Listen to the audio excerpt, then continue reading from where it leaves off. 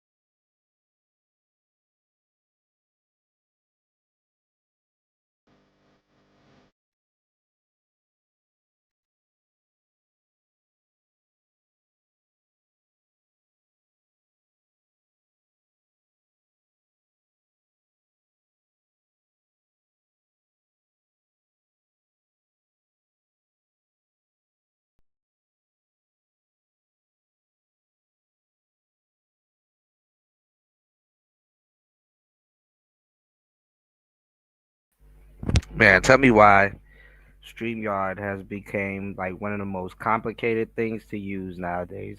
And YouTube won't even let me know if I'm live. Hold on, y'all. I'm getting tired of technology. Shout outs to everybody here. Thank you everybody for coming through to the last couple of lives because oh,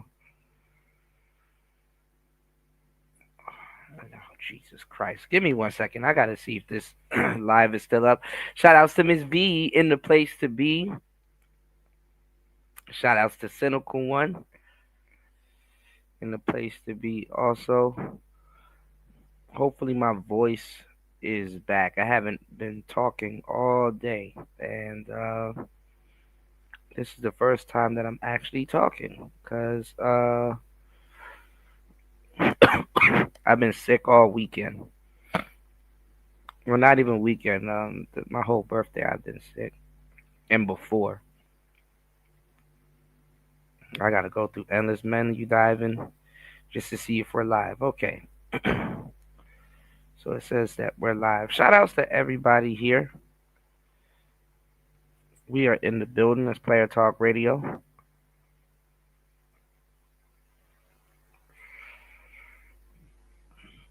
Yeah, I've been sick. How have you been?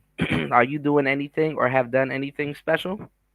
Because you know us, Miss V. You know us Capricorns. You know if it's the weekend, we're gonna celebrate the whole damn weekend. You know,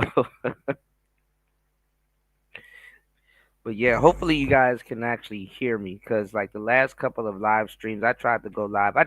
Man, I didn't know if it was the medicine or whatever was going on that day. I was just out of it.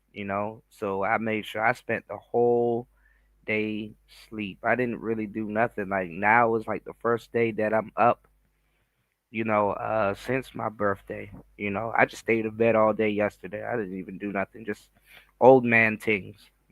Thank you, Sin. But hopefully, y'all Friday is going well. I feel you. I feel you, Miss V. Yeah, it sucked. It sucked, Sin. I didn't even get a chance to do nothing. The internet where I'm at is some ass. Everything is just horrible. You know, everything is just horrible. The internet where I'm at is some ass. Um, none of my birthday wishes came true. Um, uh, I'm trying to travel. Nothing is coming through. Uh,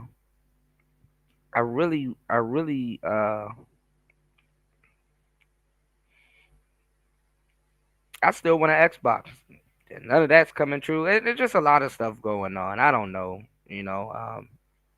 Truth be told, maybe I'm still getting hit by this medicine, but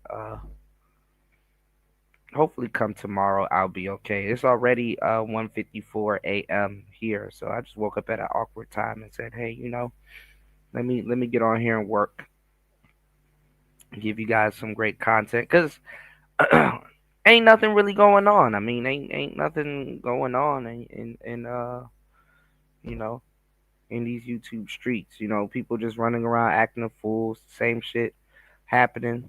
Last couple of lives, I've been leaning more towards politics, and maybe you guys can help me out, Miss V. I know you probably know because you're on the news 24/7 every time. You're better than people that actually work at the damn news station and stuff like that. I heard like something wild happened with ICE and somebody getting shot. And it's like this shit is like a hot mess, with the whole immigration thing and all kinds of stuff because they're just letting anybody into ICE. They're letting anybody into ICE, and they weren't even secretive about it.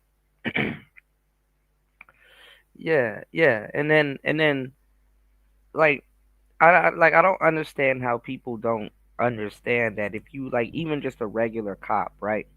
You give somebody a badge, a gun, and a police car and an area to patrol. I don't think people understand how much power that is. That you just put in someone's hand. First of all, the gun is a lot of power. That you're putting in random people's hands. You know, and it's not even that. It's the ability to call other people with a fucking gun. Blasphemy. You know. Yeah, same. It's like we just trying to enjoy our birthdays and stuff, and it's like, bro, like this, this type of stress,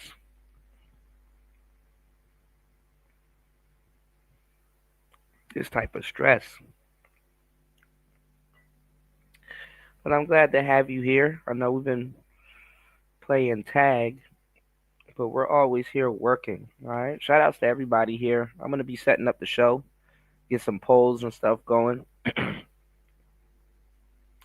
Yeah, it's just crazy. I'm gonna see if I can look into that and see if we can cover a bit of that.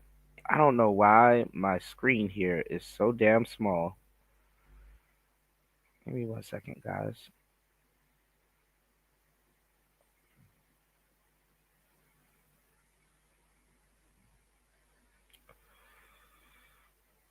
I'm not gonna lie, that Young Lean song was hitting a little bit. My bro, back in the day, put me on to Young Lean back in like 2002 or a little bit before that. I was like, man, who is this crazy kid from the. It was a joke at first, but then shout outs to Young Lean. What's going on, New? Good to see you, man. What's going on, Toya? Toya, I've been looking for you in these YouTube streets. I'm so glad to see you. Shout outs to Shaka Nulu. I'm glad to see you also. Toya says shake it and jiggle it. Uh-oh. Don't forget to wiggle it. You know? You said facts. I've been working on better strategies for content release. Yeah, yeah. I know they were gonna copyright me for that song. I'm gonna edit it out, but I just had to let that song roll for like a little bit. Shout outs to Toya. Hopefully your New Year's and everything and everybody here, y'all New Year's was peaceful. You know.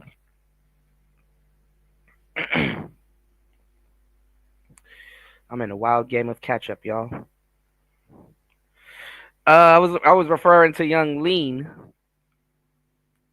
I don't know if that was a typo. I was referring to Young Lean. I know a little bit of Young Lean songs, but he's like a cult, you know, cult follower. Cult. You gotta be a part of the cult. You know. Honestly, to tell you the truth, he has a big catalog. I haven't dived into his catalog like that. You know, like I would like to, but there's always the future, right?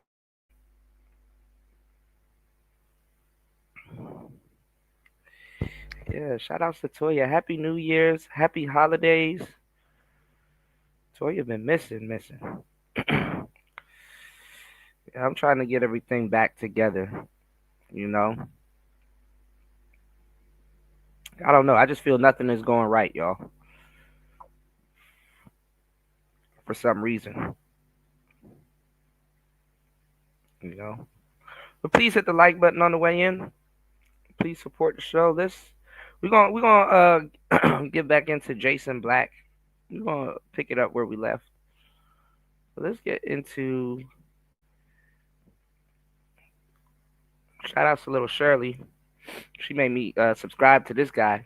Let's get into what he's talking about. Everybody's talking about, oh, impeach Trump, impeach Trump. I'm gonna keep it a thou wow with you guys. Donald. America is fake as fuck. America is fake as fuck. America is fake as fuck. Americans are fake as fuck. I gotta say that. You know what I'm saying? Especially when it comes to this oil thing. Because Americans, like I've been saying for the last couple of times, right, in a couple of shows, that Americans will complain about oil and, oh, this person did this because of that, and oh, this person did this because of that, and oh, uh, you know, oh, it's all about oil. And we act like we don't use things every day that requires oil. If you go to your job and power isn't there, guess what? That's because it runs on oil. Like I said, if you know you paid your bill as much money as we pay in bills, it is winter time, y'all. Okay? It is cold as a motherfucker outside. Let you not have no goddamn oil this winter. There you go. What's going on, party? I appreciate you guys for pulling up not too long ago. My fucking I started cursing everything out. My damn Wi-Fi is ass. Whoa, what the hell? I got two of these? Ooh, where'd this come from? Hold on, guys. Right. That's what I'm saying, party. I'm like, what the hell? Let you not have no fucking oil. I think that's a no-brainer.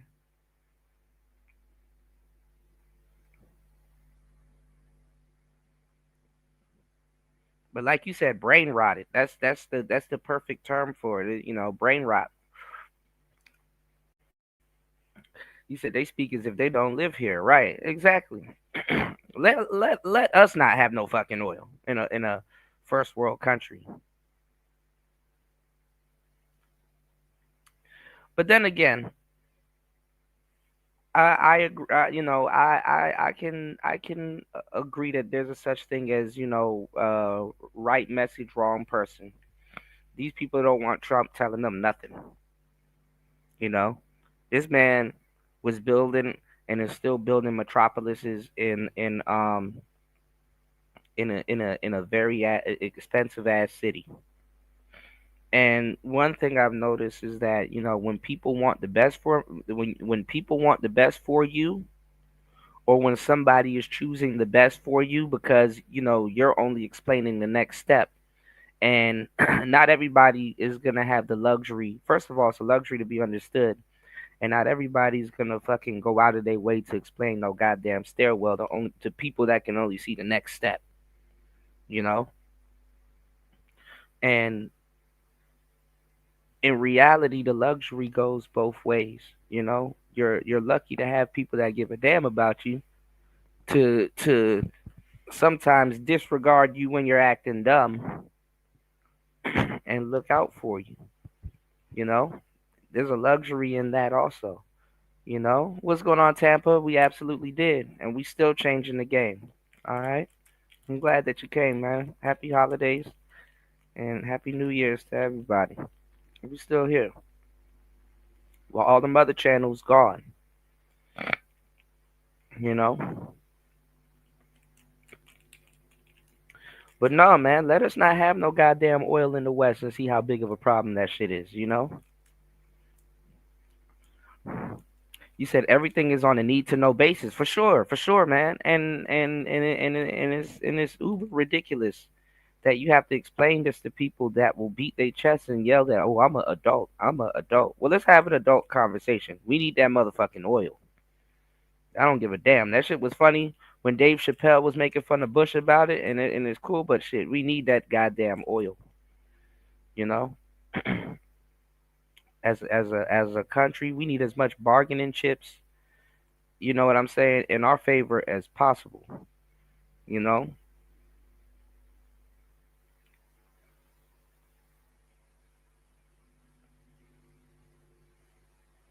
Yeah. Yeah. And then we didn't go green. You see, y'all look at something as simple as a car, right? A gas car It's supposed to be a symbol of freedom. And I hate to say it though, but it's the truth that a car symbolizes more freedom than a damn house. In a lot of cases, a house is like a ball and chain right now. If you don't flip it right, if you're not on the other side of your mortgage, if you're not on the other side of things, you know.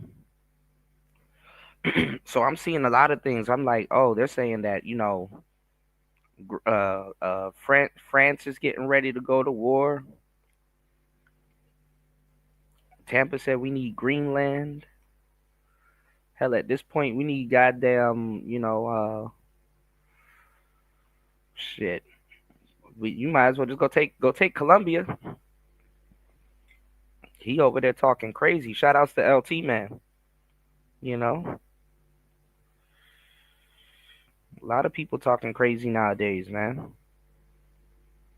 And in an odd way, I hate to say it, that Trump seems like the only sane one.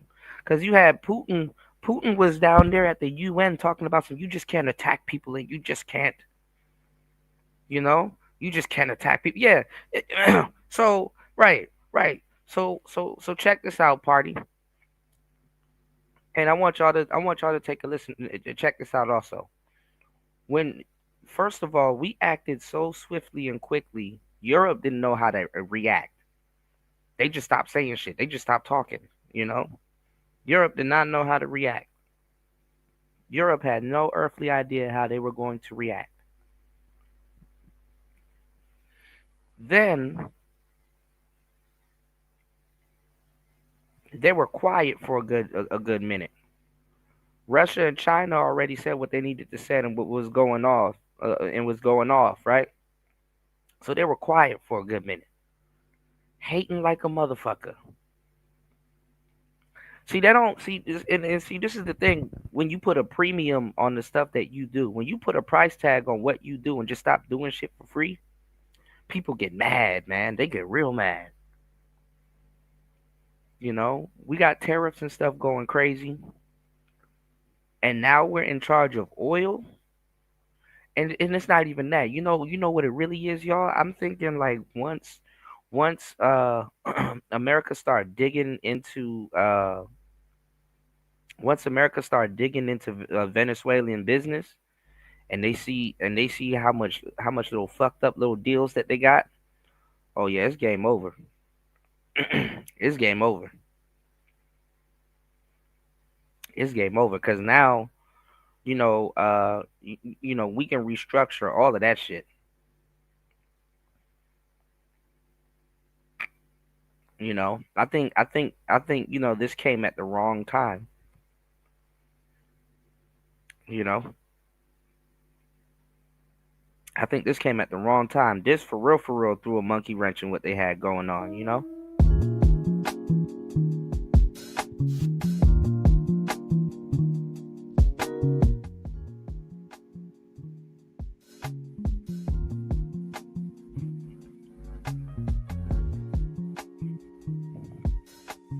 So they was quiet for a minute. They definitely wasn't happy about this whole, how quickly we took over Venezuela. They had to come to amends with what the hell just happened. So Putin was already throwing a temper tantrum. And then you know, he was up there having marches go on and shit, and then he had to sit up there and say, "Oh, I'm disappointed," and blah blah blah. It's like, nigga, handle y'all side of fucking town. Handle y'all side of the fucking world and shit like that. Respect. Handle y'all side of the world because Putin's already doing some sick, insane shit to the Ukrainians. Which, if he takes over Ukraine, those going to be his people anyway. Ain't that crazy? he's gonna he's gonna he's gonna want them people to cooperate.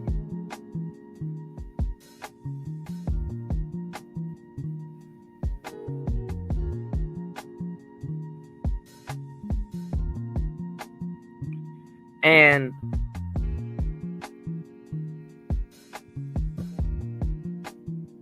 you know, give me 1 second, guys.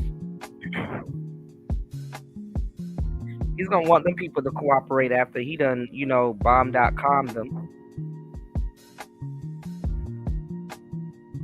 Let me see. Do I have to check my Rumble stream? Because YouTube doesn't. This thing does not show me. Hold on, y'all.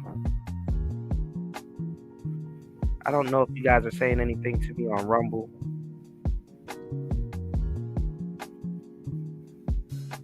Make sure you guys follow the Rumble also. Oh, okay, see, we have people over on Rumble. All right.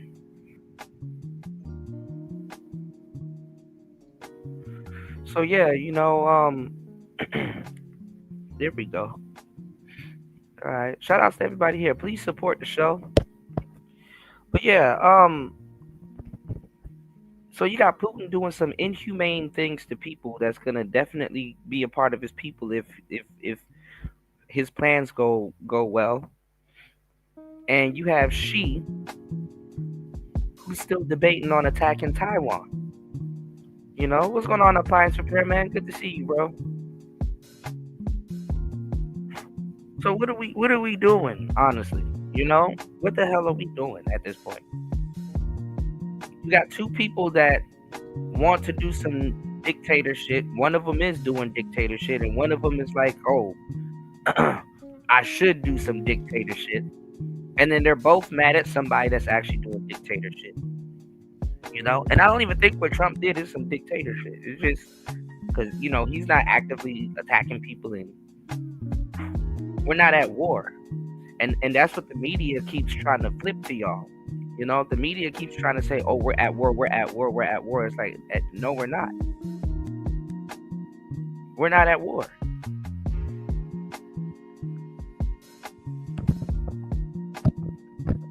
We aren't.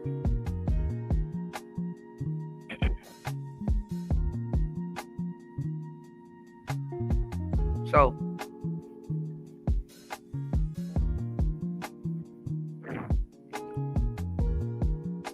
we're going to see.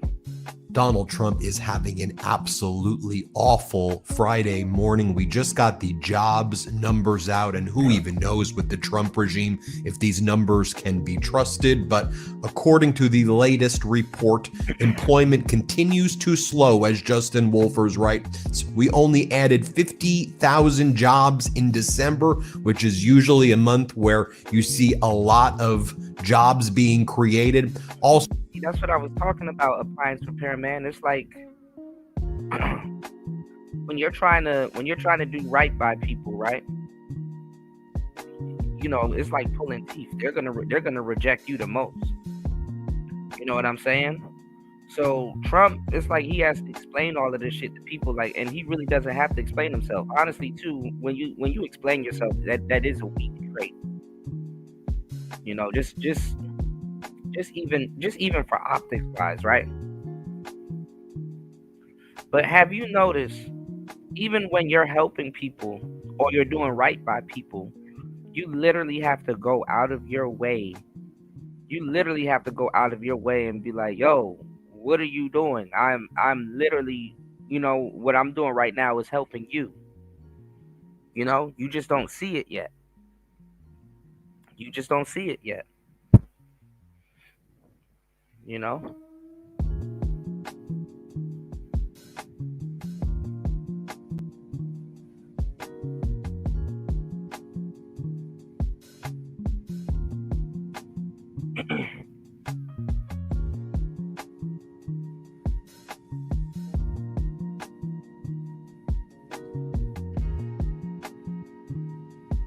So it's like at some point you gotta have to be done with explaining people what's good for them, and honestly, all of the shit that America has been through, the last thing we should be acting bougie about is some motherfucking oil. What's going on, Salmine? Good to see you, bro. The last thing we should be acting bougie about is some goddamn oil. I'm just saying. And then at the same time, too, y'all, we do have a fentanyl epidemic. We do have a fentanyl epidemic coming. Man, you can't even listen. Y'all need to head over to hempforfitness.com And take heed to what I'm telling you, man. Because nigga, you try to be boss man D-Lo and go out there and buy some Zaza.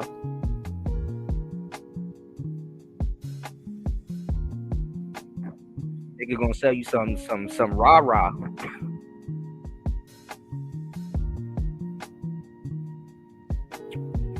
When we say party, your own brother hand you some dust. Y'all better go on to hempforfitness.com and stop playing.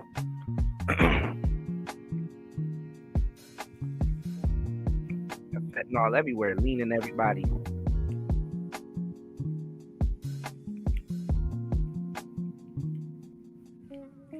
Be out here trying to be boss man D-Lo and see what that fentanyl do to you.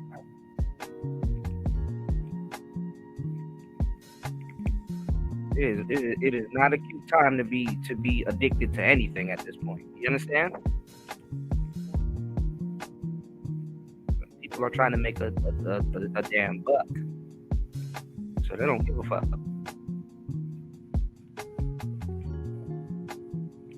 Yeah. And I said, damn, repairman. I said, man, we went from trying to negotiate people to get some oils. Now we the biggest oil dealer overnight. and that's the thing. I don't think America understand the moves that that already have been made, But we'll see.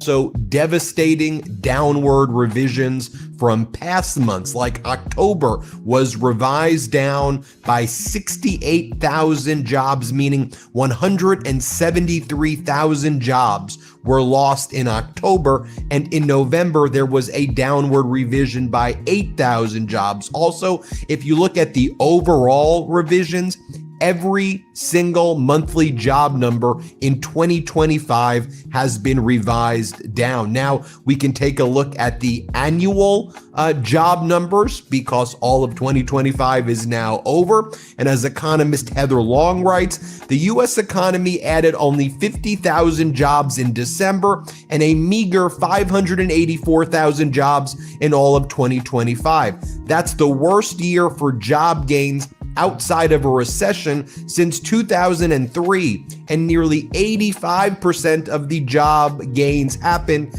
by April. There was little hiring the rest of the year. So take a look at this graph by Justin Wolfers. Shout outs to Link in the building. What's going on, my brother?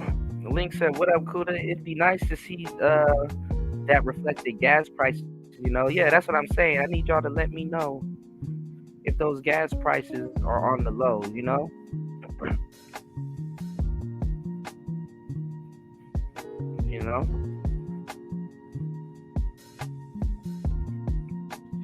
Shout outs to Link in the building.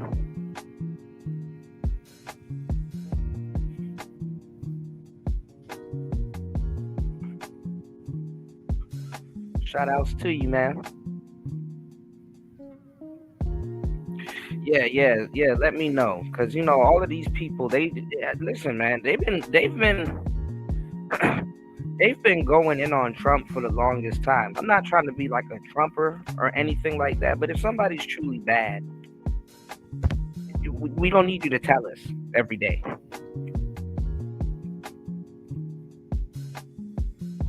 And to show y'all how fake a lot of these people are, it's like, hold up. How comes y'all with this? Why were y'all so quiet during Biden? Have you noticed that? Like, politics slowed the hell down when Biden was in office for 4 years. That's a little bit unnoticeable. You cannot not notice that.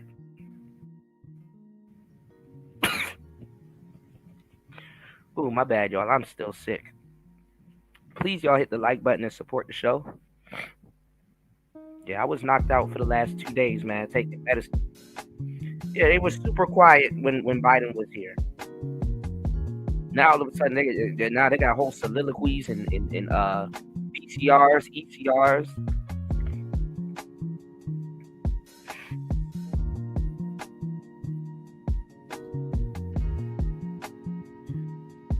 They're only making the man look better. mind you, if they shut it up, if they shut the hell up about a couple of the things that they like to talk about, it would have to be Trumpers and people that are pro-Trump that would have to sit up there and tell y'all, yeah, he kind of fucked up, or yeah, he's fucking up. Even though I know I've been saying, okay, yeah, Donnie's kind of fucking up, but I see what he's doing, you know.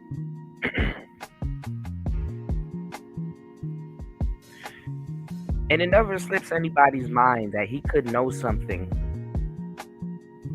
I mean, obviously, he knows stuff we don't, but it never slips people's mind that he can know something that we don't, as to why these guys are pissed off at him.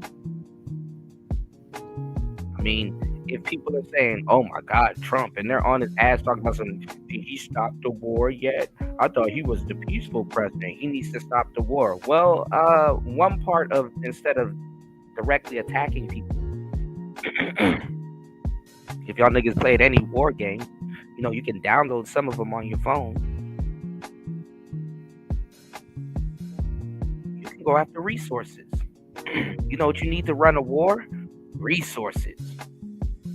You know what you need to run your house? Resources. Do you have any earthly idea how much resources it takes just to run one city in America? Nigga, I've been saying, well, fuck it. We need to go get the oil since even when the Democrats were in office. Obama, all of them niggas like, man, just go ahead and get the oil. The Republicans been playing games because they've been super vague about it. We know what Bush and even Osama bin Laden and all them people, it's always been about the oil. We didn't need some asshole to get on his podcast and say, oh man, it's about the oil. Duh. America doesn't run on piss.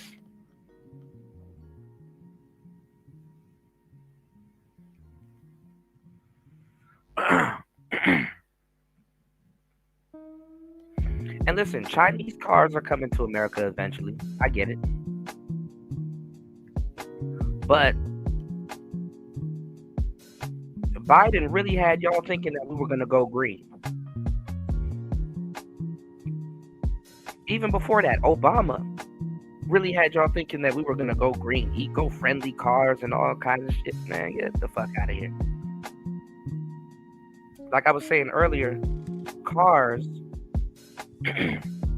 are more of a symbol of freedom than home ownership. Speaking of gas, when you're ready, you can go gas up your Chevy or whatever you got and go across country if you like. That's freedom.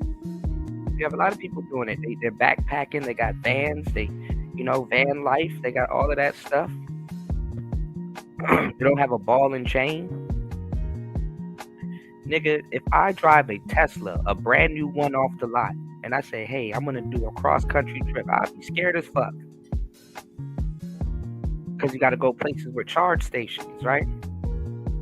And you don't know by the time you get to Alabama or wherever the hell you're going, you don't know if that charge station is open or if it exists.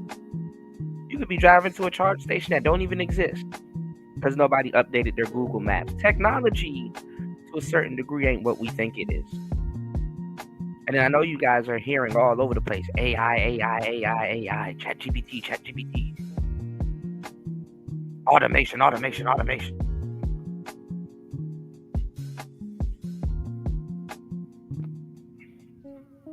Get the fuck out of here with that BS, man.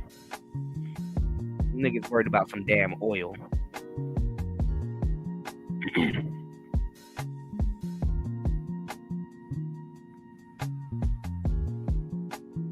Well, I mean, the thing is that the reason for that though, Link, because the most American thing you can do is outsource these jobs. It's just the people that we outsourced it to. I hate to say it, some of them that they have a better quality of life than a lot of people in the West. So what happens is you have a group of people that has money already saved because they're not spending it on BS. And then you have a bunch of Americans that's like, yo, where the fuck the money at? Rightfully so. because everything's expensive in the West. And then you have a president saying, well, we're going to have to charge these people. We're going to have to take back. Basically, the tariffs are like taking back the money that we gave them on the back end. You know?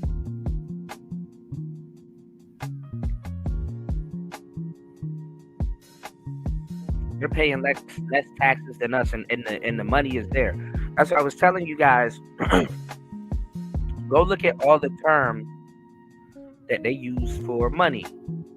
You have cash flow. You put your money in a bank. When you have a surplus, you have what's called liquidity. When you're illegally laundering money, launder.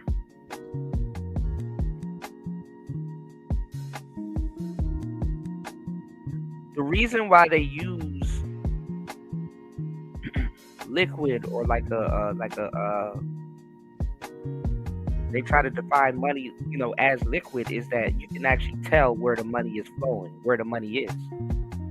Just like you can tell where the lakes are in America that has a lot of water. That's how you can tell where the ocean is and stuff like that. Water is very traceable. Look at your boy Omi in the Hellcat. He just came home. Fetty Wap just came home. Who else just came home? Pooh Shiesty. Did you know when they caught Pooh Shiesty, they literally zoomed in to the money that he was flexing and traced the stolen money down to the serial code that's on the fucking money? You don't think they know who got the money?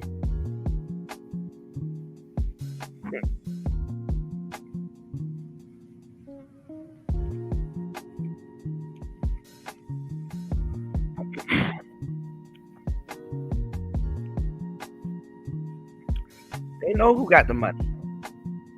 Everything is traceable. Money has to be traceable. That's why they don't like when people deface it.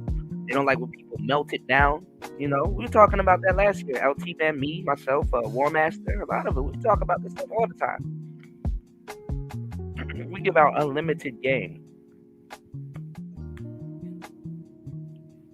All right. 44 minutes into the madness. Please hit the like button. Please support the show. Let's go. It's Player Talk Radio. Let's get it. Right here, where he says, since Liberation Day is what Donald Trump called it in April, U.S. job growth has stopped essentially altogether and looks like it is in a decline. Also, Wolfers points out that since April, Liberation Day. And this is the thing. A lot of the jobs are getting, outsourced. A lot of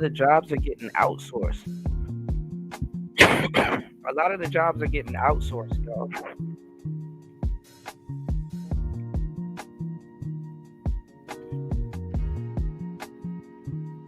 Ain't that asinine to say, oh man, all of these jobs are disappearing at the same time we're talking about AI? What type of job is supposed to be available to have these people with AI? This AI rush.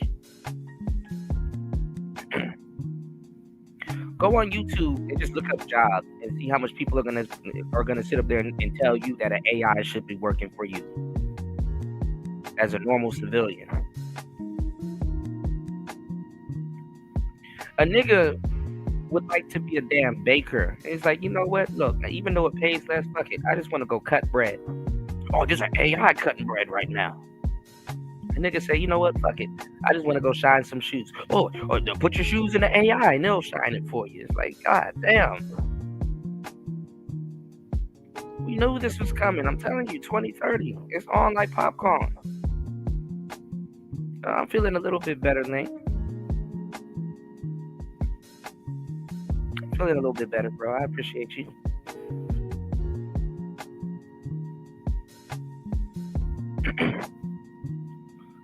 All right. So this is some petty shit right here. Like, what job is Trump supposed to give you? Like, we're like 2 years into his presidency and shit like that, and like, is the steel mill from Tesla built in Texas yet?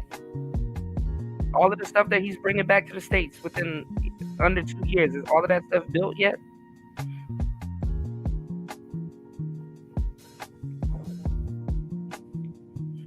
When Biden was in office, Biden literally said, "Hey, we're giving jobs that able-bodied Americans can work to other people, and imported them, gave them money, gave them benefits and everything right under y'all noses." Now that that's not happening, niggas mad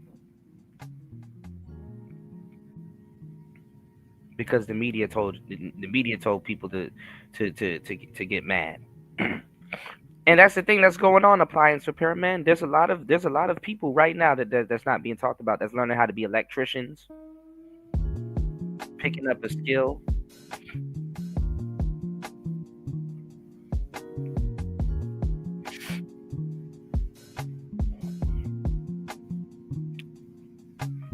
Women are driving trucks.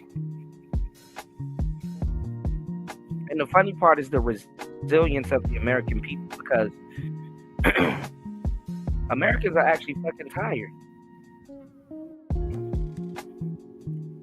Imagine being tired and getting told to work more. Welcome to our world, y'all. Tired as fuck talking about some, man, you need to work more. Actually, I need a vacation. Americans need a damn vacation.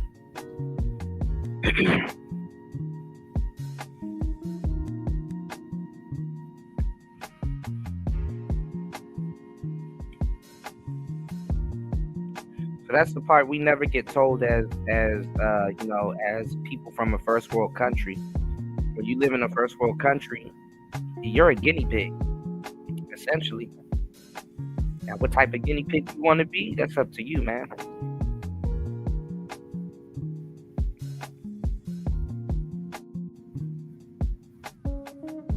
I'm already hip. Yeah, I'm hip, appliance. Yeah, I'm already hip. For sure. The U.S. has only averaged monthly job growth of 12,000 jobs a month, whereas Canada has averaged 22,000 jobs a month. Also, it should be noted that Donald Trump seems to have unlawfully leaked these people are acting like Donald Trump himself is supposed to give you a job. Like, what the fuck?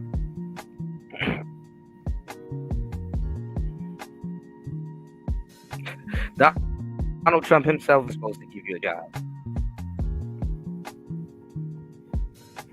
Like, he's not even talking about what industry they're talking about. All of those numbers. That's another thing too that they take advantage of Americans with. That a lot of people, just people in general, not just Americans, they don't know how to read statistics. Statistics have to be explained. They have to be opened up. They have to be broken down. The numbers are just for conversational sake before certain things get opened up. And a lot of times those statistics and numbers are really for debate purposes. So somebody bringing up something in a debate style and then sitting up there and just like throwing the finger at somebody, it's like that's disingenuous. You know? But people like it because people want to argue. People just want to argue, not even really know what they're arguing about. And this is why now you're starting to see a lot of people start talking about stuff that I've been telling you all years ago. Now you're seeing people like, man, I need to move to Thailand, man. I need to be a passport bro, man. And then you don't think this agenda against the passport bro is not taking its toll on people? Look how much black people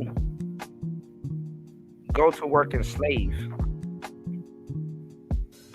They trying to take that option up off your table. And I'm not gonna lie, some of our foreign relationships is fucking up our passport too. But that's another story for another day, y'all.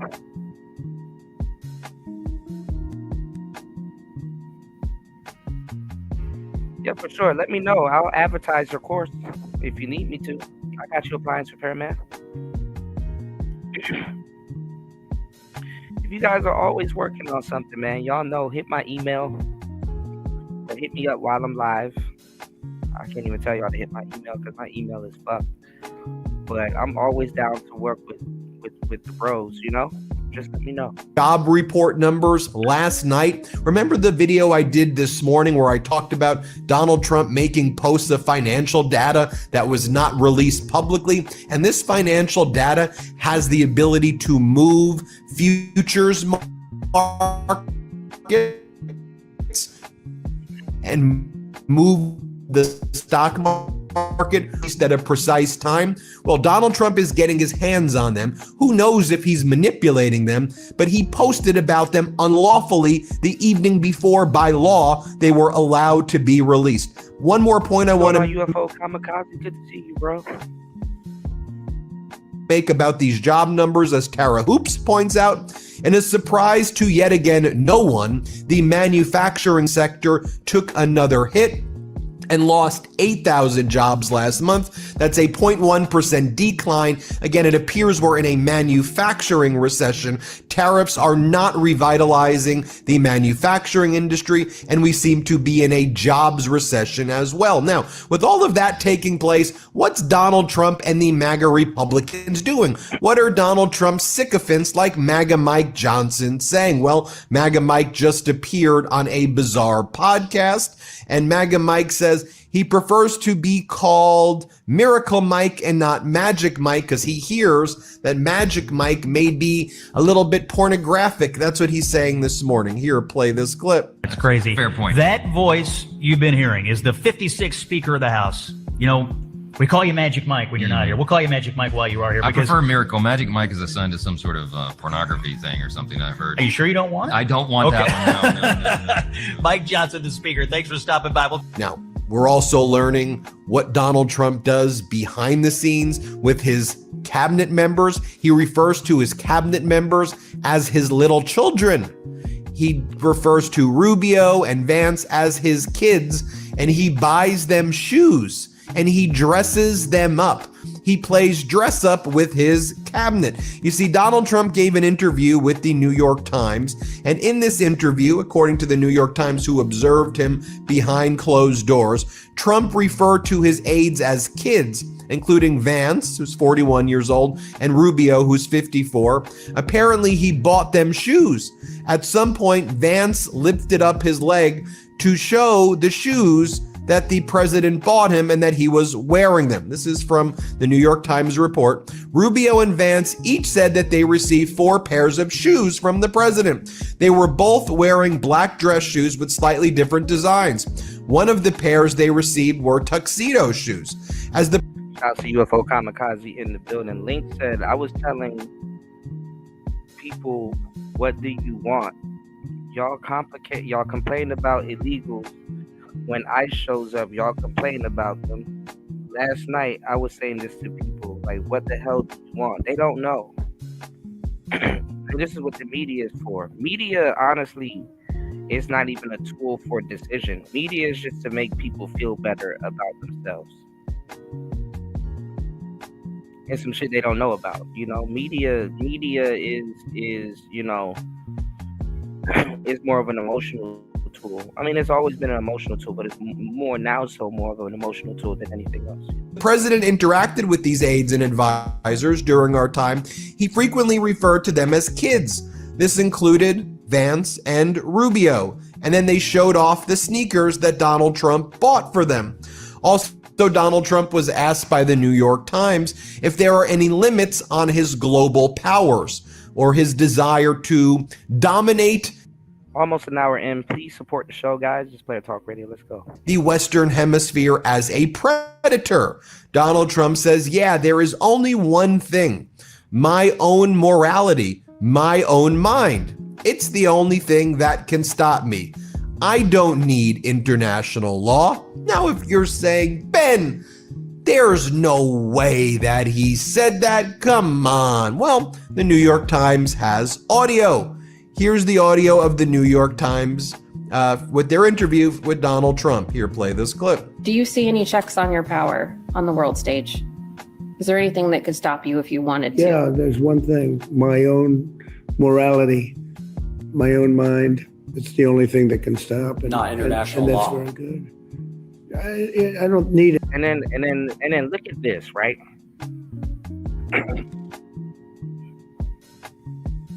it makes him look like a dictator because he's moving on his own merit. But we're acting like niggas are talking about some international law. Where's international law with Putin? See how that works? You see how they pick and choose? So it's like at the end of the day, as a quote unquote man, go ahead and do what the hell you was gonna do anyway. If you know you're moving right. That part, because all of a sudden they remember international law when it comes to Putin. All of a sudden, when he wants to go attack the Ukraine, the only people that you see really speaking out against it is maybe some people at NATO, who's actually keeping the war going, and maybe Americans who Trump sat up there. Out of all people, y'all, Trump sat up there and was like, "Hey, stop. What can we do to end this?" How much times he has to come in front of everybody and say, "Hey, listen, we're trying to negotiate a deal." They even sent him on the runaround looking stupid. Hey, we're coming up with a great deal to stop the war and blah blah blah. He's trying to ease the tension of fools. And then not only is he the only one that I see trying to stop the Ukraine and Russian war, then he's trying to stop Israel.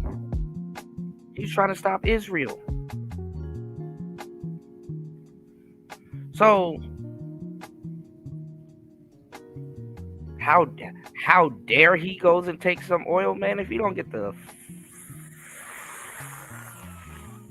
not even gonna finish it. International law. I'm not looking to hurt. Now, want to point out that there are protests still taking place right now in Minneapolis and across the country as a result of the Trump regime's Gestapo murdering people in cold blood. Donald Trump's paramilitary forces, his collectivos, his SS, patrolling the streets in their militarized gear. Even Tucker Carlson is asking why conservatives can't view Renee Good's shooting through a human lens. A woman got shot in the face. Why can't we all say that's not a good thing? Even Tucker Carlson is appalled by the reaction of MAGA. And to recap, as the Tennessee Holler explains, this morning alone, we've seen two ICE goons point their guns at unarmed protesters' heads at protests about them shooting a woman in the head. These guys are so out of control. Shout out to our friends who we partner with at the Midas Touch Network, Status Coup. You know we're big Status Coup fans here at the... Now, my thoughts on ICE, because I do got to catch up with what's going on with ICE, is like I said, you give these people power and you put the big man on someone's hip, i.e. a gun.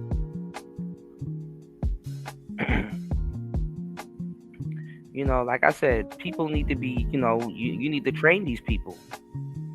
And then this is a different type of power that a lot of people, especially American citizens, aren't used to, because we're not used to seeing soldiers and stuff on our own land, even if they're our own soldiers. And listen to me super clear when I tell you, I am from the nation's capital. I am from Washington, D.C. I'm from PG. I'm from the DMV area, bro. First of all, do you know where all the fucking quote unquote nukes and all of that goofy shit is? You know where a lot of Americans' real weapons are. Them shits are in Maryland and Virginia. Obviously, if somebody gonna attack the White House or something, you're gonna need something to get there real quick. So listen, there's been several times I done military bases. I done made the wrong turn. I'm thinking I'm going to a post office, and I make the wrong turn, and I'm behind the building, and lo and behold, there's tanks and all kinds of weaponry and all kinds of shit just laying out there in the open. I said, oh, these niggas don't give a fuck. I'm out here trying to grab some mail, and I got to see military vehicles and stuff like that. It is very rare for an American to see military vehicles and not be off-put by it, including our own military vehicles. Remember, a couple years ago where BGS was freaking out. And he was like, "Oh my God, we're going to war," and it was like because they were showing tanks and stuff like that, and he was like, "Oh well, there's no tanks and stuff like that on American soil," and literally. Thai City pulled up a train full of tanks, and we were just sitting up there laughing, making jokes and shit like that because it's funny because tanks all over the place. And then,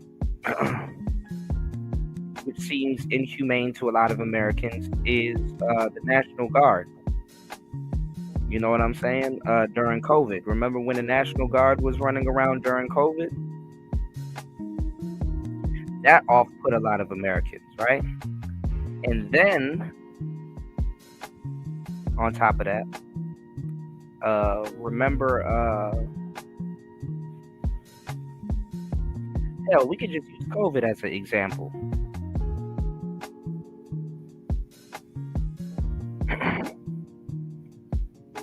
Aside from local police, man, Americans really don't really understand what the hell is going on.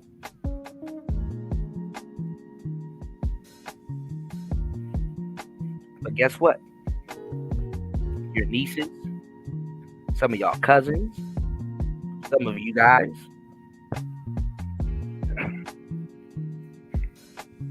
y'all been in the military, y'all work for some of these, institutions and stuff like that, or know people that's that works. Just like anything else, you have to be trained. But what's off-putting about it, and I can get it, and because I don't want to be in a position to not show no type of sympathy for what has happened, which the news that I'm hearing is terrible. Most Americans don't know their laws, We've talked about it multiple times on this channel. I know War Masters talked about it. A lot of you guys in the chat, y'all have talked about it and stuff like that. Like, people don't even know, like, the gun laws. We've talked about it so many times, even with the whole Passport Pro situation with Floyd. What was Floyd doing? Floyd goofy ass was out there auditing cops and stuff like that, because guess what? The people that's in power, they don't know they don't know what to do with the power. They don't know, And then not even just the people in power, y'all. The average American citizen doesn't understand how much power they wield. And then I will tell you too, the average traffic cop, they don't give a fuck either. So tell me how that works out. I have power as a citizen, and going at somebody that's a citizen, but also gotta realize that they have power in law enforcement. It's just a recipe for disaster. Ego on ego. What's going on, Tech Rel? Good to see you, bro. Wagwan. Happy New Year's. Yeah, buy XRP, man.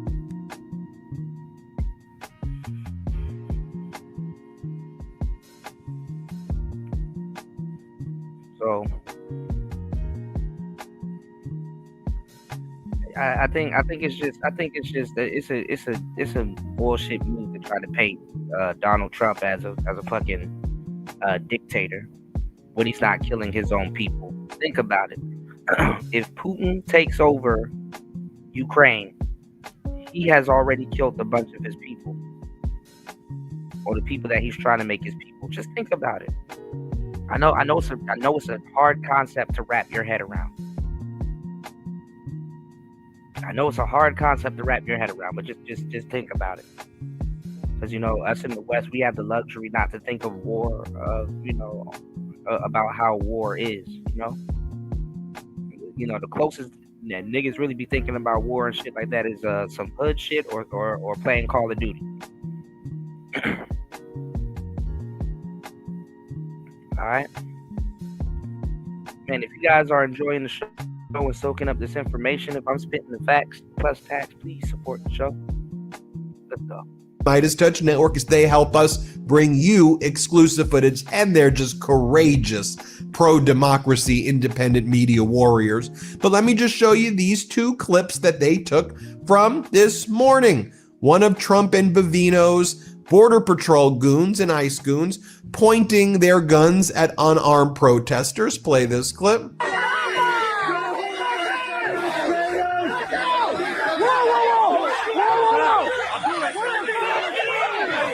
And here's yet another example at a Minneapolis protest that is protesting them shooting a woman in the face. The Trump goon pulls out a gun and puts it in the face. That's disingenuous. The Trump goon.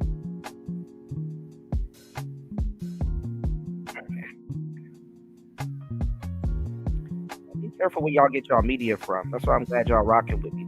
The Trump goon. The Trump goon. Face of an unarmed female after killing an unarmed U.S. citizen by shooting her in the face. They're now pulling guns on peaceful protesters and threatening to shoot them in the face. Here, play this clip.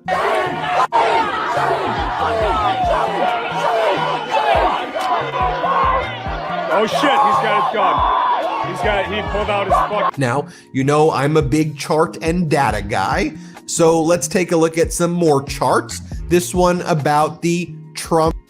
Wait, so you... Oh, I think I've seen that footage. That was the woman that hit the man with the car? That's who they're talking about? Oh, no. If it's the woman that I think that y'all talking about that hit that man with that car, oh, man. That is vehicular manslaughter. Oh, hell no.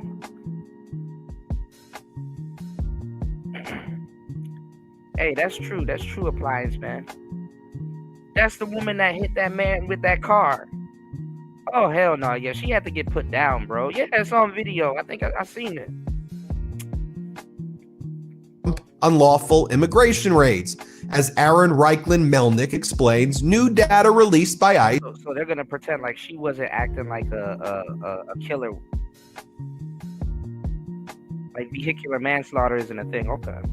Shows that virtually the entire growth of detention in the last few months has been among people with no criminal record at all, no criminal convictions, and no pending criminal charges. That's right. 92% of ICE detention growth for the year 2026 so far has been driven by immigrants with no criminal convictions. ICE published new detention data today that brings the current population to a record high of 68,990 as ICE records its first detention death of 2026 as well. And a lot of those people that's from ICE, that volunteered for ICE, they're not originally from this country. So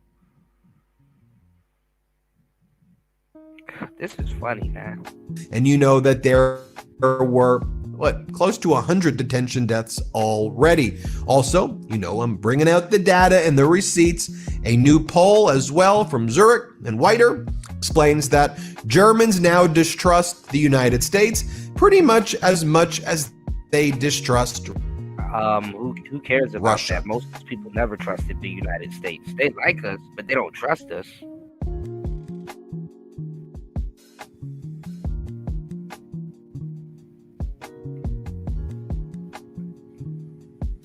That's not a news flash. A lot of people, they like the United States, but they don't trust the United States. Like, come on now.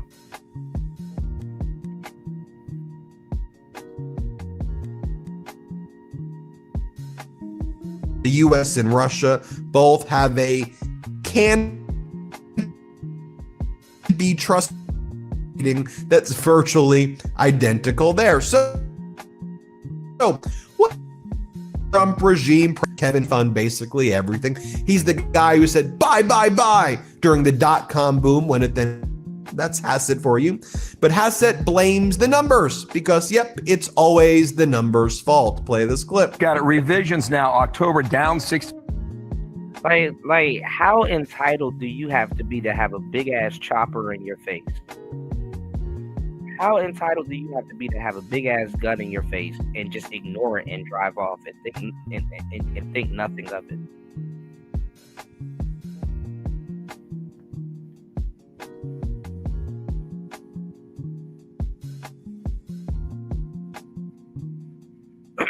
Have you noticed that when a gun gets pulled on a woman, for the most part, they have a level of arrogance because they know most people ain't gonna shoot. But a man's whole body demeanor changes once a gun is pulled on him. Women don't give a fuck about no damn guns, which is crazy. 8,000. November down 8,000. What do you make of that? Yeah, the numbers, we still have to get the BLS numbers to be more reliable. And there's a lot of work right now. We're recruiting a new head of the BLS. But when you see these big revisions, what it means is that it's harder to say what the real number is. But the shout outs to Party and shout outs to Link. Y'all know exactly what I'm talking about. Bro, they don't care about guns getting pulled on them. I be watching cops, bro. That shit don't mean shit to them.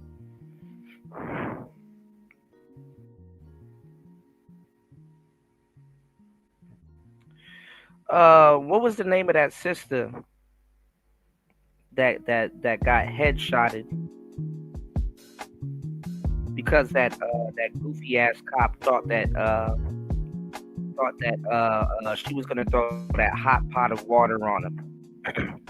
And then what was the name of that other sister that opened the door and just started slicing up? Bro, she got real searchable too.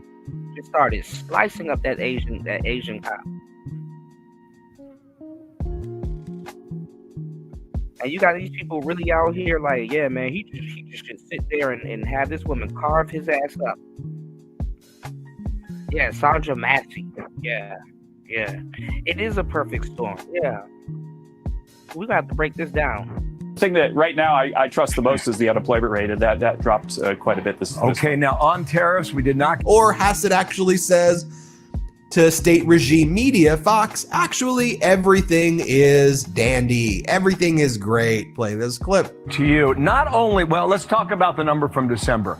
Less than expected. How much of a disappointment is that? Oh, it's not really. If you think about it, 3 out of the last 4 months were big upward surprises. The unemployment rate dropped a lot, and actually, because of rounding, it's actually a bigger drop than you can see if you only look at the first digit. And one other data point I want to discuss as well. The European Union agreed to a sweeping trade pact with 4 South American countries that could create one of the largest free trade zones in the world, the New York Times is reporting. The agreement represents a push for deeper global cooperation, in contrast to the United States turning to coercion and invasion and dealing with other countries. So the European Union basically agreed to. Yeah, they have race baiters. Yeah, race baiters is an actual thing for sure. This new trade pact with South America that would bring one of the largest free trade zones in the world into existence, connecting more than 700 million people. Brazil, as well as Argentina, Paraguay, Uruguay, are involved in this as well, and others are looking to join. So as the U.S. engages in its isolationism and attack, I mean, it just makes America look bad for immigration. You know what I'm saying? Usually, I'm gonna tell you some real shit. Usually, the face of this shit would have been black people. Usually, the face of this shit would have been black people. But you know, and it kind of was up until this BS, because guess what happened? And I'm glad you guys are here, because you guys, you know, came to, you know, us watching with Uncle Tom's Cabin, remember, right? So when we was getting blown down in the streets, you know, with fire hoses and shit like that, when we was getting blown down in the streets and stuff like that, you know what it looked bad for, y'all? It looked bad for immigration. Okay? And the reason why I say it looks bad for immigration is because, you know, people that want to come to America, you know, they're like, oh, well, damn, like, why are they don't see black people as black people in America. And that's one of the biggest culture shocks that a lot of black people face when they leave the states. They don't look at you as a black. I mean, they look at you as a black American, but not the way that you think that black American is. You know what I'm saying? They're like, why is America blowing down other Americans in the streets like this? It looks barbaric. I don't want to get hit with no damn dogs and no damn water hose if I go to America. So why are other Americans getting hit with dogs and water hoses and all kinds of stuff? Now,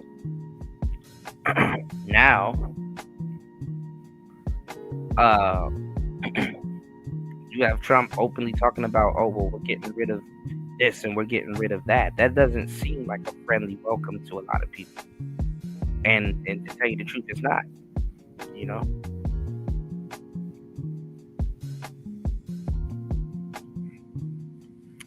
But when the face of people getting themselves blowed up and all kinds of other stuff, it was cool when it was black people. Oh yeah, when it was us, it's like, oh okay, those guys are black, so I can travel untouched.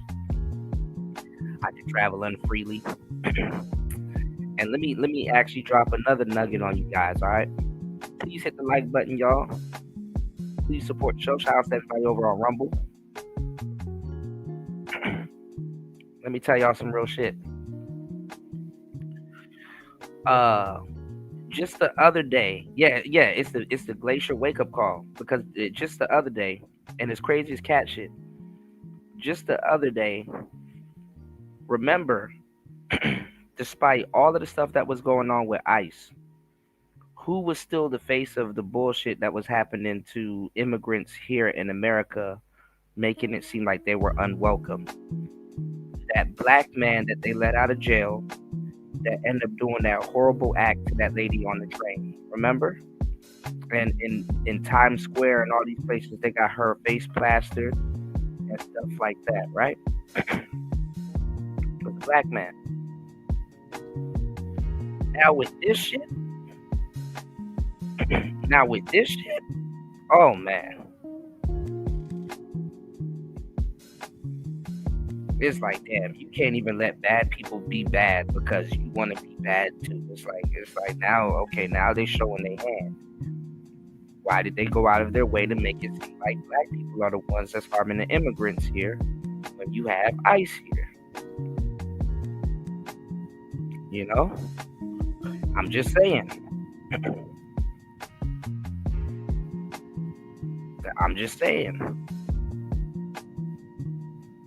It's the real Ice Spice, y'all. And it's really when you think about it, is glacier on glacier crime. It's glacier on glacier crime. Oh yes. See, I'm glad you guys are putting the dots together. So I'm like, well, bro, what is this man talking about? That too, we were the face of attacking Asians. Even go look at how they made YG change the name of his song, Beat the Flockers.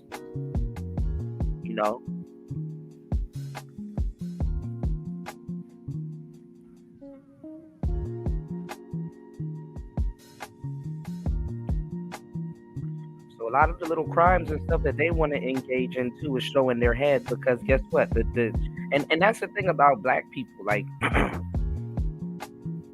and sometimes we fuck up. Like, remember when the DC snipers was loose, and they were trying to make it seem like it was Latina people and other people and stuff, even a white, even a glacier person.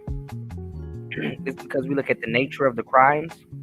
Well, in situations like this, where all eyes are on America, the nature of the crime also, sticks out. So, pointing a gun at someone's head and shooting because you're like, oh, they're from a different country. It don't even matter that they look like you, bro. People have no problems doing it. Right now, you have Cambodia and Thailand going at it. People don't give a damn about it. We see it all the time in the black community, but we try to add gangs onto it in areas and neighborhoods and stuff like that. These people, it'll be directly your country. It'll be somebody that look just like you, will point a gun at you and pull the trigger,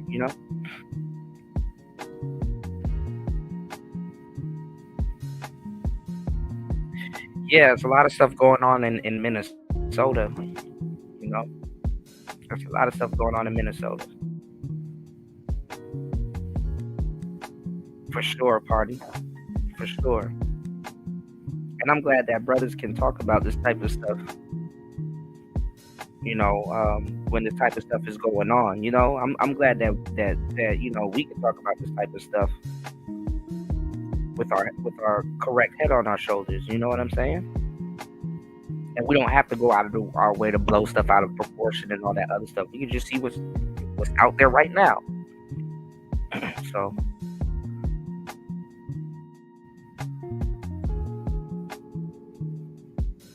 Somebody needs to hear this, you know? Yeah. Well, also, too, party, it's because how Minnesota is set up. Because I'm going to tell you the truth, you know? Being from Chicago, they would like to set it up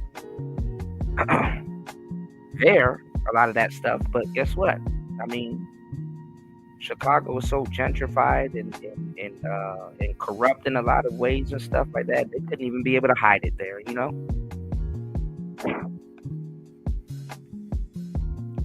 So these little neighboring cities and stuff like that, you know, you'd be surprised what they become the victim of, you know? Crazy Acts shit. against the world, or as Trump says, based on my own morality is how I make decisions. The rest of the world is forming free trade alliances. And this is the thing about brainwashing. We're going to talk a little bit about, you know, a little bit of the brainwashing that's going on. You don't need to brainwash a motherfucking thing if you can get people to believe, you know. Right, they would love to set it up in Chicago, but they can't. Only weakening the position of the United States. Folks, we'll keep you posted every step of the way here on the Midas Touch Network. Please hit subscribe. You may think that you're subscribed to this YouTube channel, but you may not actually be subscribed because, you know, you get fed these videos on your algorithm or you search Midas Touch, but just double check and turn your notifications on. All right. He telling y'all turn that shit on so he can feed you some more crazy shit. All right. All right. Shout out to Joker. Let's see what he got.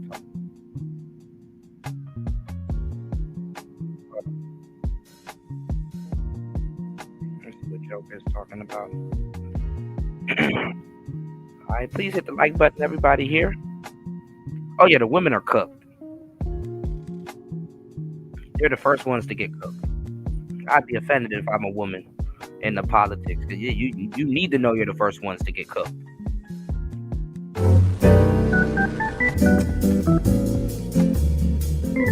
Good morning, good evening, good afternoon, everybody. Thank you very much for joining me.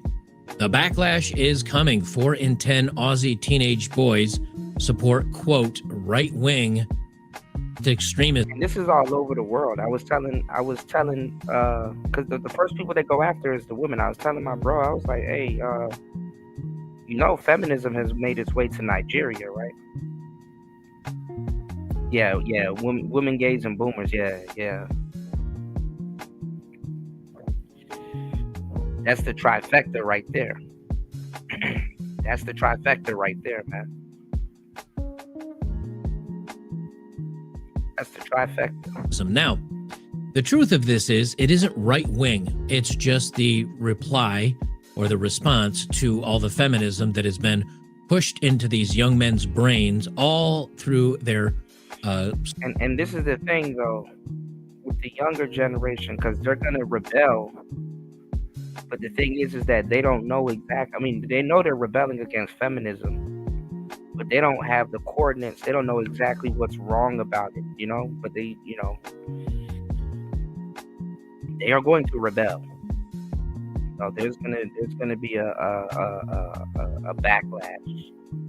And oddly enough, I'm gonna tell you the truth. There's gonna be some women that's gonna rebel against that shit. You know, oddly enough. So. Scholastic years, and as they come out or get ready to come out into the real world, they're basically saying we've had enough. Now, of course, the media blames it on influencers. Now, I don't know about you, but when my channel was young and fledgling, I was growing about 150,000 subscribers per year over on YouTube. Now I'm lucky to get a couple hundred. Actually, I usually lose a few hundred every month. No, it is the greatest psyop. And the funny thing is that a lot of people had to hold back feminism so that it can it's the same thing with like racism. Some of the elements of it have to be covert, so people won't obviously know what it is. You know, there's groups of glacier sisters that say, yo, it is illegal for a woman to be a stay-at-home wife. And it's the dumbest shit ever. It's like, okay, well, you don't want to be a stay-at-home wife because that's oppressive, but you will go work for that same man, because we know they don't want to work for other women. So, okay. And so I don't think there's anybody new seeing my content, or very rarely if it does happen. So there isn't really much influence reaching out to young men anymore.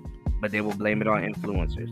What's happening is these young men are saying, I've had enough of this system. I've had enough of this crap crammed down my throat. I need to find something that fits my current mood about the situation. No, but that's always been fake. Sugar Bum. There isn't a male loneliness epidemic. There's a female loneliness epidemic. Women, just as much as society, needs men to be participating. When the men don't participate, the women can't function well. And women know this.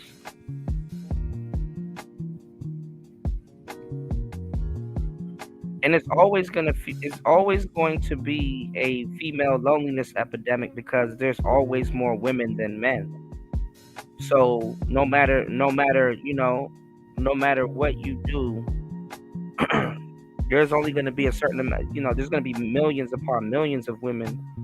If every woman got married today to a man, there's going to be millions upon millions of women that doesn't have a husband and will never have a husband, honestly.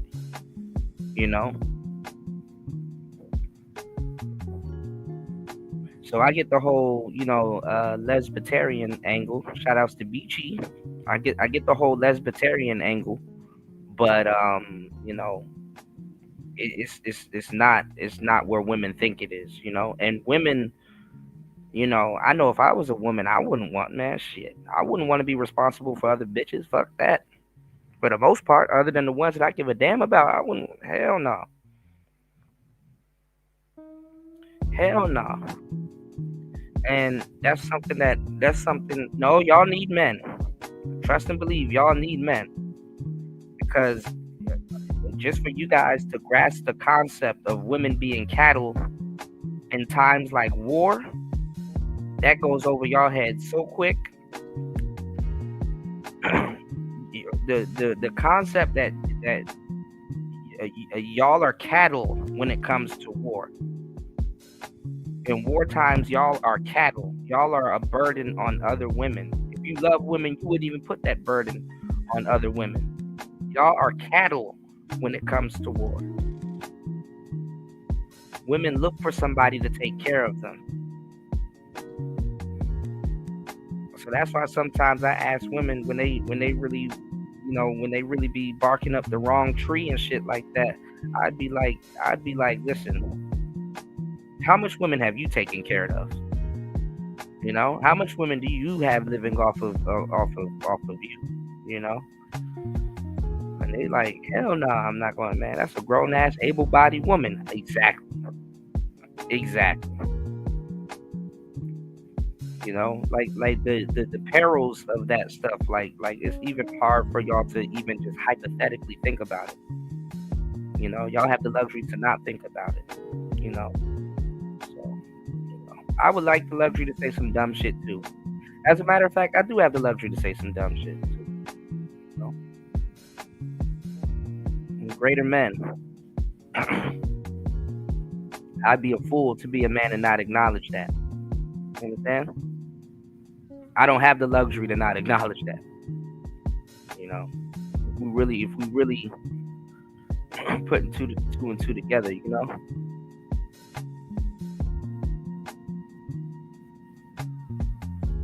Yeah, bro, that shit happens all the time, Link. I would never leave my woman in the house with no goddamn phone. No, I'm a feminist too, bitch. You gotta get up and go work.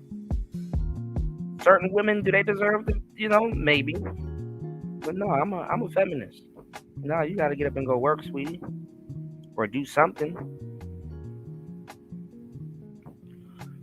Leaving them in the house with the television was enough. I'm not having no damn round twos.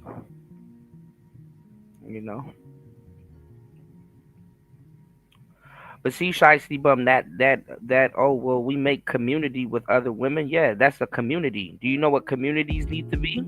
They need to be protected.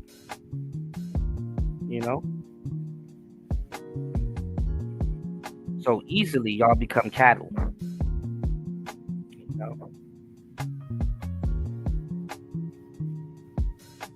Yeah.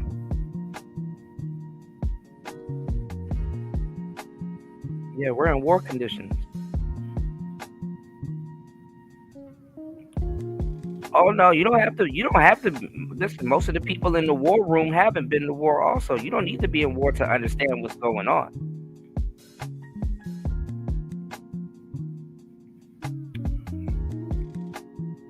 Shit. It's the people, and I'm gonna tell you the truth, and that's what I'm saying. Y'all are kind of goofy when it comes to this war thing. You can't. War is not one of those things where you say, "Hey, man, you've never been in the war, so you don't know what you're talking about." It's the same thing as coaching. Usually, if you're in the war, you're a pawn. That's just something that just some mental chewing gum for you. Usually, if you're in the war, you're being used. You're not in control of what's going on, or you don't really have a good other than your mission and stuff like that. You really don't have a good grasp of what's going on. You understand what I'm saying? The people that's looking at the bigger picture is usually not the ones actually participating in the war, talking about coming from actually picking up the pistols and actually shooting. And that's what I'm trying to say. Women don't know what they're talking about when it comes to war. It's usually the people. Listen, when old people beef, young Negroes die. Okay, you don't need to be the one actually pointing the gun to be in war. This is textbook manhood. This is something that a lot of women don't really know too much about. Respectfully, I don't expect y'all to know about this shit. This is the difference. This is what we call the pen controlling the sword. All right, the pen controls the sword. And if that's a hard concept for you to grasp, then absolutely, y'all are gonna be cattle when it comes down to it.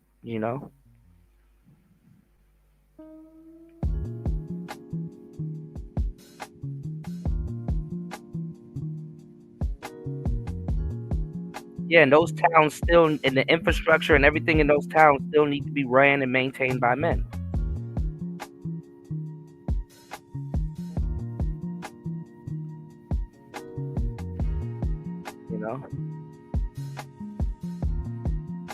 Oh man, Shiesty, you gotta watch that Bear Grylls episode. While y'all was slipping and falling off rocks and getting sick and shit and scared to kill pigs. Yeah, niggas was up there brewing beers and smoking cigars. Fits my world outlook, and thus they go searching for the content and eventually they find it. And that's what's basically happening. But Australia is going to be the first, or one of the ones, that sees the repercussions of this. It's happening in America. Young men are becoming overwhelmingly based. It's happening in Canada, in the UK, because they're seeing what's happening to their country. And they're seeing the clamp down on anybody that has wrongthink. And the men are saying, you know what, I'm not going along with what these feminists and this indoctrination center is trying to push down my throat. I'm going to go my own way. I'm going to find my own way through this. Well, this is a new article that just came out today, as a matter of fact. They say, and now those on YouTube, there's going to be one word, the V word, harm, right? I can't repeat that over and over on YouTube or they hit me. So you're just going to hear a blank. I'm sorry, but if you want to hear everything unedited, you got to come over to Locals. You got to go over to Rumble. The links are down below as always. You know, Big Mama YouTube likes to play the games they play. Almost 40% of Australian teenage boys support right-wing extremism, and 1/3 support white extremism, new University of Melbourne research shows. Lead researcher Dr. Sarah Merger, a woman, of course, a senior lecturer in international relations in the School of Social and Political Sciences, surveyed 1,100 boys and girls aged 13 to 17 and 2,300 adult men and women, including 14 who claim to be non-binary. All right. So you have the rest of the world reacting to this. Hold on. Give me 1 second real quick. Give me 1 second, guys. Please hit the like button. Please support the show, y'all. This process, the first phase, of course, is the phase we're in now, which is the stabilization phase. We do not want to see destabilization in the country. We're working very cooperatively with the interim authorities there to provide a market for the... See, and a lot of this is that they have to openly say, oh, we're not going to do what other countries would do to Ukraine, well, not to Ukraine, but to other countries and stuff like that. So they're saying they're going to play nice in Venezuela, but they just want that oil. Sale of the wealth of Venezuela in such a way that benefits the people, both of the United States, but also the people of Venezuela. And as a reminder to everyone... What's going on, Chris G? Good to see you, bro. When the president announced this just 2 days ago, every penny, everything they buy with the money that they're making from the oil now, Mr. President, will be bought from America. And that includes everything from equipment for the oil industry to food to medicine and everything in between. The second will be a phase of recovery, and then some of these phases will interlap, and that is to have a normal economy again where the money goes to the benefit of people, not the benefit of our adversaries or the benefit of elements in that country and around the world that are against our interests. At the same time as a process of reconciliation has to happen internally among the different sectors of society and politics and the like.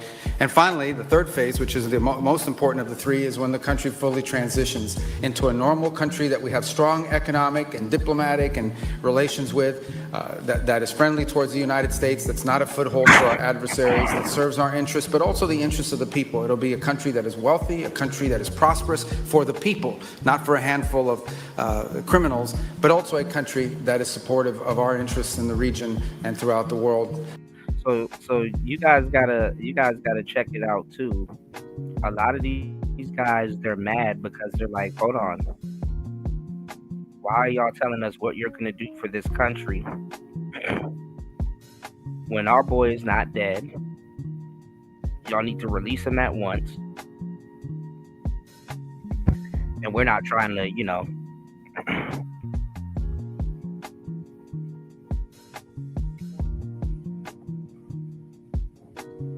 we're not trying to hear this type of talk. You know, takeover talk. What's going on, Ghostman King? He said, is it fair to say Trump depoted Maduro's oil? Absolutely. Absolutely. Absolutely.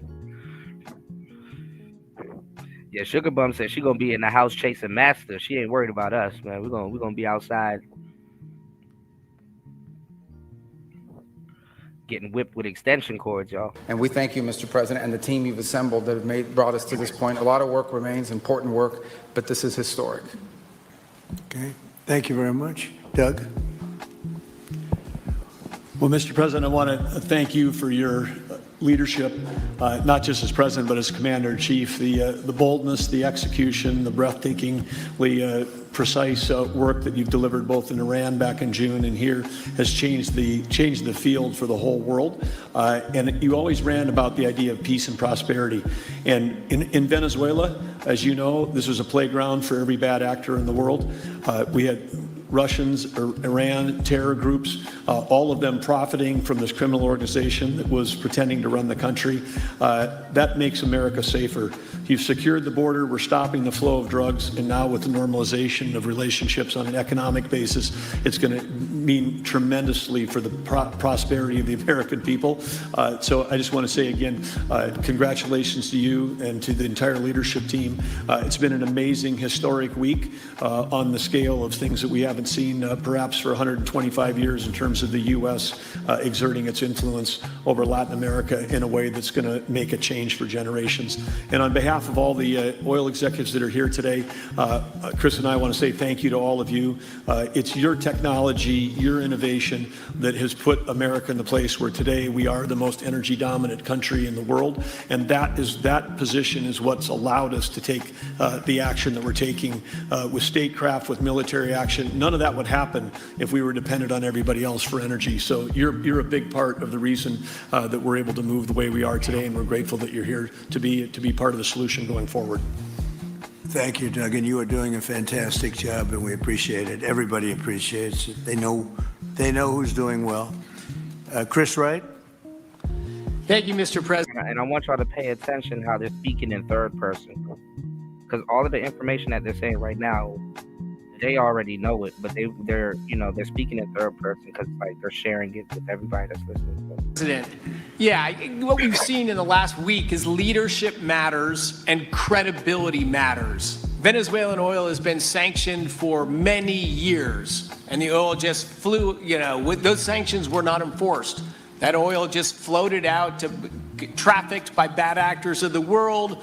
The resources weren't gone to a central place. The corruption and decline. Sugar Bum says she's gonna be in the house, y'all. Uh-oh. Hey, how you doing? I'm fine, Jesse. What's your name? Sam. Sam. And are you a slut, Sam? I have two brothers. Oh, okay. Are you close to them? I am very. And do they see you as a slut? For all sluts. You're a slut. All these dudes behind you are sluts. Your cameraman's a slut. Your PA's a slut. And your mic's a slut. And what made you a slut?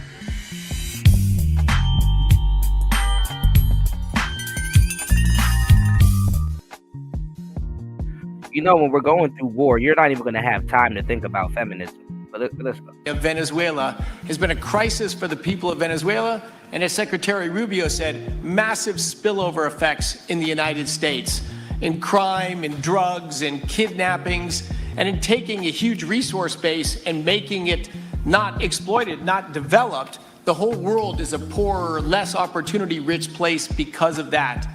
When you have materials underground, they've been underground for 1 million years. That does not make them a resource. That does not make them valuable for your country, your people, or the world. They only become a resource with technology, with capital, with rule of law, and a system of governance that encourages the harvesting of those resources to make the better world. And we see here the dramatic contrast between the United States, which may have less oil underground than Venezuela. We have 20 times the production of Venezuela, 20 times the impact of human betterment, massively better quality of living here in the United States. That was at risk under the last administration. We've seen a lot of attacks on the energy that makes the world go round. President Trump's election has removed those risks, has embraced reality about how the world is energized, and we are record production of oil in the United States, record production in natural gas in the United States. We've seen a meaningful decline in gasoline prices, diesel prices, travel prices because of jet fuel. And now President Trump is taking the genius of a different way to try to solve a 25-year festering problem in Venezuela, that all the traditional things have not worked. But ordering both a tremendous military operation to remove the heads of a criminal organization masquerading as a government, and then to use the power of our military, not to fire bullets, but to stop the flow of Venezuelan oil to the world, immediately gave us leverage over the interim authorities in Venezuela and has allowed us to be in this position today where the actions of this government can massively improve Venezuela for the better, and the bigger impact is to massively improve the quality of life, affordability, safety, and security of the United States. Very proud to be here. And I'll turn it over to Mark Nelson, who's the vice chairman of Chevron. Chevron has been in Venezuela for over 100 years, continuously. Mike Wirth, the CEO, had a knee replacement recently. He's not here. Mark is a tremendous leader in our industry, and I'll turn it over to him. Thank you, Secretary Wright. Again, I'll send Mike Wirth's regrets. He really wanted to be here, Mr. President. Right. Great guy. On his behalf, I have 3 very quick thank yous and an assurance I'd like to provide you all. The first thank you, Mr. President, is to you. It's thank you for convening this gathering. It's thank you for your leadership, and thank you for continuing to keep American energy domination in the forefront. So thank you for that. Thank you very much. The second thank you actually is to the cabinet. So Secretary Rubio, Secretary Burgum, Secretary Wright, your ability and commitment to continue to engage with the parties around the table to keep the world working is greatly appreciated. So thank you for that. And the final thank you actually would go to our Venezuelan employees of Chevron. They have been working tirelessly to operate safely, protect the environment in country, and their dedication and skill will help us in this next chapter. And finally, I'll close with the assurance. They're not happy that we got these commodities, bro. They're not happy at all. You said, I think that's the main thing. People are so used to speak about stuff that they don't know that it's crazy when something veers off that predictable path. For sure. Nobody knows what's gonna happen.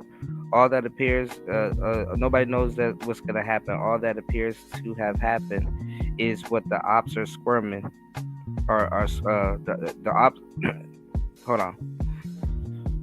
All that appears to have happened is that his ops are squirming, and that's good with me for sure.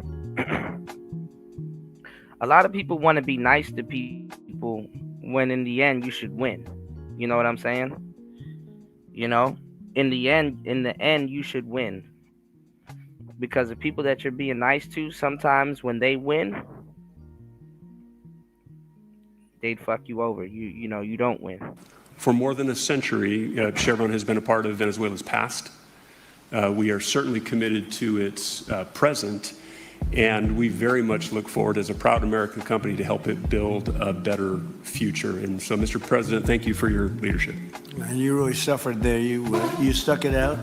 A lot of people left. A lot of big companies left. Many of the people sitting at this table left because of the safety risk and other risks. But you stuck it out. I give you credit for that. Sometimes it was hard. I remember 6 months ago I told you to stay, just stay. Things are going to happen. You'll be very happy. I didn't know they were going to happen this fast or this conclusively. One thing I think everyone has to know is that if we didn't do this, China or Russia would have done it.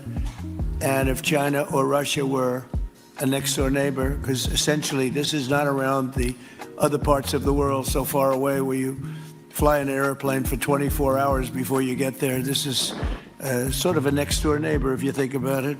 And I told China and I told Russia, we get along with you very well. We like you very much. We don't want you there. You're not going to be there.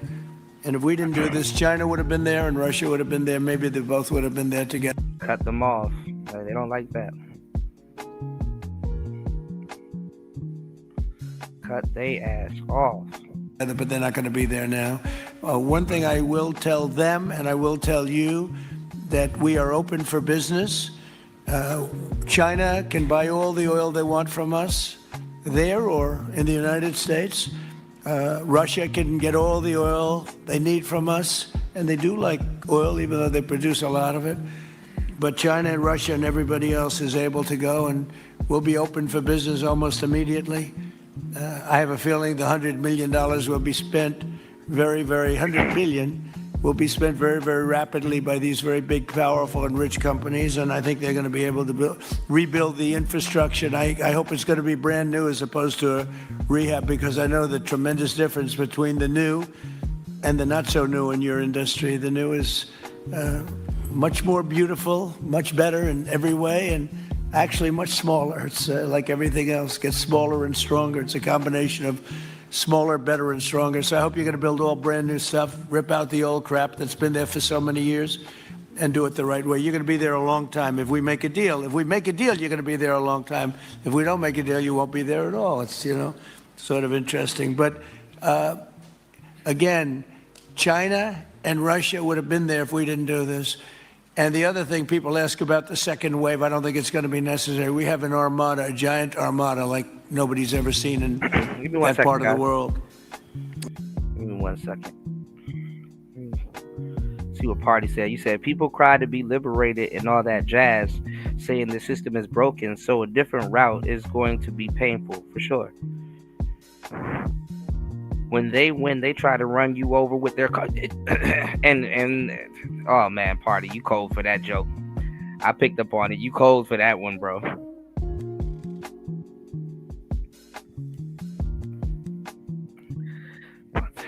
Yeah, Party's a frigid man. That's some glacier shit right there, bro. But you're right though.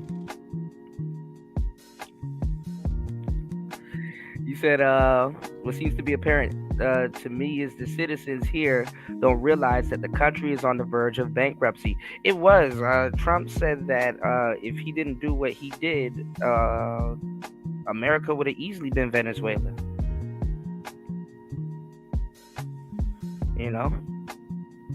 And it's stationed off the coast.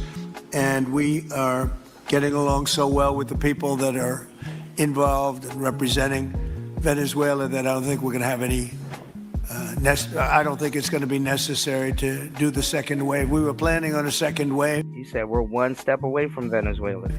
But the first wave was so powerful and so good and so strong.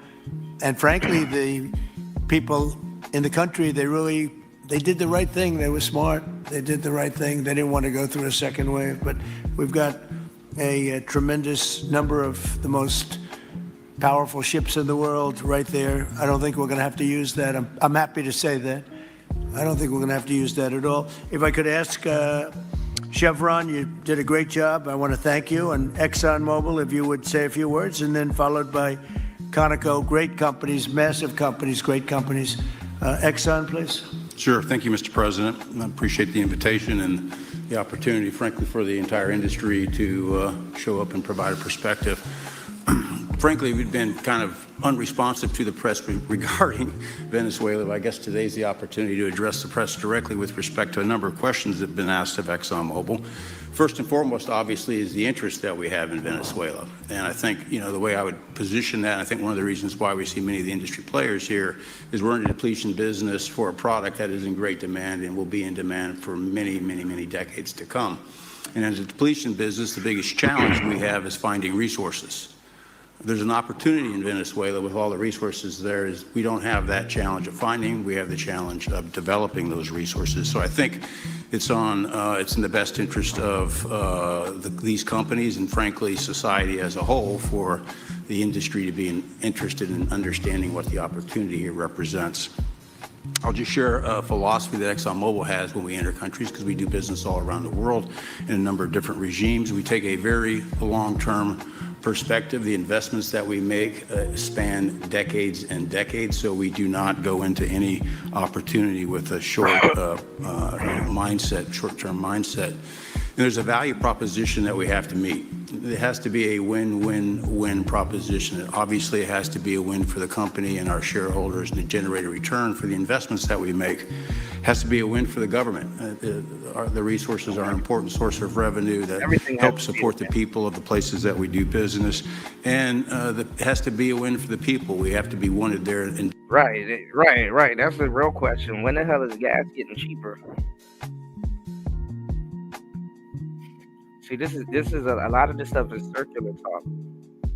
Americans are worried about something completely different. It's like, yeah, win. Yeah, T-Pain. When is gas getting cheaper? to be a good neighbor. And those three things ensure a stable, long-term platform for the large investments that we make for the long term. With respect to Venezuela in particular, we have a very long history in Venezuela. In fact, we first got into Venezuela back in 1940s. We've had our assets seized there twice. And so you can imagine to re-enter a third time would require some pretty significant changes from what we've historically seen here and what is currently the state. If we look at the legal and commercial constructs and frameworks in place today in Venezuela, today it's uninvestable. And so significant changes have to be made to those commercial frameworks, the legal system. There has to be durable investment protections, and there has to be a change to the hydrocarbon laws in the country. We're confident that with this administration and President Trump working hand in hand with the Venezuelan government, that those changes can be put in place. And with respect to the Venezuelan government, that perspective we don't have a view on. We haven't talked to the Venezuelan government, and obviously we have yet to assess the people's perspective with respect to ExxonMobil entering the country. In the short term, there are things that can be done while these longer-term issues are being worked. For us, we haven't been in the country for almost 20 years. We think it's absolutely critical in the short term that we get a technical team in place to assess the current state of the industry and the assets, to understand what would be involved to help the people of Venezuela get production back on the market. With the invitation of the Venezuelan government and with appropriate security guarantees, we are ready to put a team on the ground there.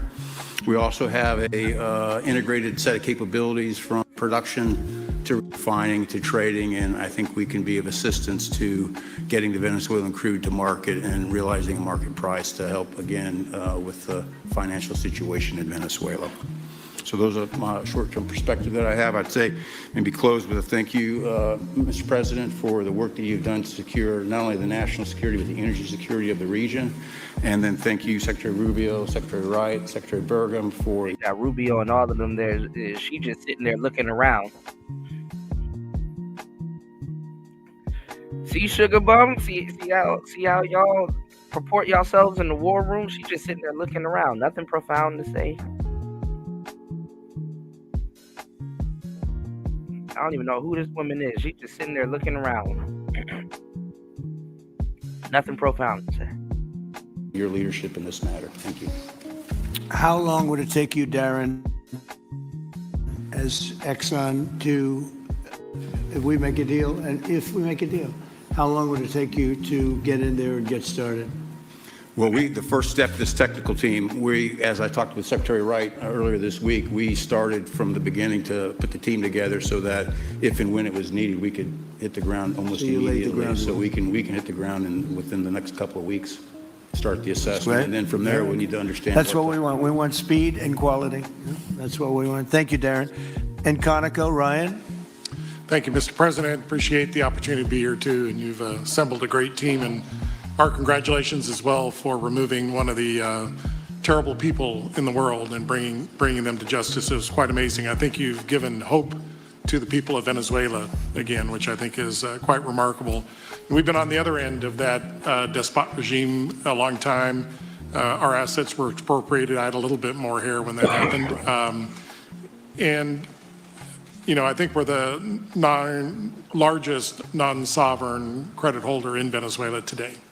So we're in a bit of a different situation, but I think your big and bold idea to use energy commerce instead of conflict is something that could make a real big difference in Venezuela. And our company certainly stands ready to help in that endeavor. Encourage you to continue to think bigger and even bolder. And we've had some discussions with your energy team about that as well. As we think about the other people that need to be in this room and in this discussion are the banks, and including probably the Exim Bank, as we think about how the debt needs to be restructured and the financing to deliver the billions of dollars that are required to restore their energy infrastructure.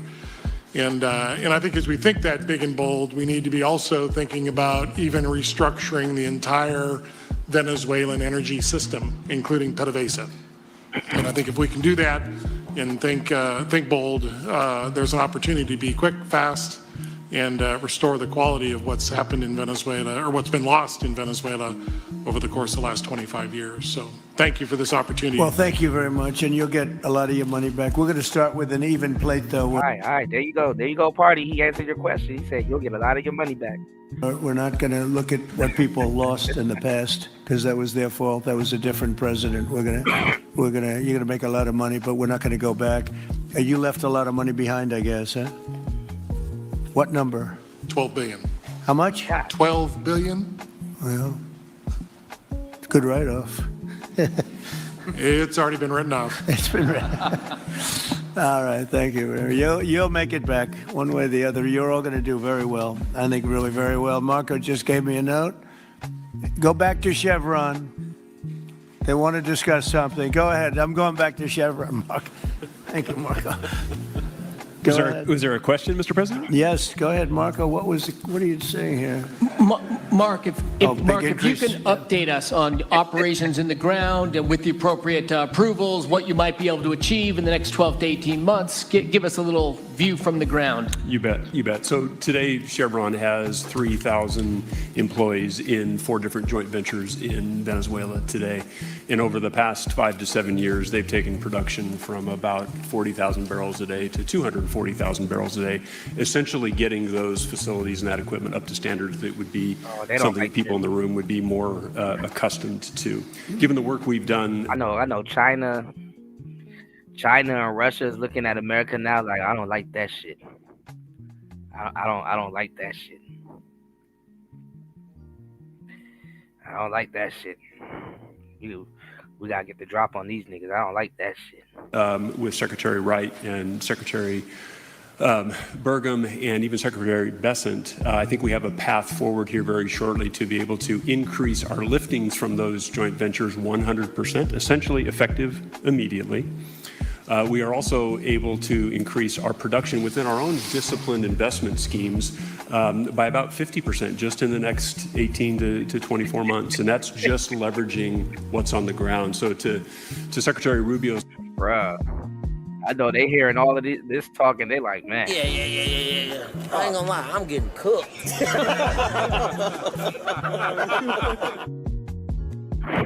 Comments about phase 1. This is taking the momentum of improvements we've already... It's like they didn't expect this move. It's like, they just took the back door, Yo. What? I did not hate you. Yo, y'all some scammers, bro. I got the whole shit on camera. Move.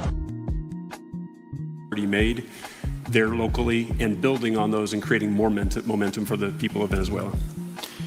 Do you think you have an advantage being there? It's, you've been there by the skin of your teeth. It's been tough for you to be there. But do you think you have an advantage over the other people in this room by the fact that you are there?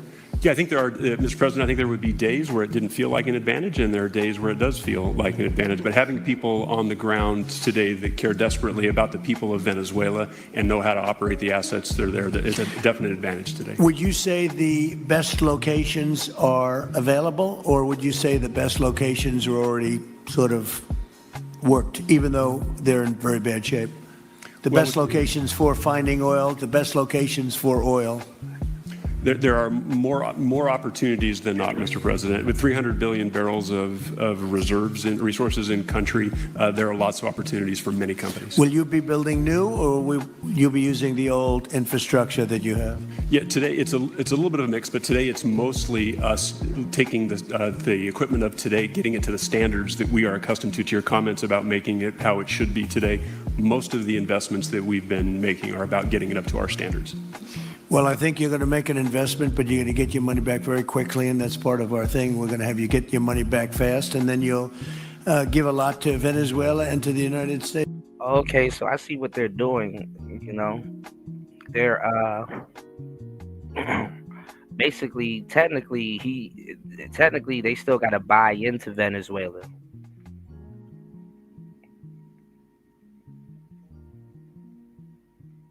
Technically, they got to buy into Venezuela, and they're banking that they're going to get their money back with how much oil and resources and stuff is there. It's after that, okay? So you'll be in good shape. Could I ask Carol Tam to say a few words? He's been a friend of mine for a long time, very amazing man, actually, amazing energy person. All right, I see what's going on here, y'all. More. Wendy? Thanks, Chuck.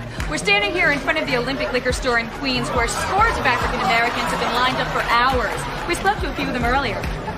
Ladies, may we get a word? Hide the money, y'all. There's poor people around. With your broke ass.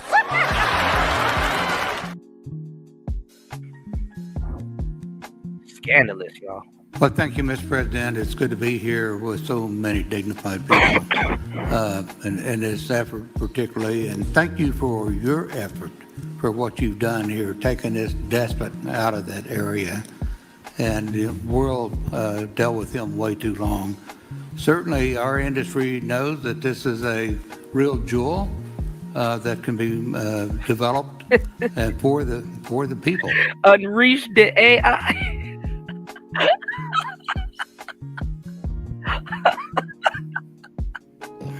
For the people of Venezuela and also been unleash the AI.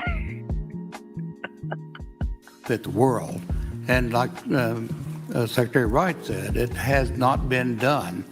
That's not been done in the past. And they had a good chance at it. Brought someone in that totally took it down, as everybody knows here, and that was Chavez. And we know what happened to him finally. But, that ruined the industry in Venezuela. And all of us know how that ended very well, very, very wrongly. So anyway, we're glad to see what's happened here and look forward for the opportunity for a lot of people in this room, but also for America and the country itself. Are you going to be involved in going in? Because, he's in North Dakota and he's in Oklahoma and some incredible places. It's a little bit different, but there's no doubt about you won't have to worry about the straw too much here. You can just go at it. Are you going to be one of the participants? Well, certainly, I'm an oil finder, like you said. Barry Switzer, told that story. The coach. And he's kind of exaggerated a little bit. It doesn't come out quite that easily usually. But anyway, great story. I love it. But I love Barry. Barry's the one that told me this. Yeah, he's a champion, in a lot of ways. So love that story. Certainly, it excites me as an explorationist. Everybody has that in their blood, and it is a very exciting country. Man, I think what we're doing right now is that we're just cutting Russia and China out of everything, yo. Let me put these comments up so you guys they can see. We're cutting Russia and China out of everything. So they don't got nothing better to do but to sit back and watch this shit. Because Lord knows, I know they don't like this shit.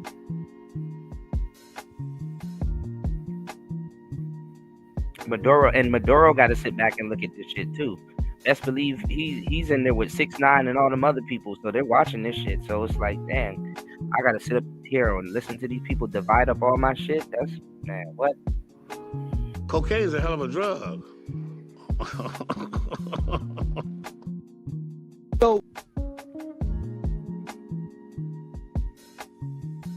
Crazy. So what do a nigga like me do who hate gang members?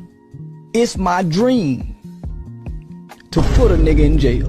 Some niggas wake up and on Friday nights they going to the club to knock a nigga out. They pride theyself in whooping niggas. It's some niggas wake up on Saturday, get dressed, they plan on fucking plenty hoes that night. I want to put niggas in jail. I want to put the gangster niggas in jail.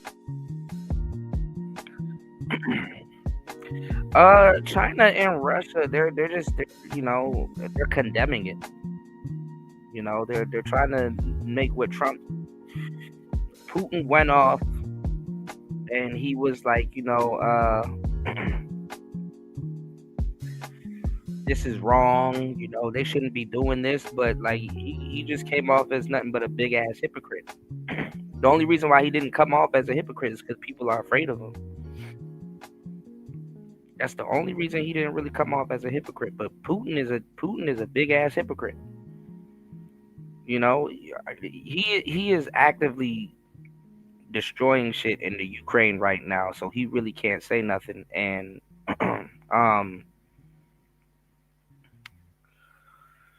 China, yeah. That's what everybody's saying. Like yo, who is he to talk? But a lot of the people that need to say that around him, they're afraid of him.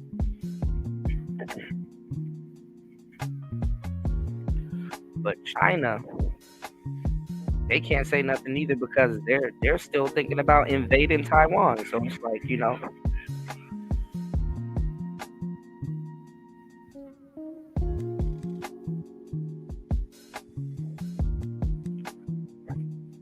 it's just that America won big with this oil thing. They homeboy opened up their mouth too quick, and then now it's like, okay, well, you gonna have to negotiate with Trump to get them back. Because now they going into all them deals. They're gonna restructure all them deals. They see that y'all were taking advantage of them.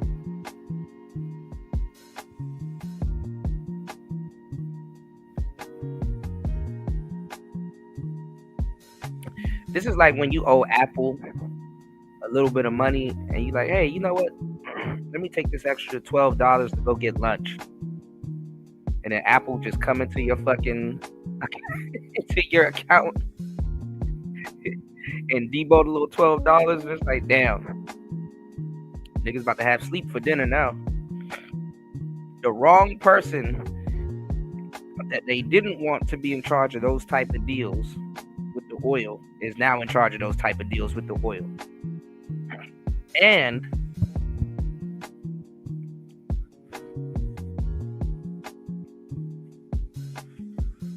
he can demand them to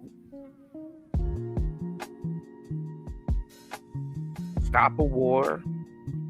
He can either cut off they're gonna have to go get their resources from somewhere else to keep it going, depending on how long it's gonna keep going. Ukraine got NATO and the UK,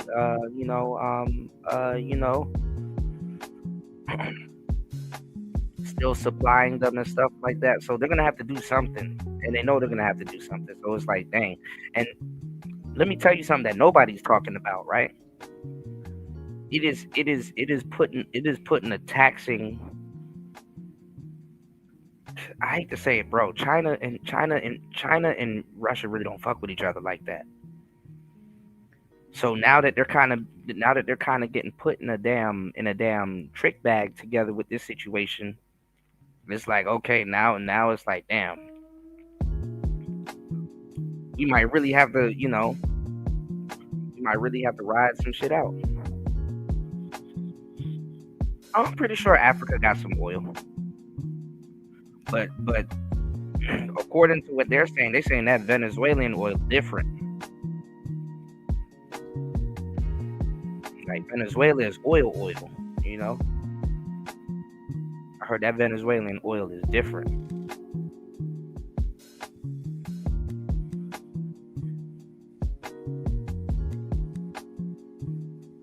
Yeah. So this is getting this is the monkey wrench. This is getting in a bunch of people's plans.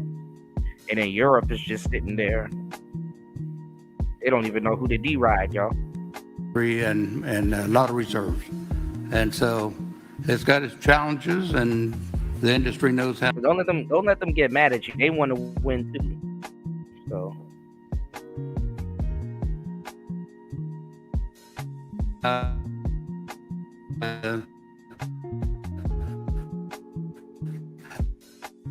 what I was gonna say. They handle that, and like Vince said, keep your eyes open and you can with God. Hold on, y'all.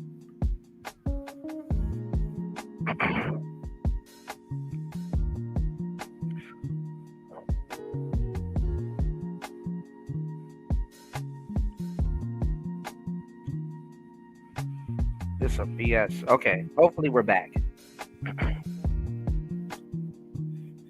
All right, hold on, y'all. I'll be really trying to get this internet together for you guys and bring y'all a show. Please hit the like button. You said that's what I was gonna say. They saving face because I heard them folks overseas that Trump and Putin friendly. Yeah, I mean, and Xi also. I mean, they're smiling with each other and stuff, but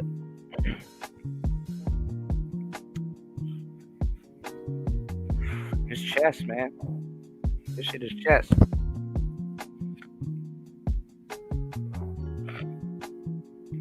Okay. Yeah, it's a little bit different with StreamYards, y'all. All right, let's go. So well, you're going to have something that they never had really here is tremendous security. You're going to be very secure, very safe, physically safe, in addition to financially safe. So it's good to see you, Harold. Thank you very much. Does anybody have anything to say before we get to the press? What does Cuba have to do to avoid the same fate as Venezuela? What does Cuba have to do? Well, Cuba's in bad shape. Cuba relied on Venezuela for oil and for money. And yeah, Trump said Cuba going to get pinched. And nobody really knows what's going to happen with Cuba. They're doing very poorly. They're really third world all the way. And we have a lot of great Cuban Americans. And I would say Marco fits very solidly into that category. And I might ask you to say a few words about, we were discussing it before, Cuba is a very different, they don't have energy, they don't have oil, but they would live off of the oil from Venezuela. And what they do have is very strong people and very powerful people militarily, and they would protect the people running Venezuela, and they would take in a lot of money from Venezuela. Now they don't have that. They won't be taking in any money. So, Marco, what do you think? Well, I mean, the fundamental problem in Cuba is that it's run by incompetent people that don't know what an economy. And then see, Cuba can't really go to Russia and China for the oil because it's like, nigga, we need the oil too. This is bad. I mean, looks like, much less a functioning one. They've made a choice, and that is they would rather have political control over the people than they would to have an economy that functions. And they've gotten away with it for 60-something years because they've had donors, the Soviet Union, and now most recently Venezuela. But that's now gone. So the people. He said they say if you're doing moves with the upliftment of your country and ain't got no outside influence, Trump don't want no smoke with you. Because ain't Venezuela a cartel hub? Yeah, it is. Yeah, it is. All throughout South America, cartelled up. You know?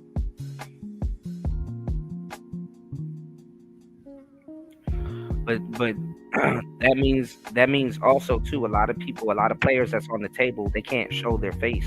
So this is why a lot of them don't really want to do too much business. Because it's like, oh, so how long have you been around? Oh, so you've been doing bad the whole time. You've been moving drugs this whole time, you know. And then they right there with Maduro.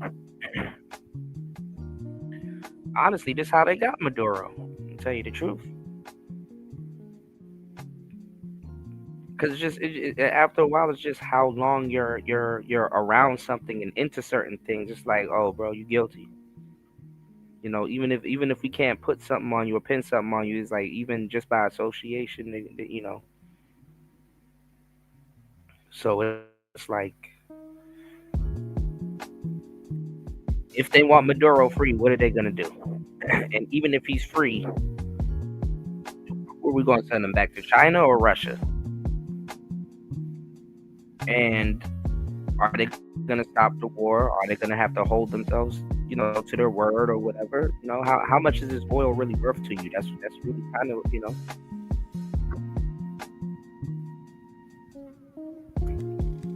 And then not even that too. Cuba's like, well, what about us?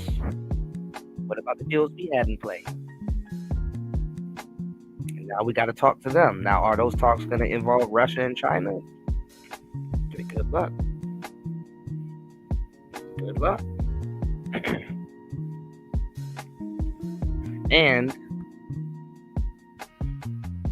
who's going to be bankrolling Cuba? Because is Cuba going to share that oil with Russia and China? You know? if they can, because I mean, it's cheaper to ship it from Venezuela to Cuba. So are they going to use Cuba as a hub? And if so, I mean, Cuba ain't going to stand a chance. Trump know what he's doing. So this is an interesting move, In control, and Cuba have a choice to make. They can either have a real country with a real economy where their people can prosper, or they can continue with their failing dictatorship that's going to lead to systemic and societal collapse. That's a very... And then I don't even know who's running Cuba right now. Is Raul? Is Castro's brother still running Cuba? Let me look it up. Dark and dramatic choice, and it's one we hope to make the right one. We don't have an interest in a destabilized Cuba, but that would be their fault because they refuse to allow the people of Cuba to have either economic or political freedom, for that matter. And you have a lot of people in this country that want to go back to Cuba and help Cuba. A lot of people have left, they came in penniless, they didn't have anything, and they become very rich people in our country, and they want to very much go back and help Cuba. So that's something that Cuba has that a lot of other places don't have. Sure, I agree, partner. It's up in the air, bro. Whoop-de-doo. Peter? I do want to ask you about Minnesota, but first, just more on topic. President Zelensky said that he was watching with the rest of the world as you made this order to go and capture Nicolas Maduro. And he said, if that's how it works with dictators, then the United States knows what to do next.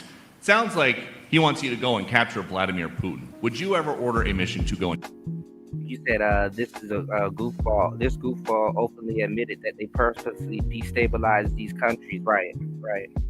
And then now look at this asshole asking him would he go capture Putin. Watch, I bet you he's gonna ask him if he's gonna go capture Vladimir Putin. Well, I don't think it's going to be necessary. I think we're going to have I've always had a great relationship with him. I'm very disappointed. I settled 8 wars. I thought this would be in the middle of the pack or maybe one of the easier ones. And I don't know if you know, Peter, the last month they lost 31,000 people, many of them Russian soldiers, and the Russian economy is doing poorly. I think we're going to end up getting it settled. I wish we could have done it quicker because a lot of people are dying, and mostly soldiers. They get hit in Kiev and they get hit a little bit here and there, and people are dying there too. But largely it's the soldier population. When you have 30,000, 31,000 soldiers dying in a period of a month, 27,000 the month before, 26,000 the month before that, that's bad stuff. So as you know, President Biden gave $350 billion to Ukraine to fight, and he gave them rockets. We would never get that back, although I did make a rare earth deal to get it back, so we will be getting it back, but shouldn't have done that. No, this is goofy talk though, Ghostman King, because the thing is that the U.S. can't capture Putin. that definitely would start a world war. And then look how much times we had the chance to capture Putin. Remember we went over the show where Putin came to visit Trump in like Alaska or some shit, and he had two B-2 bombers fly over him. Like we could have been caught Putin, but it makes no sense though.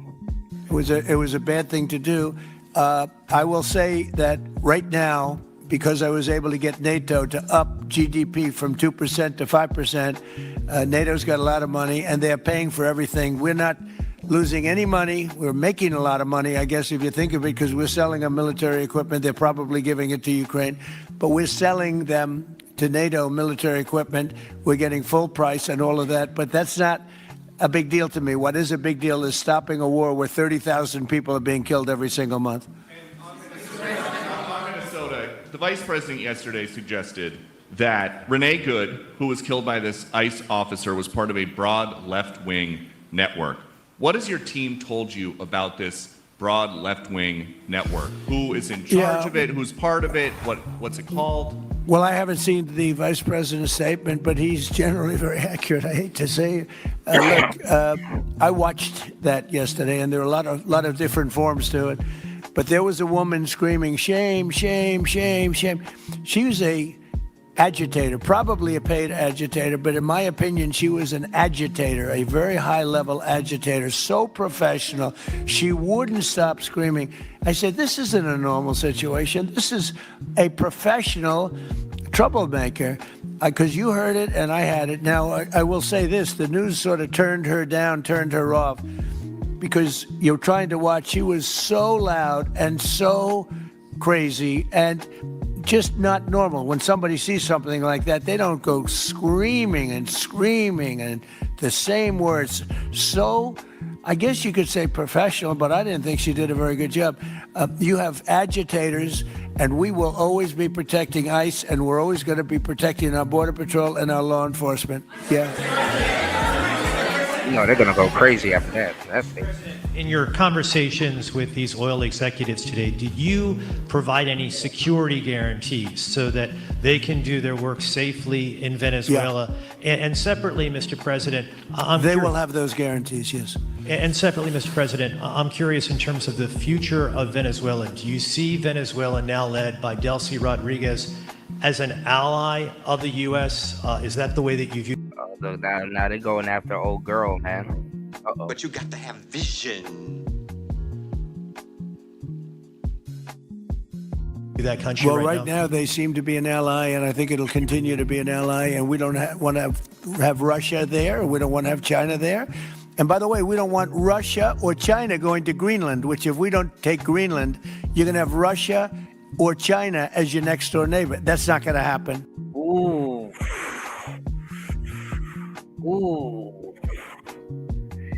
Now imagine being cool with Russia and China and say, but we don't want you there. So we're going to have to take Greenland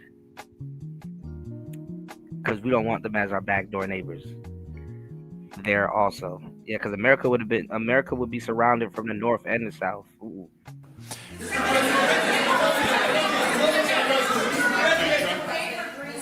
The white Mr. President, thank you. You just said that these companies would have security guarantees if they go in on the ground in Venezuela. They will have. And what is your plan there actually for these companies and those Americans who are going to be on the ground working for these companies?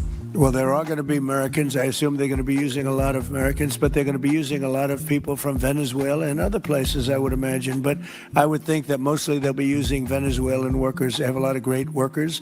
They have a very high unemployment rate, and they have workers that are very familiar with taking oil out of the ground. Yeah.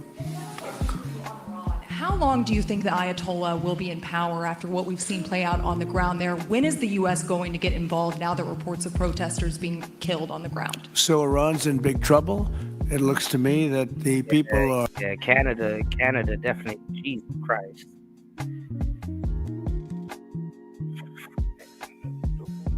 Damn, man. Are taking over certain cities that nobody thought were really possible just a few weeks ago. We're watching the situation very carefully. I've made the statement very strongly that if they start killing people like they have in the past, we will get involved. We'll be hitting them very hard where it hurts. And that doesn't mean boots on the ground, but it means hitting them very, very hard where it hurts. So we don't want that to happen. There have been cases like this where President Obama totally backed down. But this is something pretty incredible that's happening in Iran. It's an amazing thing to watch. They've done a bad job. They've treated their people very badly, and now they're being paid back. So let's see what happens. We're watching it. We're watching it very closely. Go ahead, please. Thank you so much, Mr. President. Yes, go ahead. Thank you so much, Mr. President. Do you have any comments in reaction to the recent attacks by the Syrian government alignment groups against US-backed Kurdish forces in Aleppo, Syria, which killed dozens of civilians and displacing many families? Does your administration bring peace between the Kurds and the Syrian government? I want to see peace, yes, I do. The Kurds and the Syrian government, we get along with both, as you know, very well. They have been natural enemies over the years, but we get along both, and we want to see Syria succeed. And so far, I think they are succeeding, but this is just breaking out, and we want to see that stopped. Go ahead, please. Colombia, Gustavo Petro, in a few weeks. Do you hope this meeting with Gustavo Petro marks a new chapter, a new beginning in the benefit of the Yes, you U.S. and said Colombia what country? relations. What country? Colombia, with the president Okay. of Colombia, Gustavo Yes, Petro, your I had meeting. a very good talk with him yesterday, and he's been very hostile to us and to the nation and to me, called me a dictator and lots of other things. Called Biden some terrible names, far worse than he called me. But he called yesterday through people, and he wants to meet, and that's fine with me. I've made up with people also, So we're going to have a meeting with him. We had a very good conversation. The people of Colombia are incredible people. Marco would know that better than anybody because he's married to a woman from Colombia. And I don't mean Columbia University. That would be, I'm not sure. I think I like Columbia, the country, better. If you want to know the truth, the people are. Oh, he better chill because they next too. The people, hold it. The people are great people. I look forward to meeting with them. We're going to meet in the very near future. Would you meet the president of Venezuela here in the White House? Would you greet her to discuss the fate of the oil? Yeah, well, I'm going to meet a lot of people, and we're going to meet. We meet a lot of people. When you end 8 wars, you get to know a lot of people, and I think it's very important. As an example, we have over $18 trillion. Think of that, $18 trillion coming into our country. A lot of that's coming in from foreign countries like Saudi Arabia and Qatar and UAE and others. And I get to meet a lot of people, but I will be meeting with various representatives of Venezuela, probably pretty soon. We haven't set that up. But the relationship that we have with the people that are currently running Venezuela is very good. We also have a young lady that received the Nobel Peace Prize. She's going to come in and pay her regards to our country, really, to me. But, I'm a representative of the country, nothing else. And she's coming in sometime next week, I think Tuesday or Wednesday. And we'll see how that is. But no, we're dealing with the people from Venezuela. We're dealing with them very well. I think they've been very smart in the way they've dealt with us, frankly, because that whole place could have been obliterated with one more strike, and we didn't want to do that.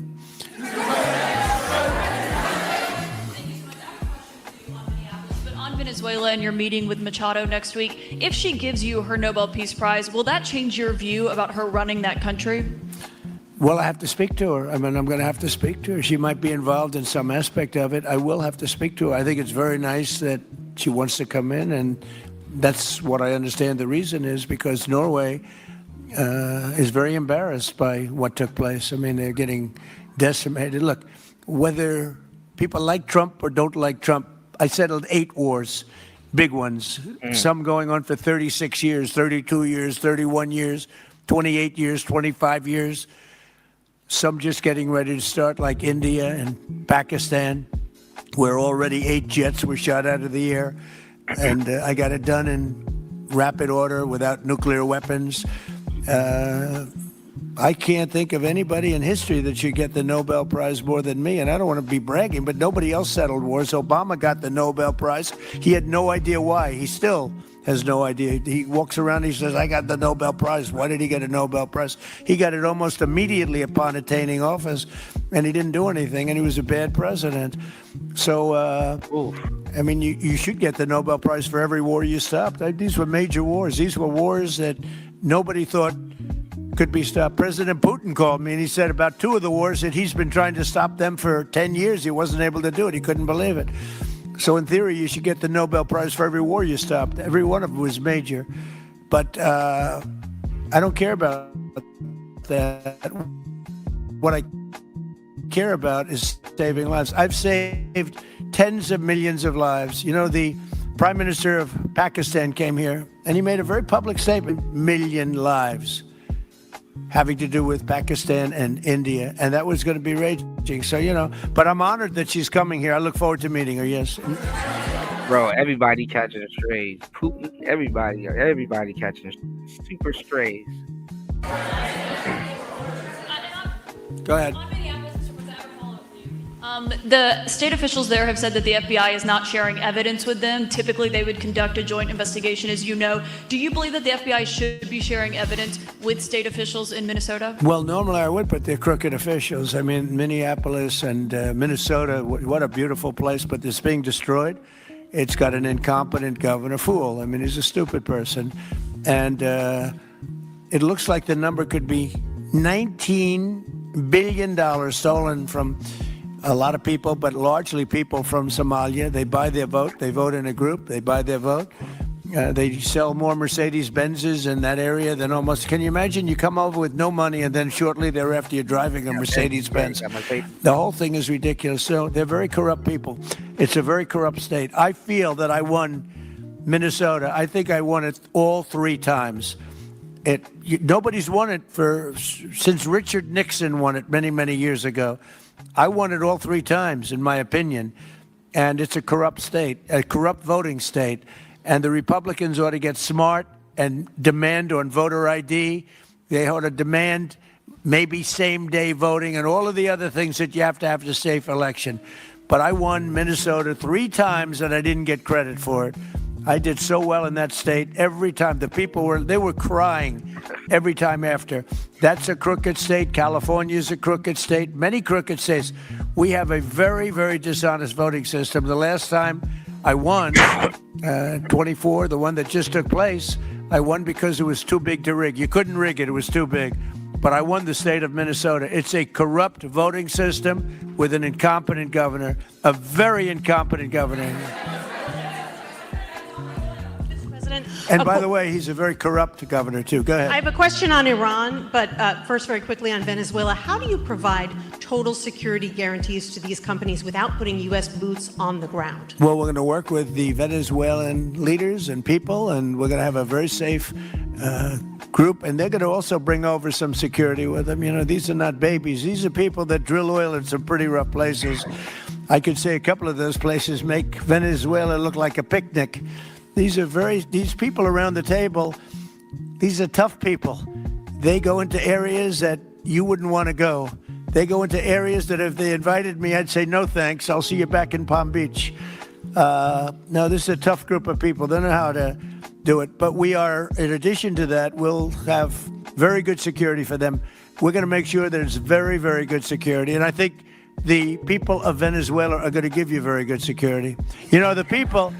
No, I'm not talking even. At this point, they're going to have to capture Trump. Somebody in New York or Chicago going to have to lure his ass into a back alley talking about, check it out. Anyhow, you go to any of these major cities and a nigga talking about some check it out, do not go and check it out. Because it's going to out-check you. All right, let's go, y'all. Please hit the like button, y'all. Please support the show. Interesting times we're living in. Let's get it.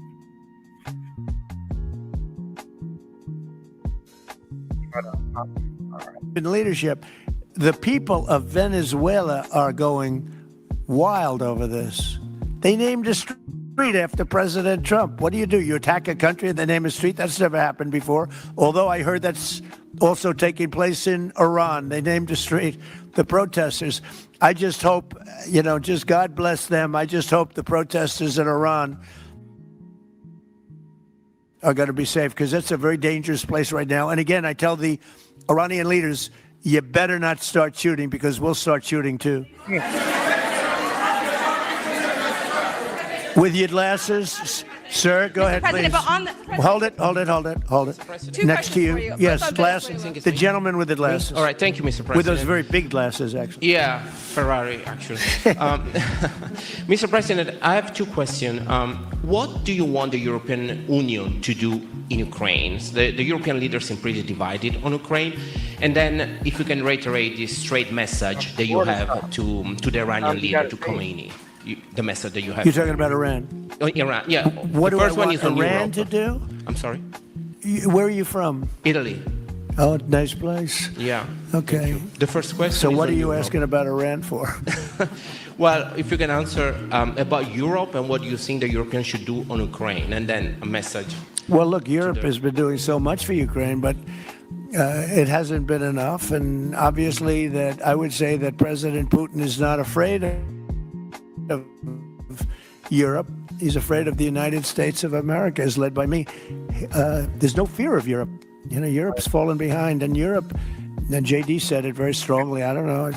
He took a lot of heat, but I didn't give him any heat. Europe is a different place. Europe is changing. Europe has got to get its act together. I love Europe. I guess I came from Europe essentially.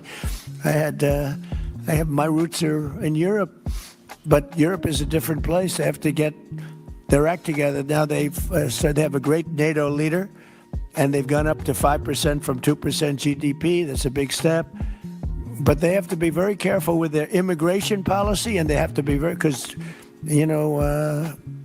I will just say, to be nice, that there are certain places in Europe that are very important that are no longer recognizable. I'm being very nice. I'm being very diplomatic when I say that. They are not recognizable, and they have to be careful on energy because they're putting windmills all over the place and losing a fortune. They're destroying their country. They're destroying the beautiful landscapes, the beautiful everything. They're doing. And by the way, in case you people don't know, I'm not much of a windmill person. I can proudly say, Doug, that we have not approved one windmill since I've been in office, and we're going to keep it that way. My goal is to not let any windmill be built. They're losers. They lose money. They destroy your landscape. They kill your birds. They're all made in China. And all you have to do is, just about all of the windmills are made in China, the structures. All you have to do is say to China, how many windmill areas do you have in China? So far, they're not able to find any. They use coal and they use oil and gas and some nuclear, not much, but they don't have windmills. They make them and sell them to suckers like Europe and suckers like the United States before. They are the worst form of energy, the most expensive form of energy, and in 8 years they're rotted out anyway. Go take a look at Palm Springs, California, and take a look at what that looks like. It looks like a junkyard of steel. So we don't approve, and I've told my people, we will not approve windmills. Maybe we get forced to do something because some stupid person in the Biden administration agreed to do something years ago. We will not approve any windmills in this country. Bro, you know when old niggas be hurling out insults, they mean that shit. You say he's right about windmills. Imagine having Duracell batteries than choosing a potato. On Venezuela, is it ultimately more important to you to establish? And I mean, the windmill thing makes sense, y'all, because they're trying to go green. See how that turned out, y'all. Stability there or democracy there? Well, you're talking about maybe the same thing. I mean, you're talking about stability or democracy. I don't know. To me, it's almost the same thing. We want stability, but we do want democracy. Ultimately, it'll be democracy. Peter? I do have a policy question, President Trump, but I'm having a hard time seeing here. I see the American flag lapel pin. What is the other lapel pin on Somebody gave me this. You know what that is? That's called a happy Trump. And considering the fact that I'm never happy, I'm never satisfied, I will never be satisfied until we make America great again, but we're getting pretty close, I'll tell you what. This is called a happy Trump. Somebody gave it to me. I put it on. Thank you. And the policy question. How much money are you thinking of giving people in Greenland to get them on board with a possible U.S. I'm not talking about money for Greenland yet. I might talk about that. But right now, we are going to do something on Greenland, whether they like it or not, because if we don't do it, Russia or China will take over Greenland, and we're not going to have Russia or China as a neighbor. Okay?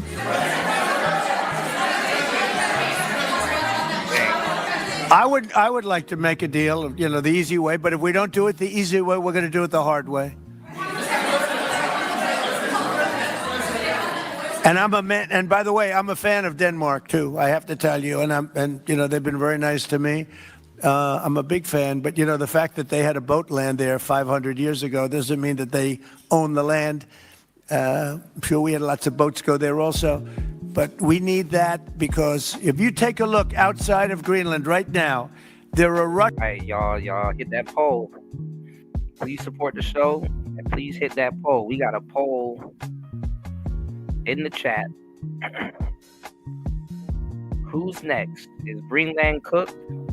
Is Cuba done? or is Colombia fried to fricassee? 2 votes and 100% says they'll land a deal.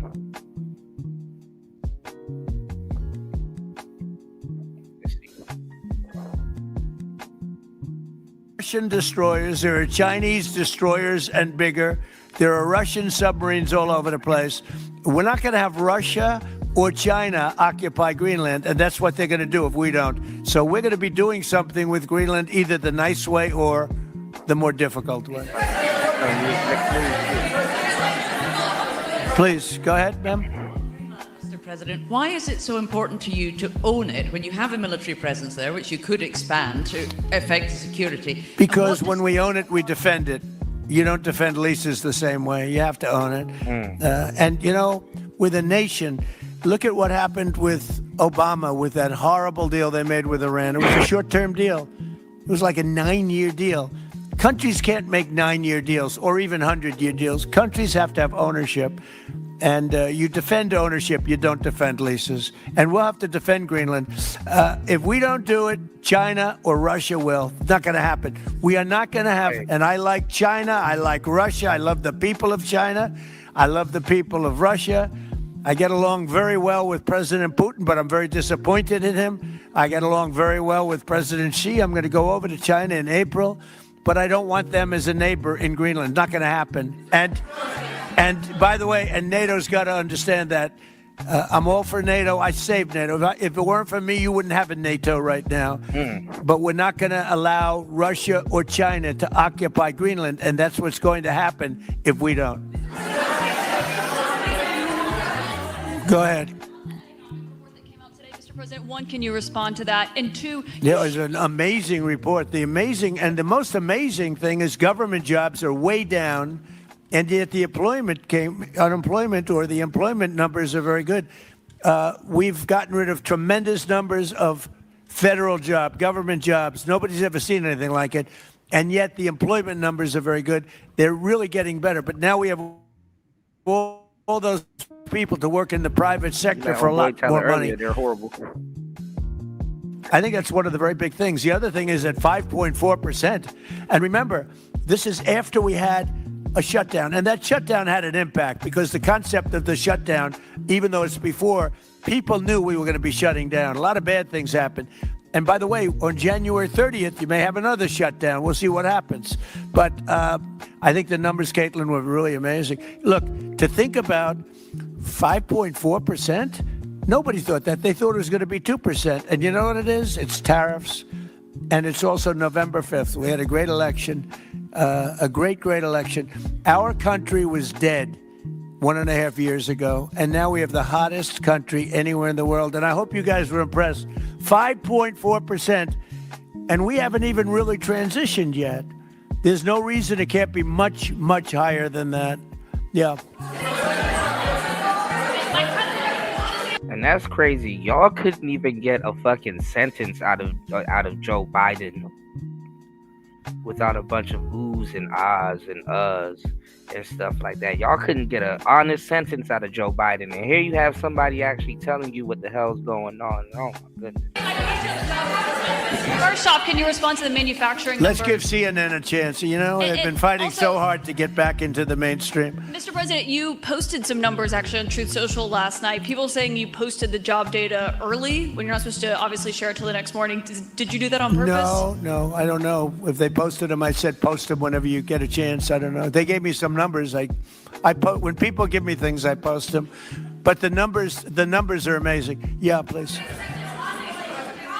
Administration plan to distribute the money from the Venezuela oil sales? Is it obviously you say it's going to go into these controlled accounts? Yeah. Would it go back to Venezuela in a direct payment? Is it going through these goods? How do you plan to do that? Well, we want to make sure that Venezuela can survive. You know, Venezuela needs money, and we're going to make sure that they get money, and we're going to get money, and the oil companies are going to make something for the work they do, and they're going to get back their money. We're devising a formula, but it won't be so much of a formula. It's going to be what they need. We're going to take care of what they need. There'll be plenty left over. We're going to have a lot of money left over. And the money left over is going to the United States of America, and the oil companies are going to be very happy. Yeah, please. Thank Administration offer a backstop to these oil companies for like financial guarantees, some sort of backstop, if the country did destabilize again? That's a very interesting question. Using the word backstop, I haven't heard that word in a long time. That was at the Wharton School of Finance I last heard. That's a good term. We ought to use it more often. I hope I don't have to give a backstop. I'm just, look, these are very smart people, the smartest people that are not only in oil and business. These are the biggest companies in the world sitting around this table. They know the risks. I mean, there are risks. We're going to help them out. We're going to make it real easy. They're going to be there for a long time. We're going to be there together for a long, long time. And they're going to be taking the oil and they're going to be bringing oil prices down. They're going to make a lot of money. They're going to get their money back. They're going to be safe. The people of Venezuela are going to be big beneficiaries, and the United Talking about he going to do business, y'all. States of America is going to be a big beneficiary for what we've done. And you know, one other thing I might say, it's also very big for national security because, again, just like Greenland, we can't have China or Russia occupy Greenland. We can't have China or Russia occupy Venezuela. And if we didn't do what we did, China or Russia would have been in Venezuela. I think I can, where's Mr. Chevron? So let me ask you, they would have been there if we didn't do this. Do you agree with that? They certainly have a lot of economic interests in country. There's absolutely no argument about that. They were trying to be there. I mean, you know. I mean, you don't want them that close to D.C. and Greenland. I mean, you could play with them in the Caribbean, but not no goddamn Greenland. We had a Russia, I guess sort of I call it a semi-Russian ship yesterday that we took over, and Russia decided not to defend that ship against us. It's a big movement. The ship was loaded up with oil, and we took the oil, and it came out of that port. But Russia would be there or China would be there. And we want them to be there for a different reason. We want them, do you people agree? In particular, China, they need a lot of oil. Russia doesn't need so much, but Russia was there anyway. But I assume you agree that China would like to be doing a lot of business there by buying oil. And I want to just tell President Xi and President Putin, but more so in this case, President Xi, because they do need a lot of oil. And we are open for business in the United States, and we are open for business in Venezuela, right?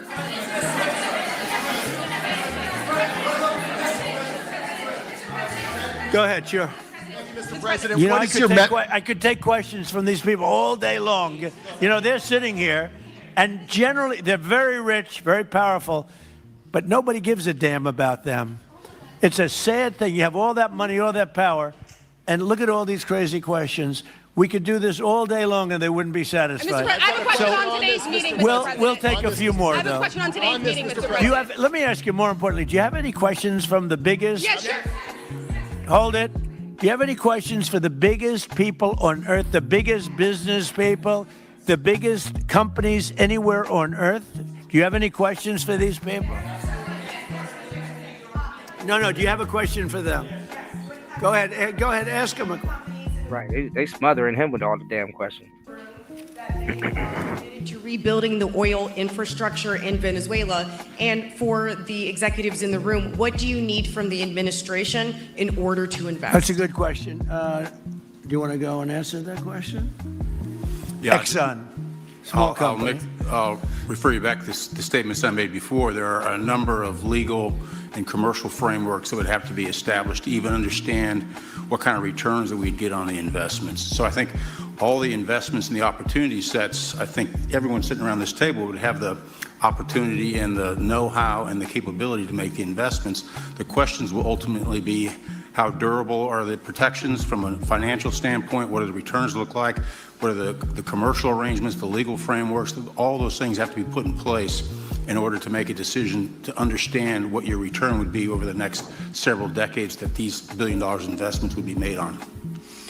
You know, could I do this? Because we have, again, the biggest people on the planet Earth around this table, biggest companies in the world. I'd like to just ask them to introduce themselves. We'll start from this end and go around to here. And if you have anything to quickly say, we can do that. But you want to just start right over here? These two guys, we'll leave them out because they're with us. Please. Thank you, President Trump. John Addison at VTOL. We're here to ensure that you are going to be able to move all of this oil all around the world at the best. They better be careful introducing themselves, and now I hope it don't turn into a trend where everybody starts to get kidnapped and held for ransom. You know what I'm saying? And look how much game, we be dropping over here at Player Talk Radio. I'm gonna give y'all some real game. Real rich people, they pay to stay out of the limelight. But, I guess if he didn't introduce them, then people will be doing these hit pieces, just like what we seen earlier today, where people are like, oh, who is this person around Trump? This is the such and such of such and such, and he's keeping him around for such and such. It's like, nah.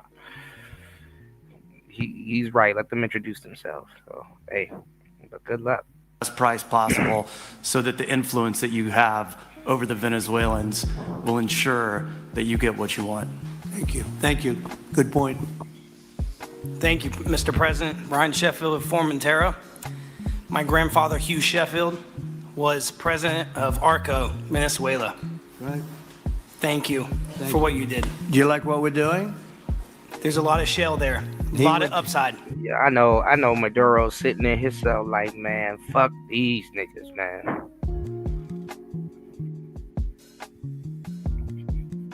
Over the years, he probably did so much favors for them and helped them out, and they're up here, Mr. President, thank you. That's crazy. That's crazy. He would be very happy looking down. He'd be very proud of you right now, right? Yes, sir. Good. Thank you. Mr. President, Luis Rodriguez, I'm probably the only Venezuelan American sitting around this table. I want to personally thank you for the courage of your actions over the last couple of weeks. I think I speak, and I speak of Venezuela in general in saying there's optimism. You've brought optimism to the table, and if the conditions are met, the opportunity is absolutely immense. I agree with that. That's true. Thank you. Well said, too. It's immense. This is a tremendous opportunity. Thank you. Richard Holton from Trafigura. We're working with your administration, Mr. President, to bring that Venezuelan oil to the United States. Our first vessel should load in the next week. Great. Good job. Thank you. Uh-oh. So remember I was asking you guys, to let me know when it might happen. He said the first barrel might land next week. Could we have a Venezuelan spring on the way for those gas prices?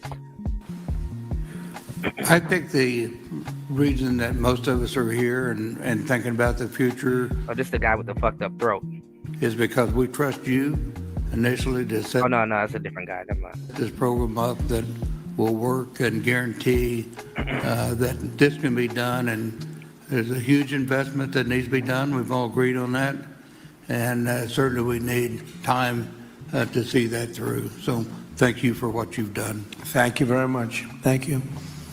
Mr. President, I'm Lane Riggs, CEO of Valero Energy, and we're one of those companies that refineries in the U.S. are uniquely configured to run Venezuelan oil, and we're more than happy as this opportunity expands for us to further invest in our refineries to produce more of it. And you're very much set up for the heavy oil, right? Yes, sir. That's great. Heavy That's oil. Great. We're really. Yeah, you heard that, y'all? Heavy oil. We're ready for it. Thank you, Mr. President. Thank you for having us. Heavy oil. But you got to have vision.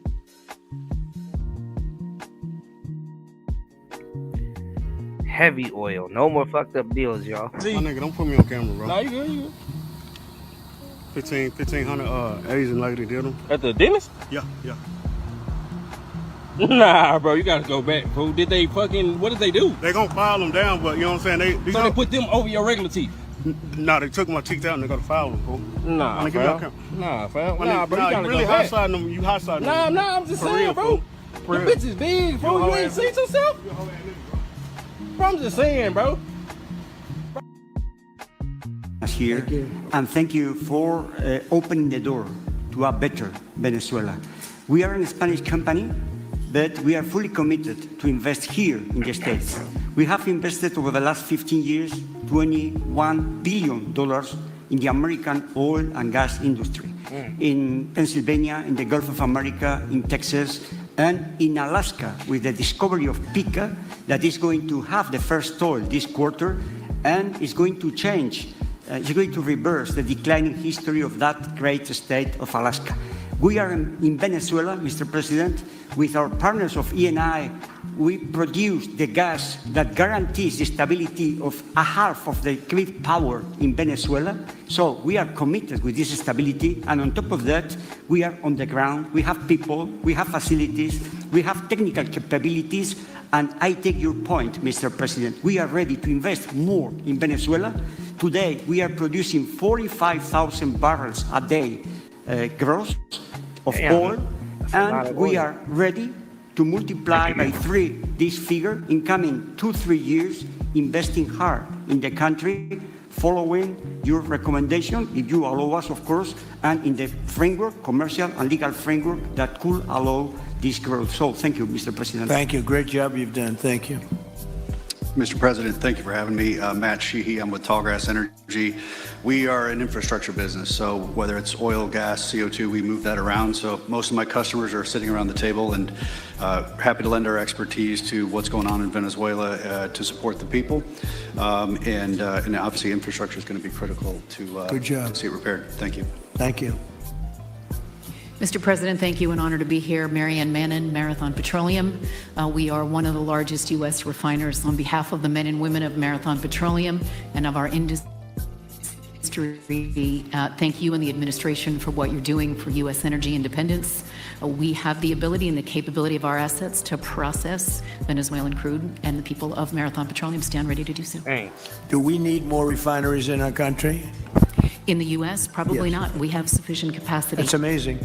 A lot of it was approved during my first term. We were getting you approvals that nobody could have gotten in Louisiana. See, he got whole teams and people ready at his disposal to do what he needs to do. He's not sitting up here playing guess games. The Democrats are playing guess games. They mad because he made this move, but it's like, well, what are y'all gonna do? I don't know. Well, you shouldn't have made that move. These are the same people that want oil or use oil.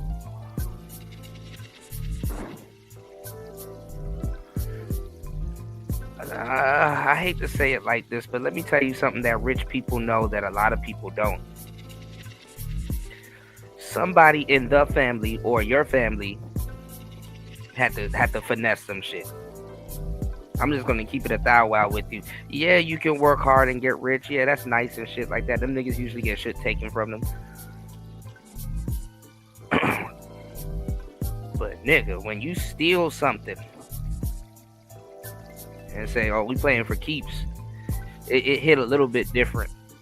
People think a little twice about stealing something from you. You know, I hate to say it like that, but it's. If I broke, now my business. I'm just saying, man. All right, 3 hours and 3 minutes into the madness. Please support the show. You can support the show via Cash App. That's $ PTV 888. That's $ PTV 888. You can support the show via PayPal.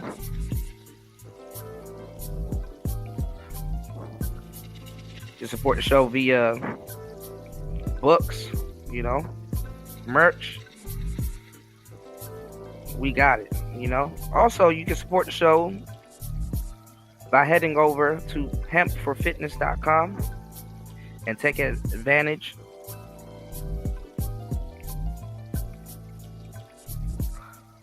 of organic. Hold on, y'all. Let me do this real quick. Yeah, you can head over to hempforfitness.com, take advantage of their organic selection. And also use code T-Tube10 to get 10% off your order. And also you can use coupon code CUDA. If you mention CUDA, you'll get 2 free gifts. Can't beat that with a motherfucking wiffle bat, alright? Shout out to everybody in the building. Let me read comments. He said the CEOs are worse when it comes to glazing. All I hear is a lot of thank you, Mr. President. Right. Same thing with the medical people when he legalized medical cannabis the other day. Democrats want to play with people private parts and steal money from this deal. Yeah, that's another thing too that a lot of people aren't talking about. They'll be eating off this deal and act like they ain't. You know. And I don't even think Trump is open to even talk about that they're eating from this deal also on the back end. You know, pockets get lined up, y'all. You know, they've been making money from oil and all this other stuff for the longest time. So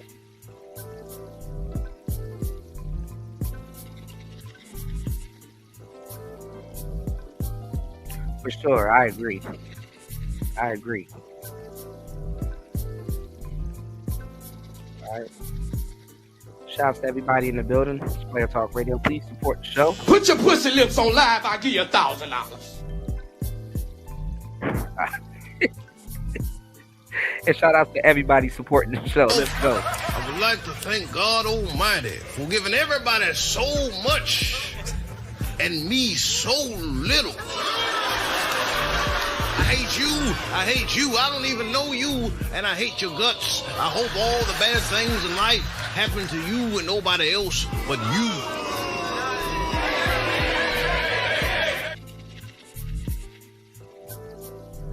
Remember when they had the Chinese player? Had the player hate his ball? He said, you bitches better recognize. Other places, and they got built. Before that, it was a disaster. We didn't have the refineries. Now we do because of the first term. Please. Darren Woods, ExxonMobil. Okay, we'll go over here. I'm tired of hearing what Trump is doing in Venezuela, in the Panama Canal and shit like that, but we're not hearing about what the Clintons did down in Haiti. Thank you, Mr. President. Jeff Hildebrand, founder and chairman of Hillcorp Energy, one of the largest private energy companies in America. Who's bigger, you or Harold? We're close. Huh? We're close. Harold. Absolutely, Mr. Ham. But thank you for your great, tremendous leadership in protecting the interests in the Western Hemisphere. The message that you have sent to China and our enemies to stay out of our backyard is absolutely fantastic. So thank you. Look at this fool.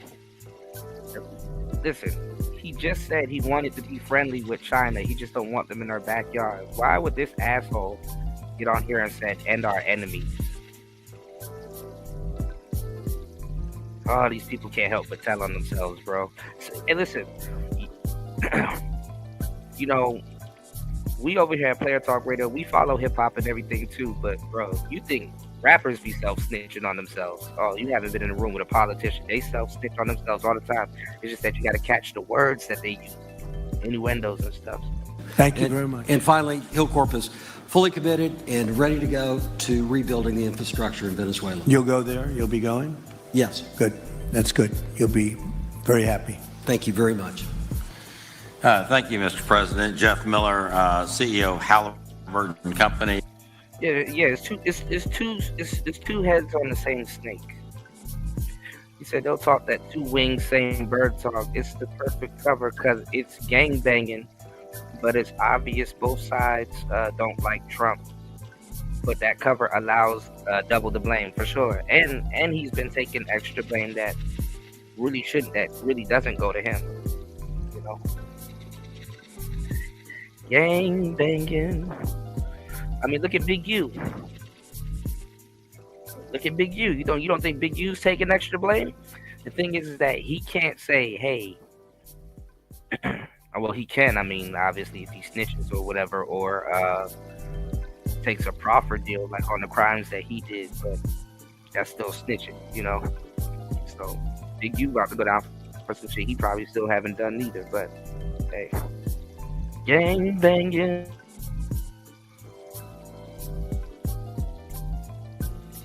Oh, for sure. Oh, for sure. You know they're not going to mention that part. We are the largest American oilfield services company. We're the second largest in the world. Been in business over 100 years. Started operations in Venezuela in 1938. Long time in Venezuela. I personally lived there for 4 years and raised my kids there. So quite familiar with Venezuela, and just couldn't express gratitude more so for the opportunity to return to Venezuela under the stability that I know that this team and your team are able to deliver. And so When did you leave? Huh? When did you leave Venezuela?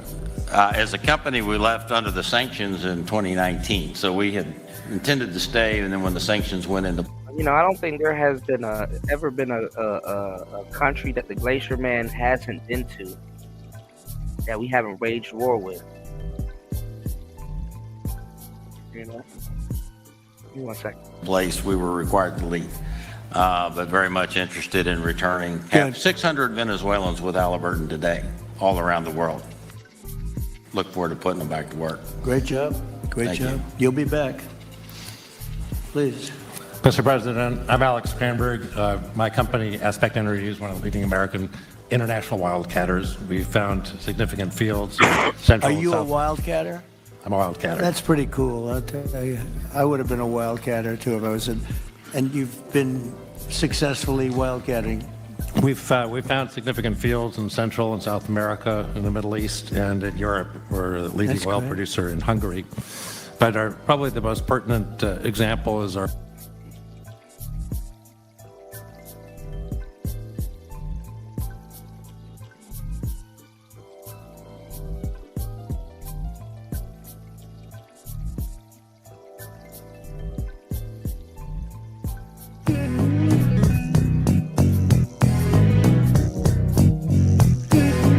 Y'all already know. Wasting your time, drinking that wine, smoking that smoke, doing that coke, dealing that dope, giving up hope, gang banging, gang banging. All right.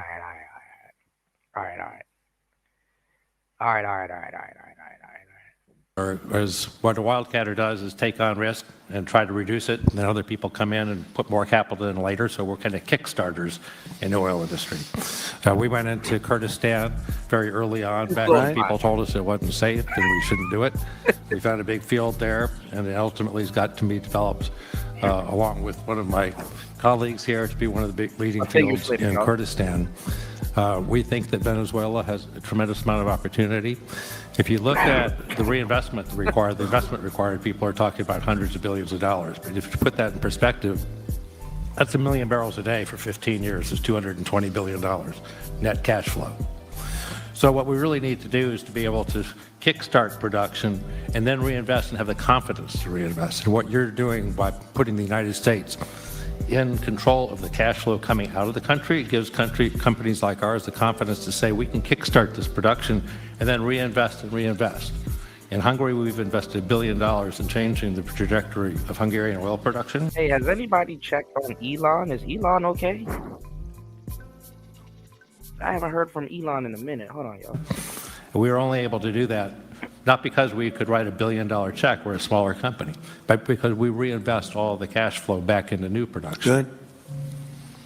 Good. Mark Good Nelson, job. Mark Nelson with Chevron again. Thank you, Mr. President. I'm Claudio Descalzi, and ICO, Italy. We started working in Venezuela in 1980. We have a lot of oil, but now just the gas is flowing because it's not under sanction. And as my colleague from Repsol said, we cover more than... Oh, Trump know what he's doing. Look at this. So Maduro been talking shit for a good minute. Maduro challenges Elon Musk to a fight.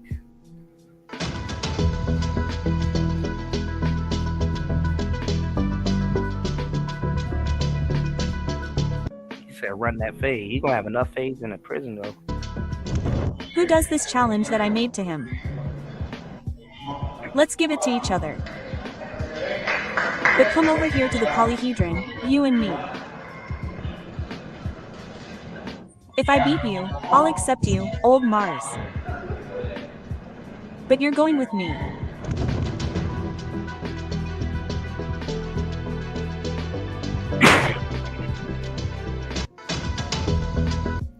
Alright, so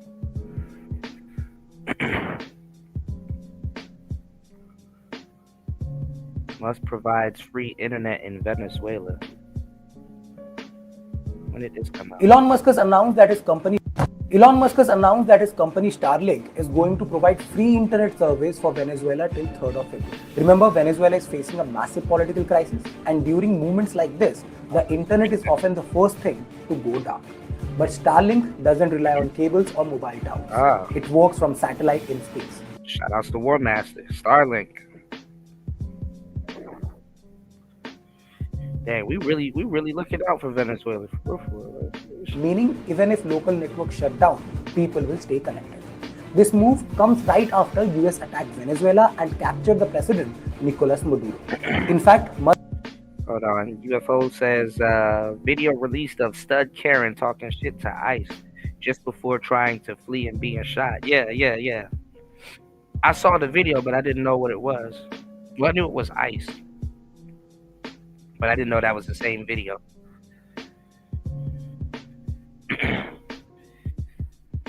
So people are gonna leave that she was in a truck trying to run some shit over. Like people going downplay vehicular manslaughter. Musk publicly congratulated Trump and backed the US action. And now US President Donald Trump has said that US will temporarily oversee Venezuela during this transition. But at this time, Musk's open support for Trump definitely signals that their long-running feud might come to an end soon. Elon Musk has announced that And I think Trump just told on himself when he says, "I made up with a lot of people." I think he's mentioning Elon. Damn.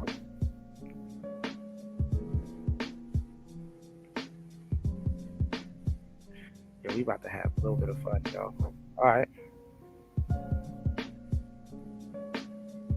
And about 50% of the electricity in the country, so that is essential to avoid any kind of problem, social problem. We own about 4 billion barrels of reserves. Yeah, wait till that body cam footage really drops. So a huge amount in the Orinoco Belt and in central Venezuela. I think that's the only good thing about this, y'all, that they have body cam. You know, at least the ICE people have body cams. So.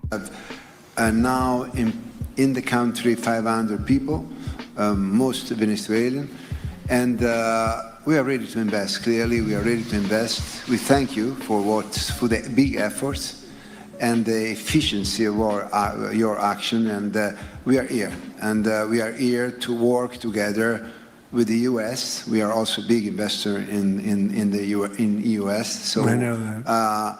We thank you again, and we are there. And we are also ready to join with American companies in our assets to develop and go faster with good investors and good know-how from the U.S. company. Yeah. Thank you. You've done a great job. Thank you very much. Mr. President Ross Perot, good to see you again. I'm chairman of Hillwood and HKN Energy. Been in the energy business 45 years. And we have been working with your team quite a bit. We have been in Kurdistan now for 19 years, along with Alex, and built a very good business. But now with your team, we're looking in Syria, we're now in Libya, and so we are very excited to look at Venezuela with you and your group, and look forward to continuing to build this great industry. Thank you very much. Thank you. Yeah, he's bringing in the oil people now, so they don't need to be in the Middle East no more. Mr. President, thank you for having us here today. Wael Salwan from Shell.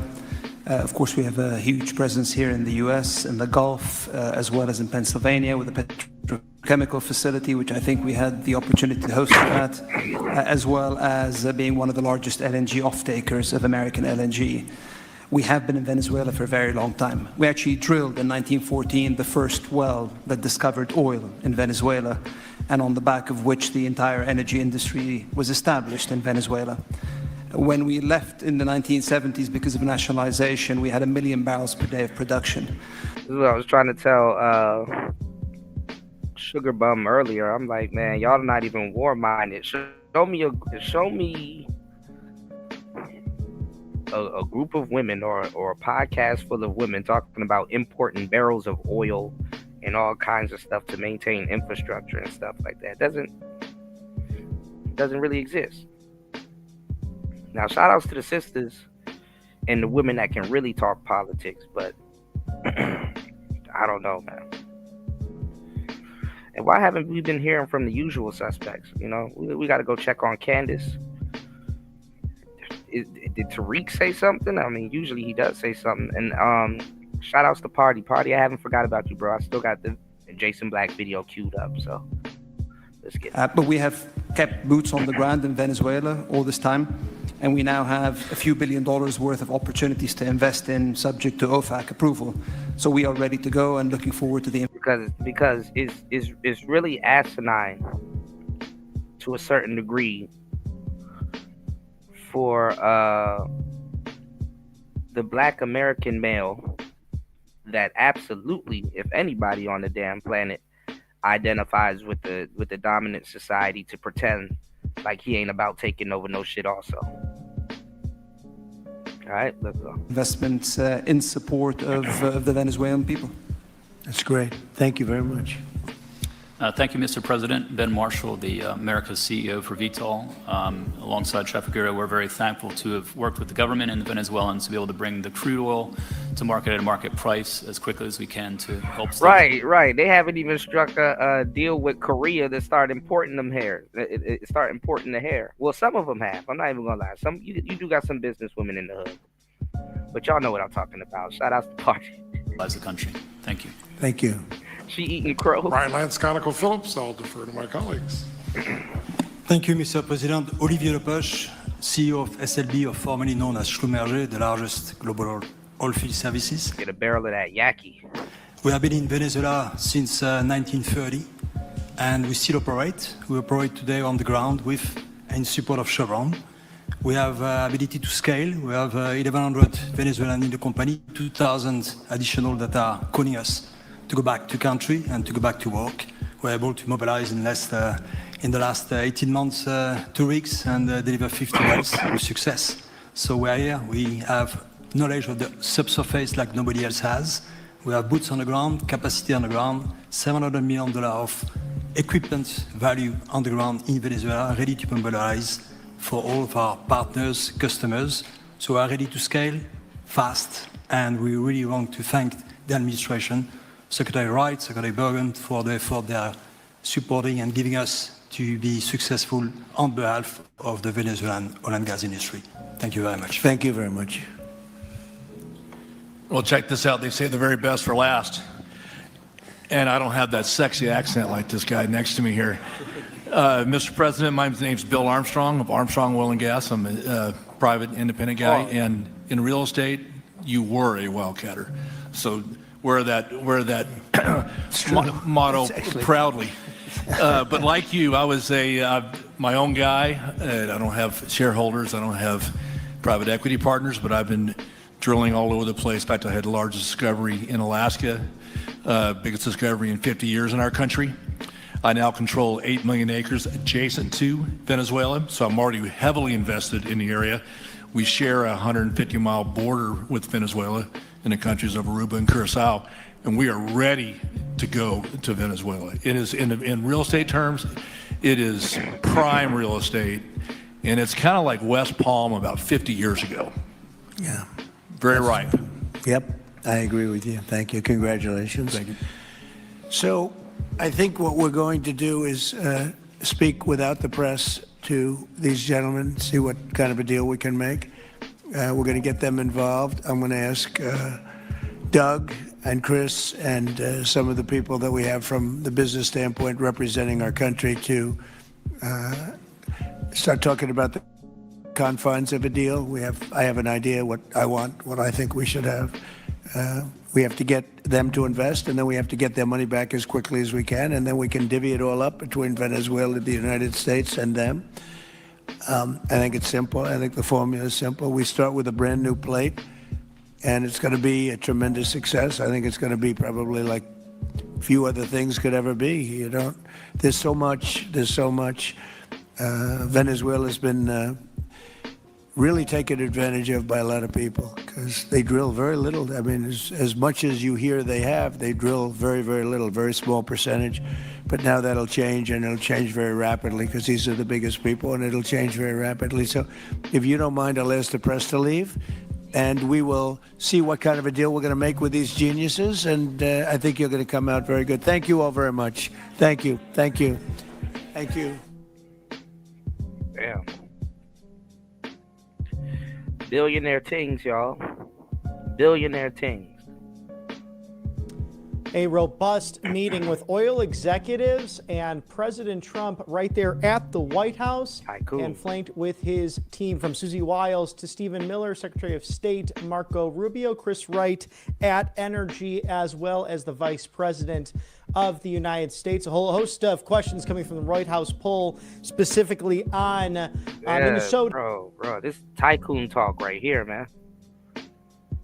To Greenland, to oil and gas ventures in Venezuela, among the future of our great country. So one to recap in case you were late for it, roughly over the last course of 90 minutes. Thank you to All Family Pharmacy for their great support here on the right side of history. 10% off right now with code RSBN10. Ivermectin, antibiotics, hydrochloroquine, NAD+, methylene blue, antivirals, even maintenance medications, up to 300 medications for you and yours to protect you during this cold and flu and COVID season. Tamiflu, very important this time of year as well. It's the pharmacy that supports medical freedom and right to try and most favored nation status, and to obtain those generic off-label medications that your pharmacy down the street may not prescribe to you. So if you have no insurance, it's no problem, no red tape, no hassle. Just a certified licensed doctor on the other end right here in the United States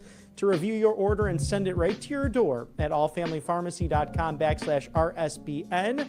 Code RSBN10 for 10% off these life-saving medications. They care about you, they care about your freedom, and they care about the future of pharmaceutical practices, and the fact that these medications have been on the market for over half a century in many cases, FDA approved. But I mean, listen, y'all can get y'all medicine for real, from the grocery store.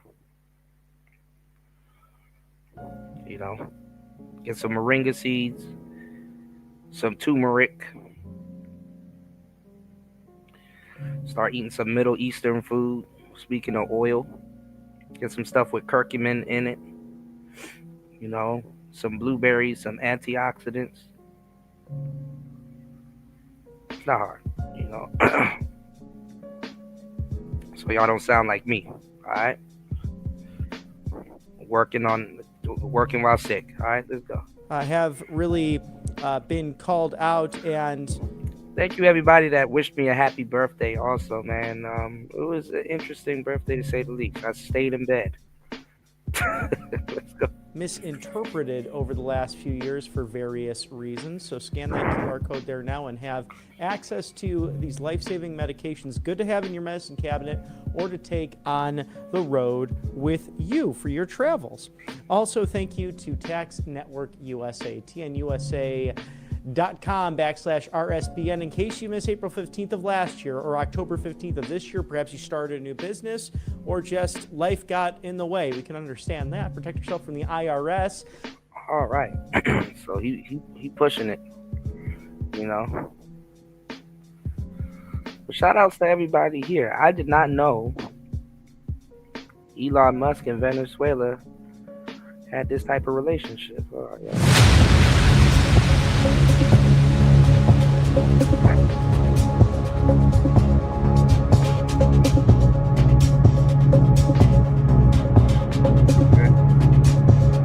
They're gonna make us read in support of the people of Venezuela. Shout outs to War Master. Hopefully War Master can really break down Starlink or Raven, you know. Shout outs to tech bros.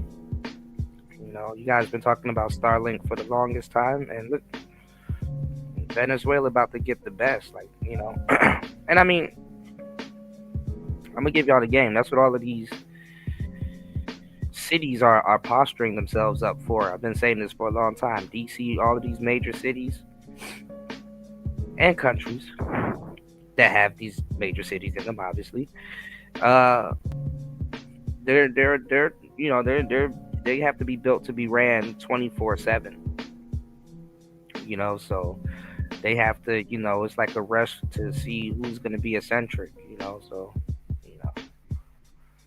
Starlink giving free broadband service to the people of Venezuela. He gonna have all the intelligence on the bullshit they got going on there, going over those wavelengths. They can't even hide it, but let's go.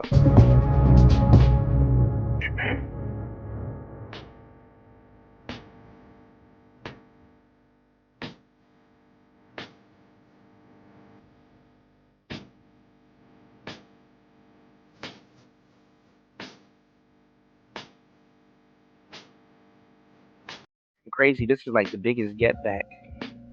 This is get back game. He challenged your man to a fight. He had a black eye. And now Starlink is all over Venezuela.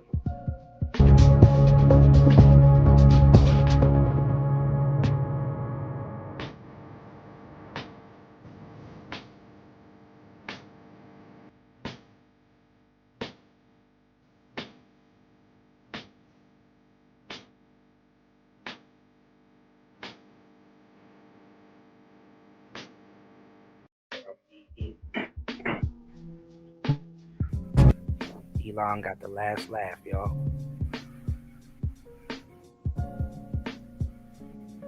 I was looking at this the other day while I was sick. How they actually got him. So he tried to run into a room, and how do you capture a high-value target when the whole world is watching? They blitzed him so fast he couldn't lock the door. You create a masterclass Yeah, that's what it's looking like. in deception. The CIA set the stage with a single building as bait and filled the sky with 150 aircraft to create a deafening sonic shield for the helicopters Created a whole diversion. to drop Delta forces. F-35s lit up the perimeter, turning night into day. By the time the dust settled, the helicopters had already touched down and Maduro was gone. We'll also look at how the U.S. uses the F-35 jets and its Navy to launch a large-scale attack, all in the video ahead. In the dead of night that is 2 in the morning, the lights went out in Caracas. By 5 a.m., the president of Venezuela was gone. But how U.S. played a deception games. While the whole world were focused on the aircraft carriers in the Caribbean, a shadow war was being fought on the ground. This wasn't an invasion, it was a surgical extraction. Yeah, he got him out of a military town, so he was already being protected. All right, so We finally have the declassified timeline of how U.S. forces breached the heart of Caracas and extracted Nicolas Maduro. Let's start with step 1. The setup. This didn't happen overnight. For months, the U.S. had been tightening a naval quarantine around Venezuela. The U.S. Gerald R. Ford Carrier Strike Group and the U.S. Iwo Jima Amphibious Ready Group were parked off the coast. The pretext was clear. The U.S. designated the Venezuelan government a narco-terrorist state, specifically targeting the drugs lords, but while the Navy squeezed the coast, intelligence assets were tracking one man. They waited for a specific window, a moment where Maduro was stationary and vulnerable. Step 2, the strike. It began at exactly 2 in the morning Venezuelan Standard Time. High above, several F-35 stealth fighters punch a hole through the enemy lines, destabilizing their anti-air defenses. Like these Russian S-300 missiles located all over the strategic high-value target. With the skies cleared, the path opens for Delta Force helicopters to fly straight towards the mission. Here comes the deception as the helicopters flew. The jets started firing with more strikes as it hit Fort Tuna, the main military base and command center, and La Carlota Air Base, destabilizing Venezuelan air support. Reports from the ground described widespread explosions and a sudden communications blackout. The chaos wasn't the goal, it was the cover. But how did the raid happen? We have to look at step 3. Under the cover of darkness and chaos, the Tier 1 operators went to work. But what is the exact unit tasked with the mission? It is the Delta Force, one of the most elite secretive special forces units in the US military. Witnesses in Caracas reported low-flying aircraft skimming the rooftops, flying well below radar coverage. The team breached a secure compound believed to be a safe house within the massive Fort Tuna complex. Resistance from the Venezuelan Presidential Guard was swift but ultimately futile, as the helicopters lay cover fire. The operators moved with surgical speed, landing on multiple points. But how exactly the capture and extraction happened? For this, let's look at step 4. Specialized helicopters hovered over the objective to insert the assault team. While dozens of attack helicopters laid down suppression fire, the Delta Special Forces... What's going on, War Master? Good to see you, bro. Shout outs to War Master in the building. Yes, sir. And it's good to see that you're on the, not the vertical, but the horizontal stream, man. Yeah, man, we was giving you a shout out. Well, I was giving you a shout out earlier, but we was seeing what happened with Elon, and seeing what was going on with Elon and Venezuela. I didn't know that he threatened Elon. So Elon said that, hey, we're doing nothing but Starlink all over Venezuela. So Venezuela, they got access to Starlink, which is super interesting, by the way. Super interesting, by the way. Please, please, somebody tell him. I was sick on my birthday. I was like, man, there's only 2 things that I wanted for my birthday: an Xbox and I gotta fix this little situation out here. It's gonna take a while, but either or. But hey, this Player Talk Radio, we are here. Give me 1 second, y'all. Let me blow my nose. God damn.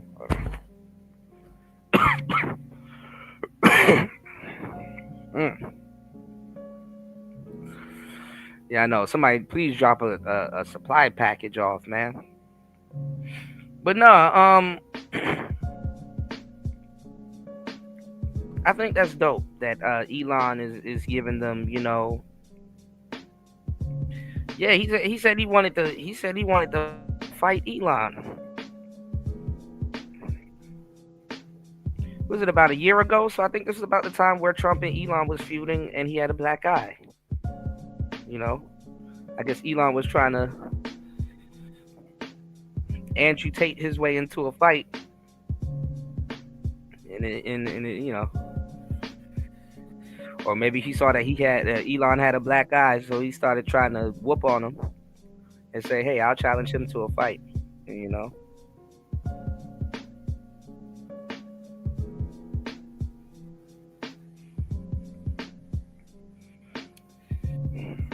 But damn, we just watched the whole conference, you know, we just watched the whole conference of them talking about dividing up all of the resources and, you know, what they plan on doing.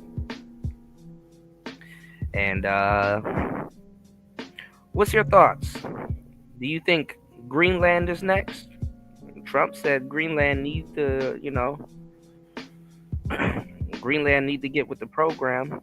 And then I don't know how true this is, but they said France is prepared to defend itself or whatever. I'm like, well, what the hell is, you know, or the UK or whatever, like what are they defending themselves against, you know? Or but you know, I'm not gonna lie, some of the moves that Trump is making right now makes NATO look, aside from them helping the Ukraine, like some of the moves that Trump is making right now is making NATO look insignificant, man. It's like, what are y'all good? What are y'all? I mean, other than other little nations and stuff, it's like, what are y'all good for? You know. So I feel him when he said that. Oh, you know, they're not afraid of NATO; they're afraid of us. It's like, damn. How gangster can this man get? Let's go. Forces descended and started the search for the high-value targets. How did they find him? Simple. The CIA had planted spy inside Nicolas Maduro close circle. While back in the US, Delta Force built an exact replica of his safe house, rehearsing the raid until they could do it blindfolded. While operators Same thing they did with Osama bin Laden.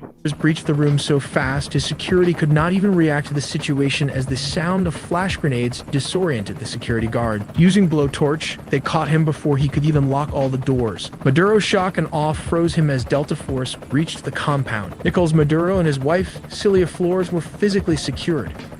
This wasn't a negotiation. They were detained and immediately moved to the extraction point. These aircraft are capable of performing urban extractions from buildings and refueling in midair. Within minutes, they were airborne, leaving Venezuelan airspace and heading to a secure floating staging base in the Caribbean. This Operation Southern Spear has changed the geopolitical map of South America overnight. But wait before after the extractions. Shout outs to One Master. God damn it. I said One Master. Shout outs to War Master. Yeah, this is some Call of Duty shit right here. Shout outs to War Master. I wanted to ask you, because I was sick. How's the one wheel? And are you back on the road? Did you take it with you, or I was gonna ask you how the one wheel, how you adapted to the one wheel, but man, I was sick for the last 2 days, man. I was out of it. And my signal Wi-Fi here was acting dumb as hell. Plus the power been going out too, y'all. So I'm like, man, if I was live, I would have been pissed off if I got everything to work, like today's show. You said Trump wants to negotiate minerals and basing rights. Greenland wants to negotiate Denmark. Yeah, he said he was a fan of Denmark. Greenland wants to negotiate Denmark, and the media keeps bringing up BS. So Trump says military options are on the table. Yeah. Bro, man. Woo-wee. It is a death machine, though. I'm not going to lie, but I know mine is. I don't know about yours. You have a more wider tire, but nose plants don't discriminate. Now, Trump did say something that was interesting. He said we got to take over Greenland because the lady was like, well, you guys have ships and stuff out there, and why do you guys have to take over when you guys already occupy that space? And he was saying, well, that's like renting. That's like renting. And he said that there's a difference between renting and owning. He said if you own it, you can defend it. I said, damn, this man a whole gangster, bro. This man a whole gangster, bro. I don't know. For some reason, this is some inspiring shit. I don't know why, So many people in these spaces, y'all, and just in politics in general, are repulsed by hearing all of this shit.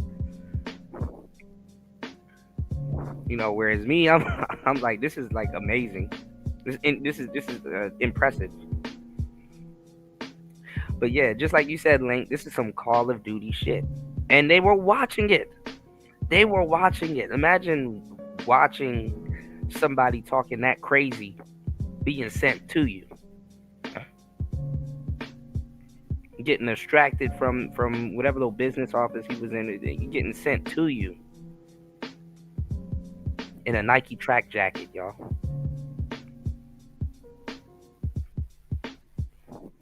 Bruh. You get the last laugh, You get the last laugh, man.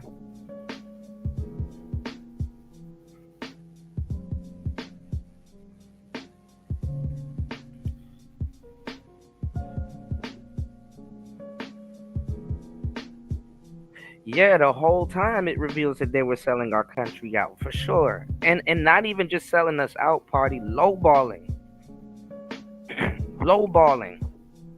How can you get mad because somebody wants to do business? But then again, sometimes the lowballing is to cover some other shit up too. So, see, War Master already know it's inevitable. No, War Master said I haven't taken a nosedive yet. I think nosedives are a software issue. It comes off that way, but you know what they call it? User error. User error. He did. Shout outs to New. New, where you at, man? We were just talking about user error the other day.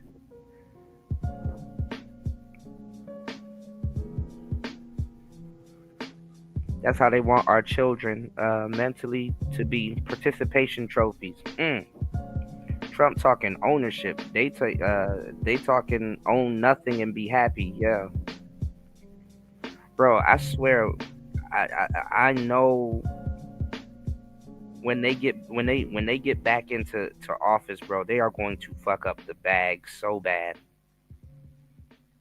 And I think that will be the day people will realize that damn, Trump did set us up for winning, you know?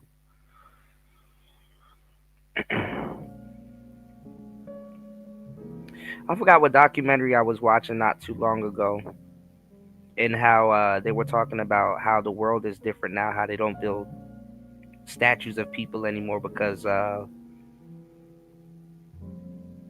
watching someone's statue getting torn down is crazy. Like, you know, like Stalin and Libya and stuff.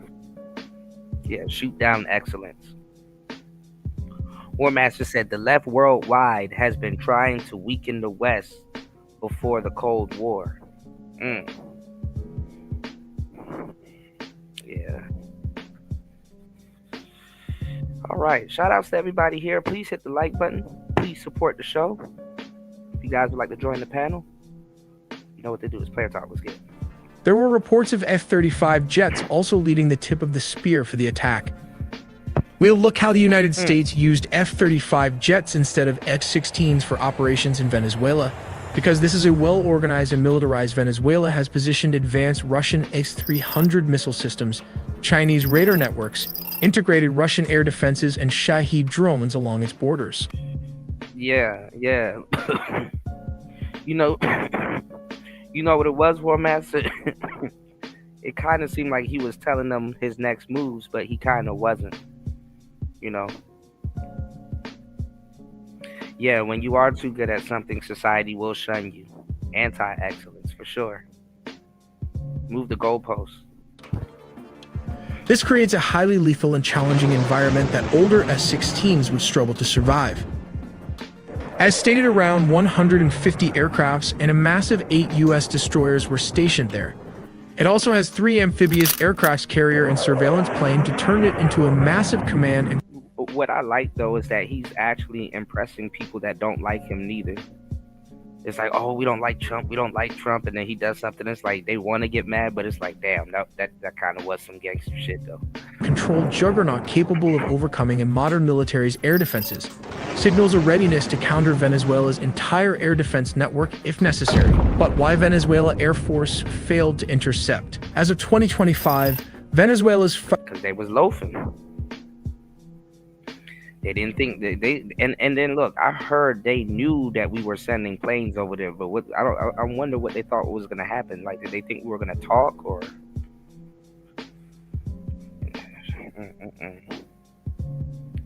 Yeah. And then he said he also seized a Russian boat out there that had oil on it. So. Fighter jet fleet consists mainly of approximately 21 Sukhoi Su-30 multirole fighters delivered by Russia between 2006 and 2008, which now form the backbone of their combat air power. Additionally, they maintain about 5 operational S-16 Fighting Falcons from an older batch, including 3 single-seat S-16As and 2 two-seat S-16Vs. These S-16s are aging and suffer from limited maintenance and part support due to U.S. sanctions, although they have been supplemented with Israeli upgrades. Venezuela acquired its F-16 jets from the United States through a foreign military sales agreement called Peace Delta in May 1982, during a period of good diplomatic and military relations. They were the first Latin American country to receive the S-16, with deliveries occurring between 1983 and 1985. The reason the U.S. does not use S-16s in current operations is because these jets lack the stealth capabilities necessary to evade the S-300 and they're loud too. other integrated defenses. The advanced S-300V or anti-2500 systems, supported by dense Chinese and Russian radar, can easily detect and target older aircraft at long ranges. Sending S-16s into such an environment would result in high attrition risks, as they are vulnerable to radar detection and missile engagement. Not to forget the Russian Buk air defense system that can take out an S-16 with ease. These are cheap R-15 or 24 Buk systems are already active and mobile all over the country. Additionally, S-16s are less effective in contested airspace saturated with drones, especially the Iranian Shahed drones used by Venezuela for reconnaissance and kamikaze strikes. The F-35, however, offers crucial advantages. Its stealth design enables it to fly undetected or with much lower risk, making it effective against advanced surface-to-air missiles and networked radar systems. Its sensor fusion, electronic warfare, and data link capabilities allow it to simultaneously suppress and target mobile and fixed air defense positions, adapting rapidly to... Well, that's what I was going to say. I'm like, why are they still using planes from the 80s, even though planes do hold up well? I will say that these military planes and even cargo jets and stuff like that, they actually do hold up pretty well. But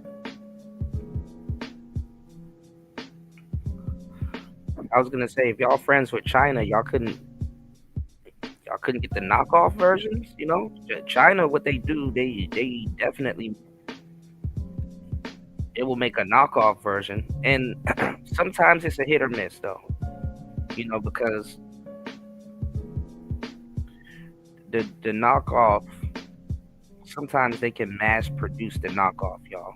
You know what I'm saying? So, you know, it's more quantity, but the quality, you know. And they usually take our planes. They usually take other people and enemy planes and stuff like that and see the technology and try to recreate it. So, or figure out how we create it. But then again, that costs money, y'all. A lot of fucking money. Yeah, we're using like really old ass planes. Old ass planes.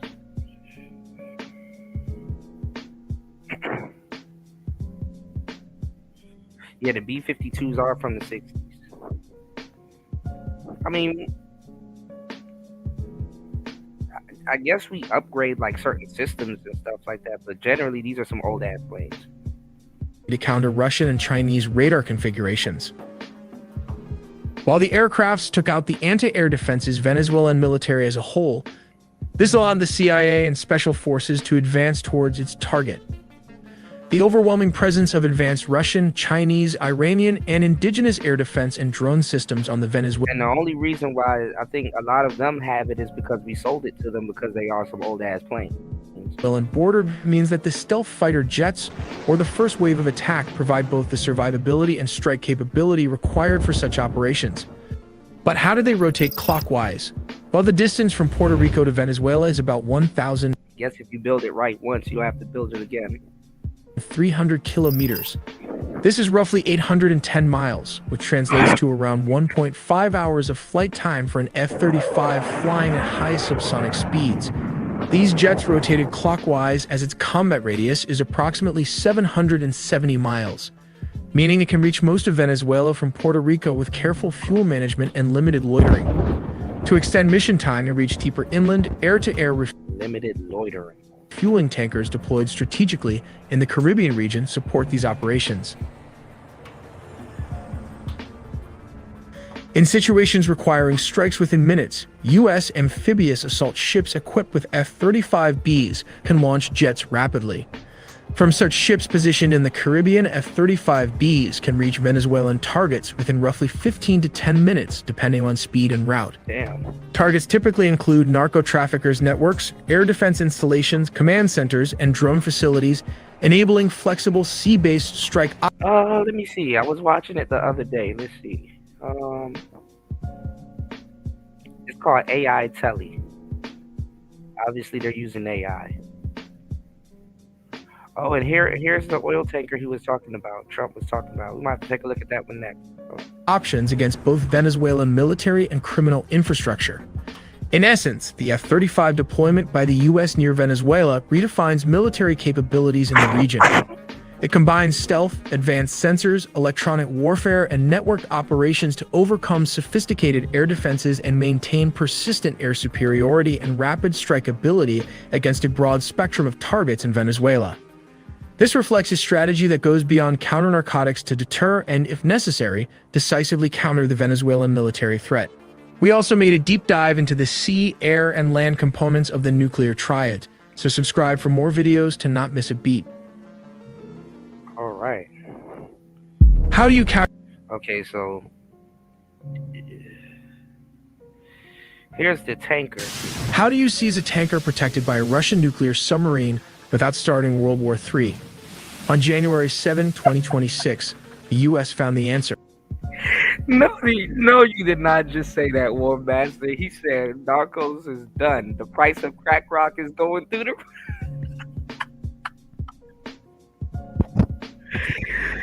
Yo. I guess they all switched over to fentanyl, man. But the price of crack rock going through the roof is crazy.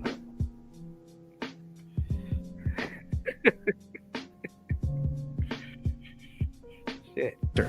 The target was the Marinera, a shadow fleet vessel carrying Venezuelan oil, hiding behind a freshly painted Russian flag and an attack sub-escort. Moscow tried to block the U.S. Coast Guard, but American, British, and European air power changed the game. These advanced P-8 Poseidon and Seahawk helicopters started dropping a net of sun Making so the price is going down too. boys from the sky, clearing the path for the cutter Monroe to seize the ship. Here's how it happened. On Wednesday, January 7, 2026 morning in the North Atlantic, Yeah, day before my birthday. a geopolitical chess game turned into a kinetic military operation. The United States, enforcing a strict blockade on Venezuelan oil, Moscow had explicitly placed under its protection. This is part one on what is a shadow fleet. The operation was the climax of a weeks-long standoff rooted in the Operation Black Crack Rock. Operation Black Crack Rock. U.S. government's aggressive new complete blockade of Venezuela. The target is this vessel, originally the Bella 1, a rusting 15-year-old tanker identified by U.S. intelligence as So they got old-ass ships sitting out there. And old-ass weaponry. And they talking shit.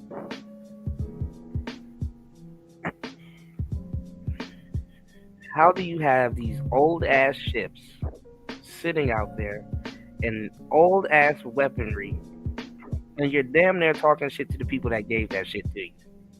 That's crazy. Subway said. part of the Shadow Fleet, a network of vessels used by Russia, Iran, and Venezuela to transport illicit oil and bypass sanctions. But how is Russia involved? In December 2025, the Bella 1 attempted to run from the U.S. blockade. And it's crazy because I said Japan, China and Russia kind of left them hanging, knowing damn well they in our backyard talking all of that shit. I was, man, good God. Near the Venezuelan coast to load crude oil. When intercepted by the U.S. Coast Guard in the Caribbean, the captain refused to stop, shut off the ship's transponder, going dark, and fled into the open Atlantic, initiating a 4,000-mile pursuit. What tactics and deception did they he tried to run because he got oil on the ship. Okay. followed? During its flight across the Atlantic, the crew frantically attempted to change the ship's lethal identity to make it untouchable. They repainted the hull, renaming the ship the Marinera, and raised the Russian flag. Moscow simultaneously added the ship to its official registry, asserting that any attack on the vessel was an attack on the Russian Federation. As the tanker steamed toward the strategic gap between Iceland and the United Kingdom, Bro, y'all have no idea how real Metal Gear Solid is, because they just put Russian weaponry everywhere. Remember when Snake was at Shadow Moses and he's like, "What's a Russian gunship doing here?" Look at how they try to decoy this tanker. So anybody else seeing it with their naked eyes, they would think it's a Russian gunship, well, a Russian tanker. So was it a Russian tanker or not? Russia dramatically escalated the stakes. Intelligence confirmed that Moscow had dispatched an attack submarine, likely a formidable Yasin or Akula class, with explicit orders to escort and safeguard the vessel. This was a calculated denial of area threat. By lurking silently beneath the waves, Russia hoped to force a... War Master said, Trump, Putin, and Z. Did you see what the fuck I did to Maduro? Bitch, you can get it too. Somebody asked him, is he going to kidnap, or does he has plans to kidnap Putin? Like, he's supposed to say yes. He had so many times to kidnap Putin. I mean, even though it would have been, I think it would have been a failed mission if he had tried in Alaska like that. I mean, honestly, kidnapping Putin makes no sense at this point, you know. Like I said before, you know. But let's go. Retreat from the U.S. Coast Guard cutter, which... 4 hours into the madness. Please hit the like button. Please support the show, guys. It's Player Talk Radio. Let's get it. Lacked the heavy weaponry to engage a submarine. To complicate matters further, Russian warships were reported in the vicinity. Yo, let me say something real quick. You know what would be crazy? If Call of Duty based all of their new games around this, or if they make it like a downloadable content or something like that. That shit will be fucking fire. That will probably restore all kinds of patriotism back to America, well, young America. Vicinity, creating a defensive screen that forced American commanders to proceed with extreme caution, knowing that one wrong move could spark an accidental naval... Yeah, that was an inside joke. That was, I think that was a tongue-in-cheek joke, bro. War. Despite the silent threat lurking below, U.S., British, and European command gave the green light to seize the vessel. Their strategy was bold: neutralize the Russian submarine not with torpedoes, but with overwhelming air superiority. Leading the surface chase was the U.S. Monroe, a Legend-class cutter that had stalked the Marinera for weeks through brutal Atlantic swells. But before the Monroe could make... Bro. Imagine chasing a ship that's named after a sauce. Tomato sauce. The marinara. That's how you know you cooked. Let's go. Make its move, the sky had to be secured. U.S. and British Poseidons swarmed the sector, dropping a net of sonobuoys to track the Russian subs' every movement, while KC-135 stratotankers kept the surveillance dragnet aloft 24/7.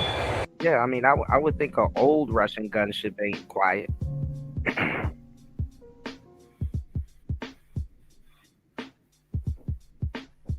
And how the hell do you try to hide a ship?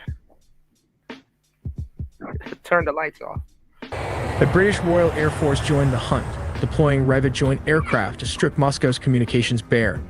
At dawn on January 7th, the trap snapped shut.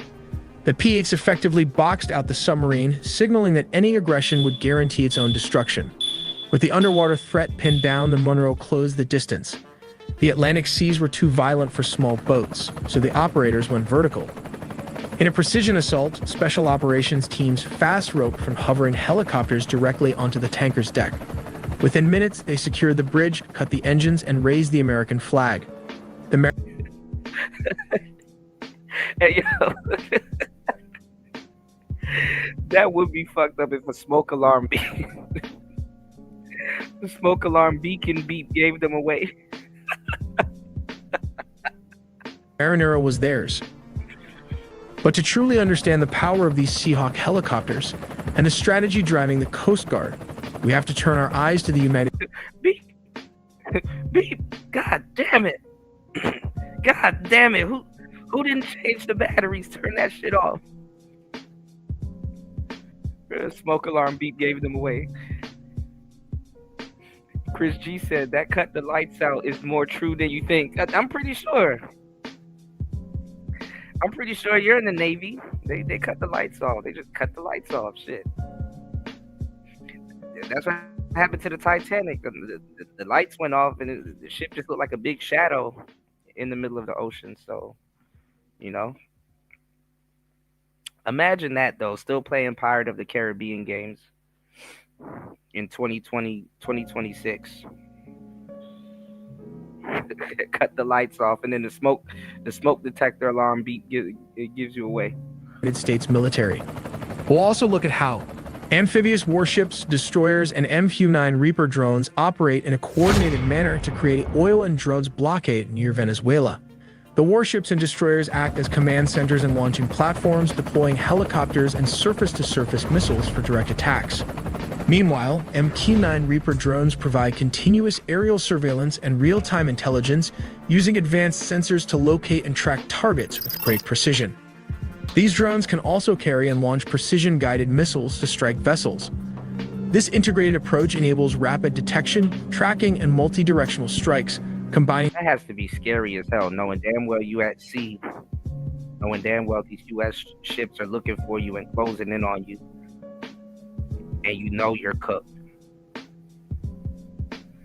And you gotta take different precautions. The firepower and mobility of ships and helicopters with the extended reach and endurance of drones. And you heard they just kidnapped the president. That's crazy. Together, they effectively intercept and block Venezuela oil vessels and drug boats. Now let's take a closer look at the strategy and basic process of how MU-60 Seahawk helicopters are launched from amphibious warships. The operation begins in the Amphibious Ships Command Center, where intelligence about suspicious vessel activity is gathered and analyzed. Once a potential target is identified, preparations for launch begin. The M60 Seahawk takes off vertically.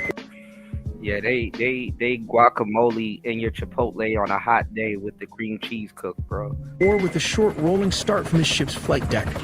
Its folding rotor blades and compact design allow it to operate efficiently in the limited space available on the ship. As the helicopter quickly climbs to an operational altitude and moves toward the area of interest, it begins its hunt for targets. But how does it hunt its target search and acquisition? Using advanced onboard radar, electro-optical and infrared sensors, and communication links with the ship and other reconnaissance platforms, the Seahawk searches the waters for fast-moving vessels believed to be involved in narcotics trafficking. It integrates sensor data with real-time intelligence provided by drones or other assets to enhance target acquisition. After locating the narco-terrorist boat, the MH-60 Seahawk strikes with precision and coordination. It carries a GM. Dang, imagine knowing as soon as they see you, there's going to be a torpedo headed towards you on site.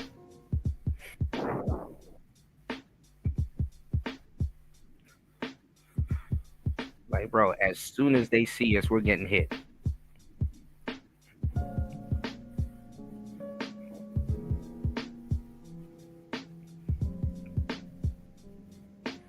M114 Hellfire missiles, which are advanced air-to-surface weapons designed to destroy or severely disable hostile vessels from a safe distance. Let's take a look at how these are used to hunt down fast.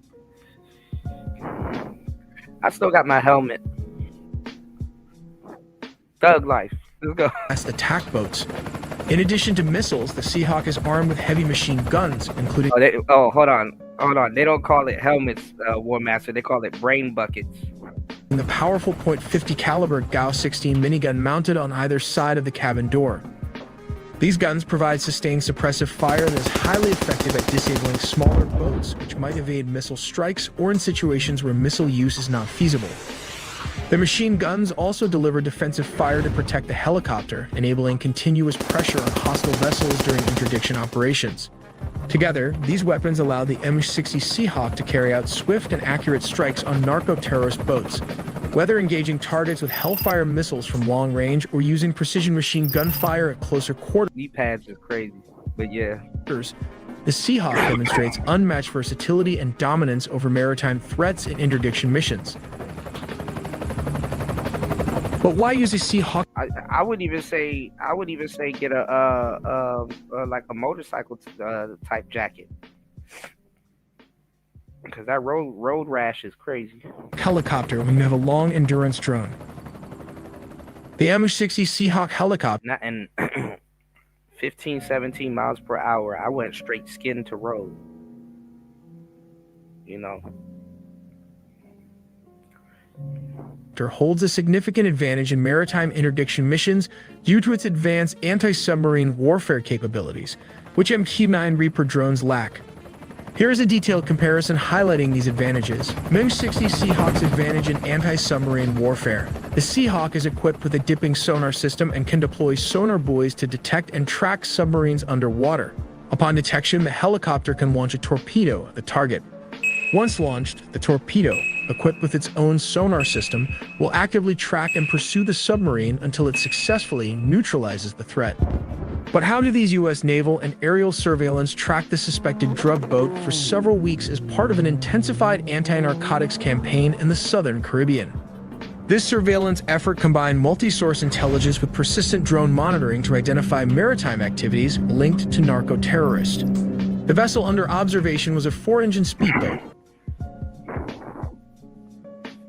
Yep. I do have pants. Pause. And yeah, the top speed I went on my pint was 19, and I think one time I got to 20, but for some reason it didn't record it on my phone. So you already know what I was pushing against. I was deep into pushback, and I think when I did it, I didn't even feel it. I didn't even feel it, so, you know. A type specially designed for high-velocity trafficking operations. But I think I was going downhill, which really should have made it wipe out, but I didn't feel it. Such boats typically travel at speeds ranging from 40 to 60 knots, which is approximately 46 to 69 miles per hour. This is around 74 to 111 kilometers per hour when traversing open water. Once the boat crossed from Venezuelan territorial waters into international waters, U.S. authorities positively identified it as part of a narco-traffickers' operated smuggling mission, believed to be managed by the notorious Venezuelan criminal organization Tren de Aragua. Execution of the strike. Let us now examine how the strike was executed in detail. The MQ-9 Reaper drone responsible for the operation was most likely deployed from an amphibious naval task force operating in the southern... I mean, damn, how much, well, I don't know, I've never hit a tanker, but how much things do you need to take down a tanker? God damn. Caribbean region. This task force included warships and Marines engaged in both exercises and active missions, from which MQ-9 drones routinely conduct surveillance and precision strike activities.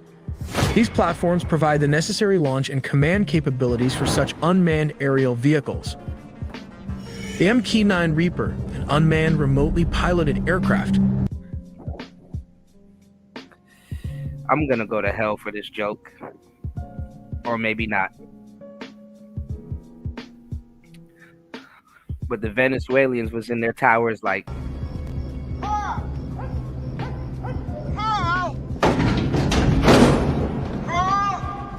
your Stouffer's pot pie's been on the table almost 10 hours. I want a divorce. Daddy, I'm onto something big here. I don't know what this is, but it looks like something's burning up there. Go get my phone book, will you? Get my phone book. Get those names of those guys from NASA. Excuse me, am I wearing a sign that says Carl Slave? Go get my goddamn phone book! Get the book! Get the book!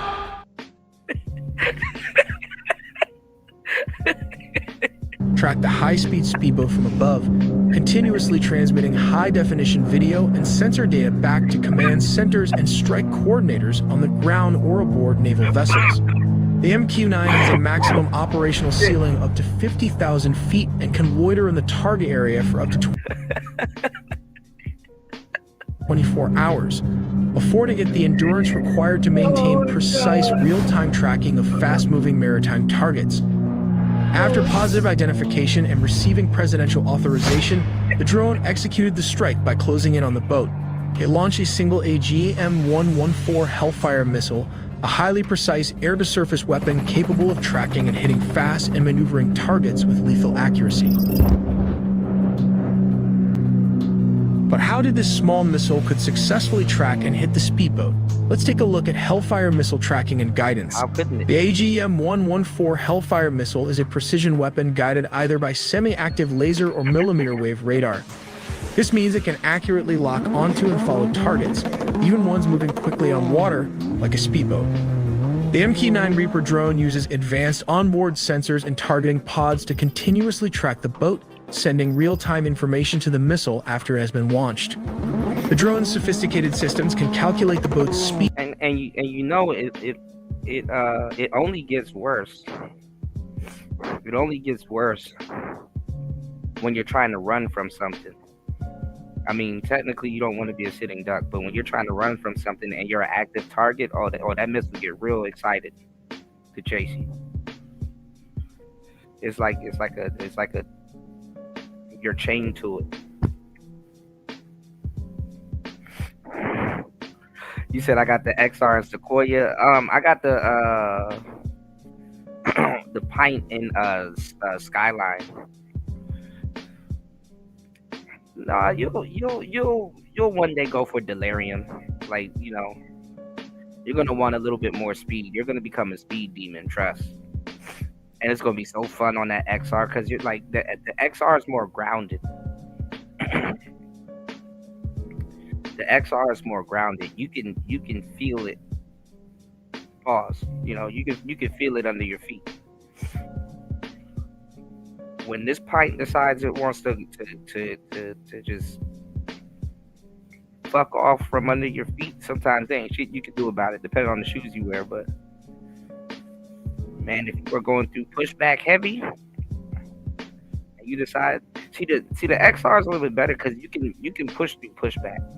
I know on the older ones, I don't know on the newer ones, you know, with the update, but you'll make your way to Delirium. Because the board behaves a lot different, and it gets more playful and more fun. Like you can, you know. Oh, and don't even get into off-roading yet. When you start off-roading with that oh my god. Speed, direction, and maneuvers. And you see what it can take and handle. Shit. Allowing the missile's guidance to predict where the boat will be and adjust its flight path to hit the target.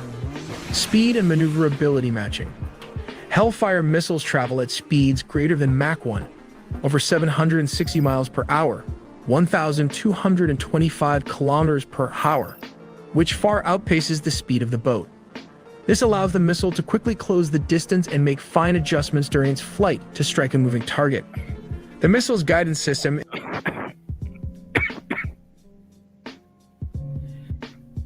Ooh, wait, I need to get some medicine, y'all. So, while we was out here bullying this old boat,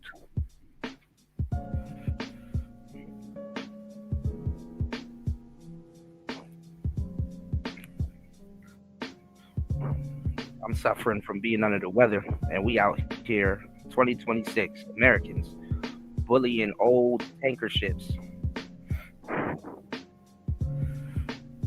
God bless America, y'all.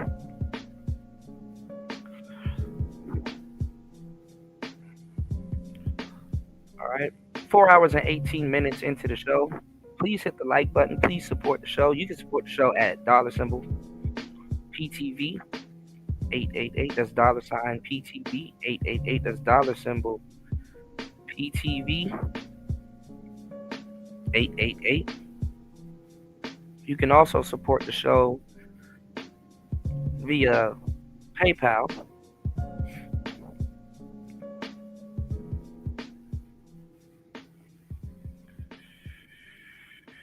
If you're proud to be an American, you know, we're going to see what's in store for Greenland. Let's see what's going on in Greenland, because you never know. Into more decoy, old, catfish Russian ships. So is designed to compensate for evasive maneuvers by tracking the reflected laser or radar signals bouncing off the boat. It continuously adjusts for changes in direction and speed as it hones in on the target. During the final moments, the missile locks onto the boat's heat or laser signature, greatly increasing the likelihood of a precise, successful hit even though the boat is moving fast across the water. Combined drone and missile capability. The MQ-9 Reaper's ability to maintain constant visual and sensor tracking of the boat provides the missile with necessary mid-course updates to ensure highly precise targeting. Its powerful combination of persistent drone surveillance, the missile's incredible speed, and active guidance makes striking fast-moving maritime targets, like the Venezuelan speedboat traveling nearly 70 miles per hour, possible and highly effective.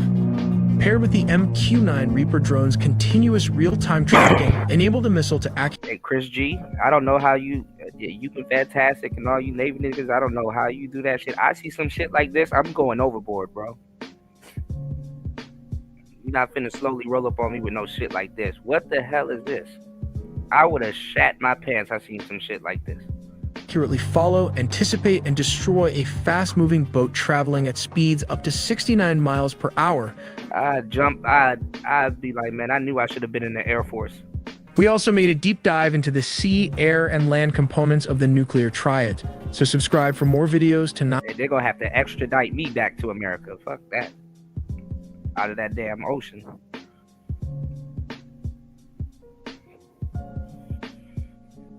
Send no glowing ass missile towards. That's disrespectful.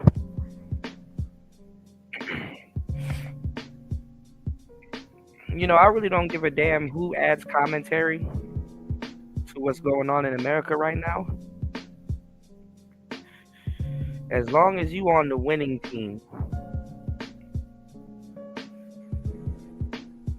Well, shit, you better make sure you're on the winning team. That's what I would say.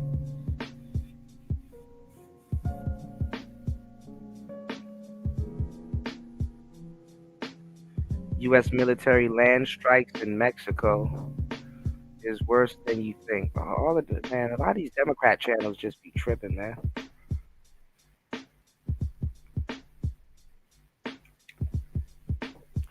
You let them tell it. We're gonna be attacking India next and shit. Hold on, y'all. This is great. Oh man, hold on. Shout outs to War Master. As always, and let me know if you want me to open up the panel. Dropping the Q. $20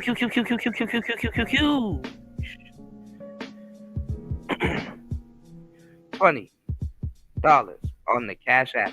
War Master said the Stoke is real on one wheel, just like Xbox. We need a one wheel game. I'm sure somebody tried to do a one wheel mod in on Skate, but you know it's not the same.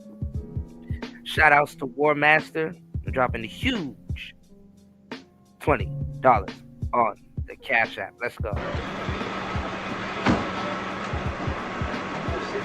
Just a moment, you just assured me that I could speak. Sit down inside the car. We're not assuring anything. We're under arrest. Look, I'm under what? Gentlemen, this is Democracy Manifest. Have a look at the headlock here. See that chap over there? Get your hand off my penis! This is the bloke who got me on the penis before. Get some cups. Why did you do this to me? Hop in the car. Get some cups. For what reason? What is the charge? Eating a meal? A succulent Chinese meal? Oh, that's a nice headlock, sir. Oh, yes. I see that you know your judo well. Good one. And you, sir, are you waiting to receive my limp penis? How dare get your hands off me. No, we've only got one cup. Ta-ta and farewell. It's all right, just get him in the car. One cup, look. They even broke.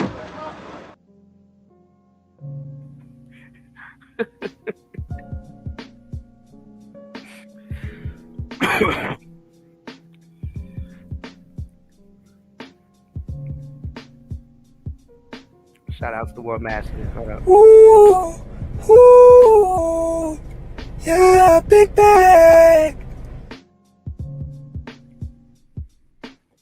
Get your hands off my penis, oh.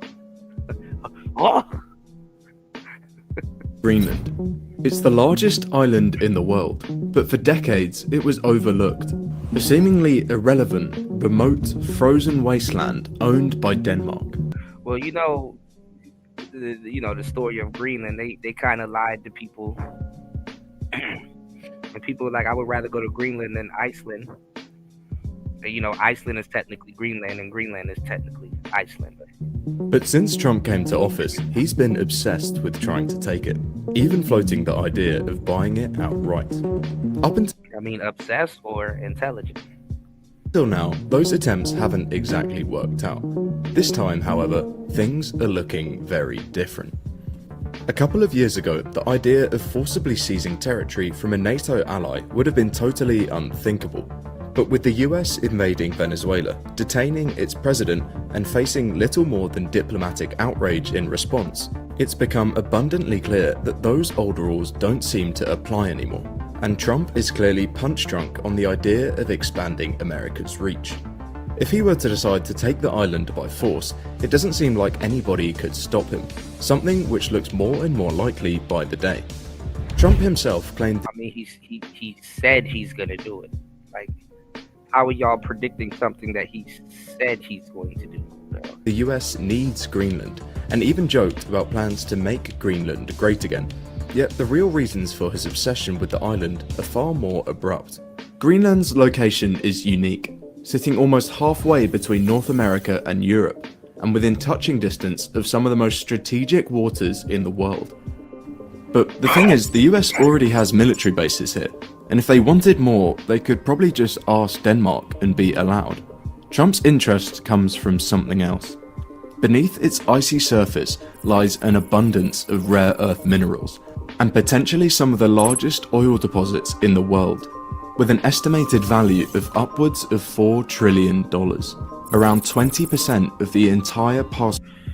Look how frozen Greenland is. To think dinosaur bodies and fuel and all of that stuff ain't there is crazy. All right, let's go. Production of the United States. Geographic, military, and economic potential have transformed this icy island into one of the biggest geopolitical flashpoints of the last decade. But it's not just the US who have noticed this, it's Russia and China too. In the last few years, their presence in the Arctic has exploded. Both have invested billions in the region, from an Arctic Silk Road project to even bidding on vital infrastructure in Greenland itself. As this threat grows, the US is getting increasingly desperate and increasingly unpredictable, which raises a deeper question. What is it about Greenland that made it so valuable, and why is the US willing to risk so much to secure it? To understand this relationship, we first need to go back in time. Believe it or not, this isn't the first time the USA has tried to buy Greenland. Let me ask y'all a question. If we get Greenland, what country do you think is next? Cuba?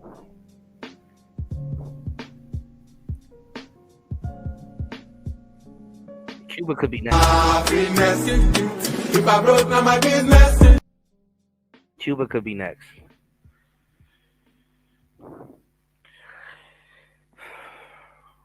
Cuba could be next, y'all.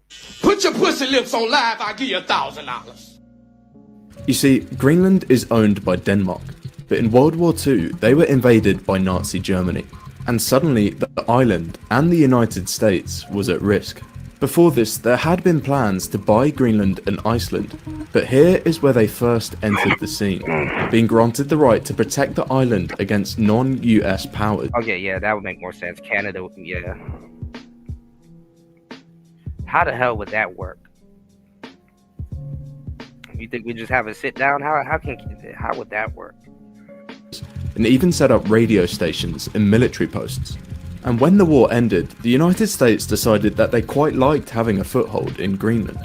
And so they made an offer to Denmark, $100 million in gold, worth around $1.6 billion in today's money. But to the US's surprise, they were told no. Instead, What's going on, degenerate? Thank you, bro. Thank you for wishing me a happy birthday, man. I appreciate you. Welcome to the show. 4 hours and a half into the show. If you guys been enjoying the content, please hit the like button, support the show. Throw some topics in the chat if you guys would like me to cover some other topics that you guys may have seen. You know, open show. Let's go. What they could do was keep a military presence here and essentially keep protecting the island from a new threat, the Soviet Union. And so in I guess they're there. Like Trump was talking about. I think Denmark occupies parts of Greenland. If I'm not mistaken. 1953, they set up this airbase here in northern Greenland with around 10,000. You said a few Canadian states want to leave Canada. Some want to join the United States, bro. I can't. You out of all people too, War Master. I can't believe Gen Xers, like y'all generation, have lived to see a lot of shit. I know millennials, we lived to see a lot of shit. Like, but you lived through Reagan, all of these presidents and stuff like that. Bro, I don't think no modern president, even Obama, would believe that Trump is doing what he's doing right now and actually pulling this shit off. Even though every turn they want to make it seem like he's not pulling it off, or he's gonna fail. That I heard Alberta wants to break away. I think the Canadian countries, or the Canadian states that want to break away are more in the west than the east. The east, on the East Coast. 1,000 US personnel, and they didn't stop there, setting up many more across the island, marking the northernmost outpost for the American military. And the reason why I think he definitely doesn't want Greenland to be in their backyard is, them to be in Greenland is because I think Russia can like circumvent and like get to Greenland like pretty quickly. So, yeah, I'm pretty sure they are huge. One man said Denmark owns Greenland. 40 to 50% of Greenlanders want to leave Denmark and join America. Damn. It's easy to see why. Because of the curvature of the Earth, these positions were sometimes just 3,000 miles from Moscow, and were crucial for providing a line of defense and radar against the Soviet Union, and also served as the perfect spot to launch high-altitude reconnaissance missions into enemy territory. It seemed like the US would keep expanding its presence on the island. But then the Cold War ended, and in the 90s, American interest kind of faded. Equipment was abandoned, and even whole towns were sold for as little as $1. It seemed like this sparsely populated island would slowly fade away again. But that has all changed. After patrolling Greenland's coastal waters, researchers from the US Geological Society made an enormous discovery. Back in 2008, they estimated Greenland could hold over 52 billion barrels of oil. To put that into perspective, in 2023, the United States has proven reserves of 47 billion barrels. If these estimates are... Damn, we ain't got no oil.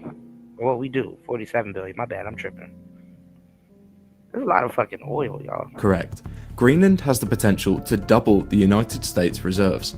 And even if those calculations are off, it's still incredibly valuable. Oil is the black gold which makes the world go round, and it's at the center of nearly every aspect of daily life, providing the primary energy source for transportation, manufacturing, and other essential activities. But most of global oil production is dominated by a few key players, but they don't always see eye to eye with the United States.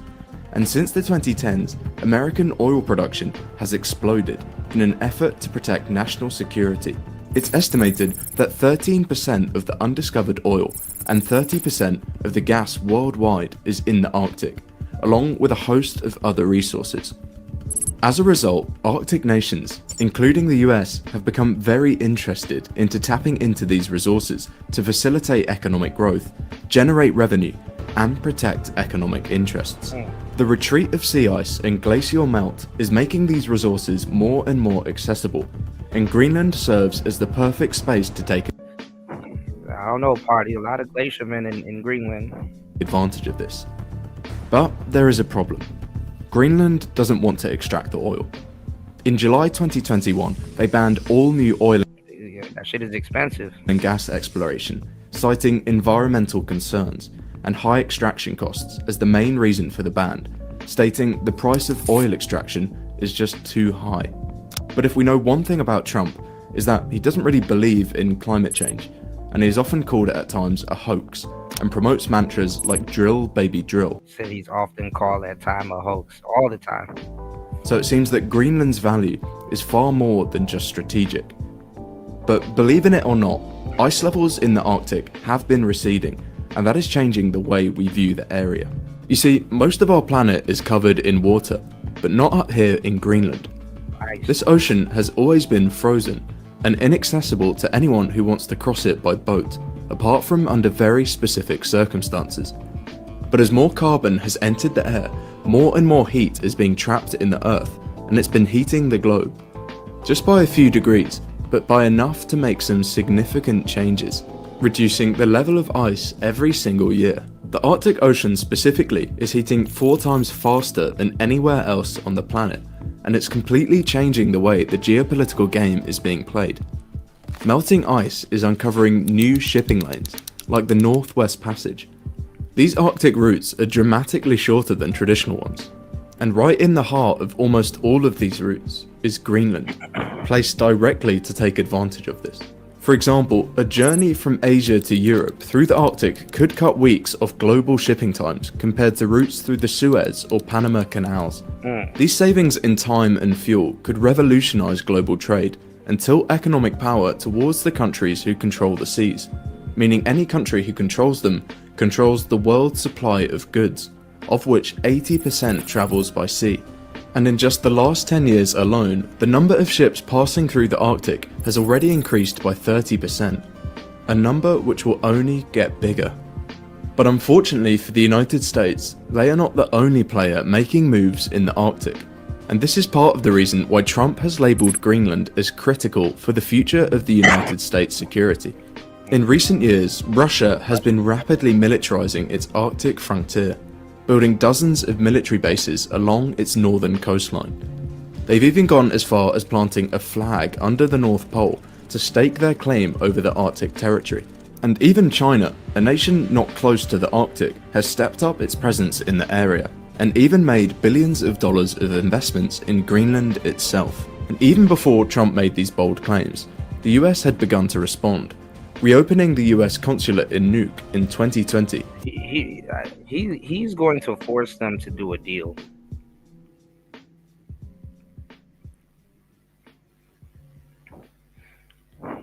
He's going to force them to do a deal. For the first time since 1953, and committing $4 billion to upgrade the Tool Air Base, improving things like runways and even the local transport.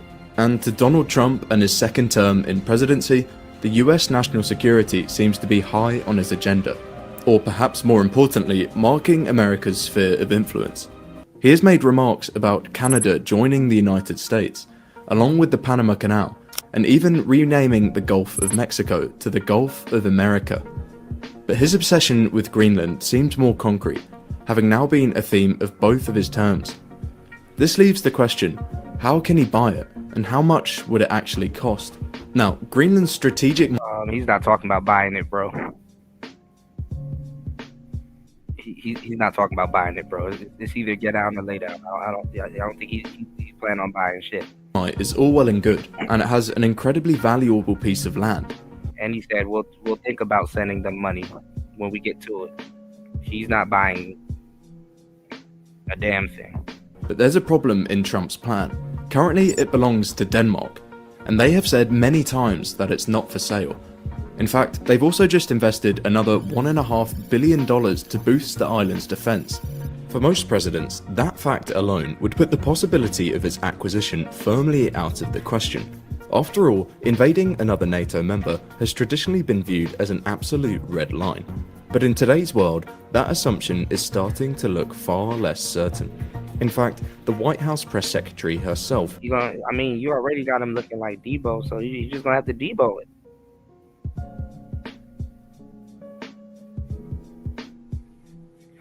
Like, what the hell do we look like getting bossed around by goddamn Greenland?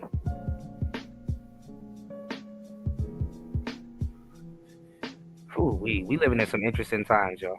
refused to rule anything out, saying that all options remain on the table when asked about the issue. The truth is that if the US were to go all out on an invasion and take the land by force, there isn't anybody who would be able to stop. Yeah, who gonna stop us? All them bullshit weapons y'all just bought. Who gonna stop us? Look like he might take that too. them. With that being said, this is far more likely a negotiating tactic, an attempt to pressure Denmark into coming to the table, rather than a genuine plan for war. But even if Denmark itself were willing to sell, how would they even be able to come up with a price?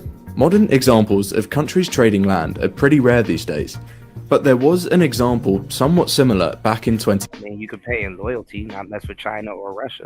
But 2017, where Egypt transferred sovereignty over Tiran and Sanafir Islands to Saudi Arabia in exchange for a $22 billion aid package.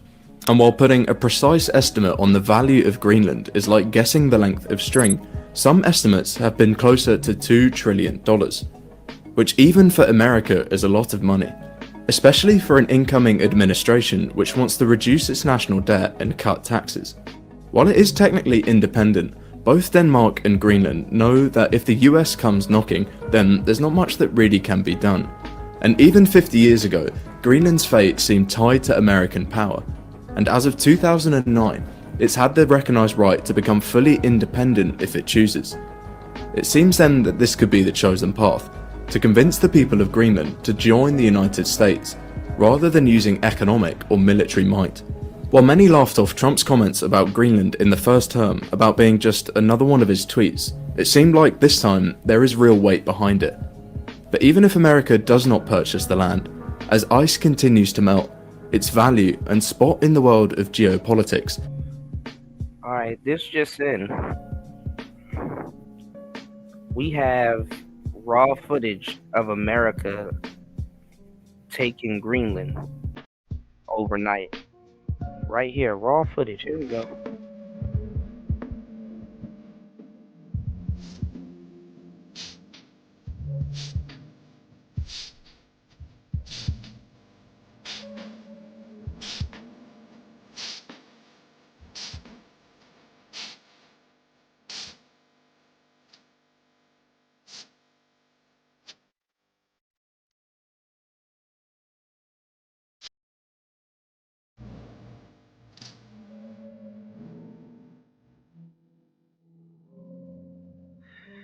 Greenland can't do anything about America if they wanted to come. Now,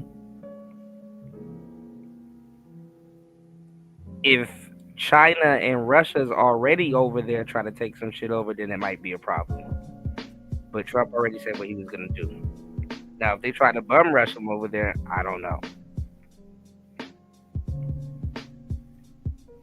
Especially if Russia got some decoy ships riding around there, because that was odd, you know, to run into not a camouflage ship, but a catfish ship. But then again, the Caribbean is on. Is only going to rise.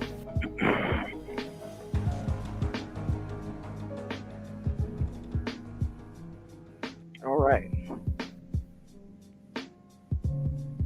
that's interesting. All right, let's see what Midas. I don't really want to go to Midas. Midas be tripping.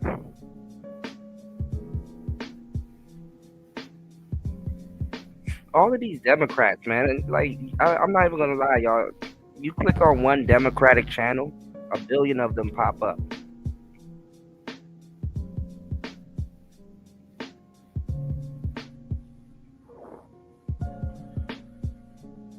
And like their clickbait title is crazy. Like, look at this shit.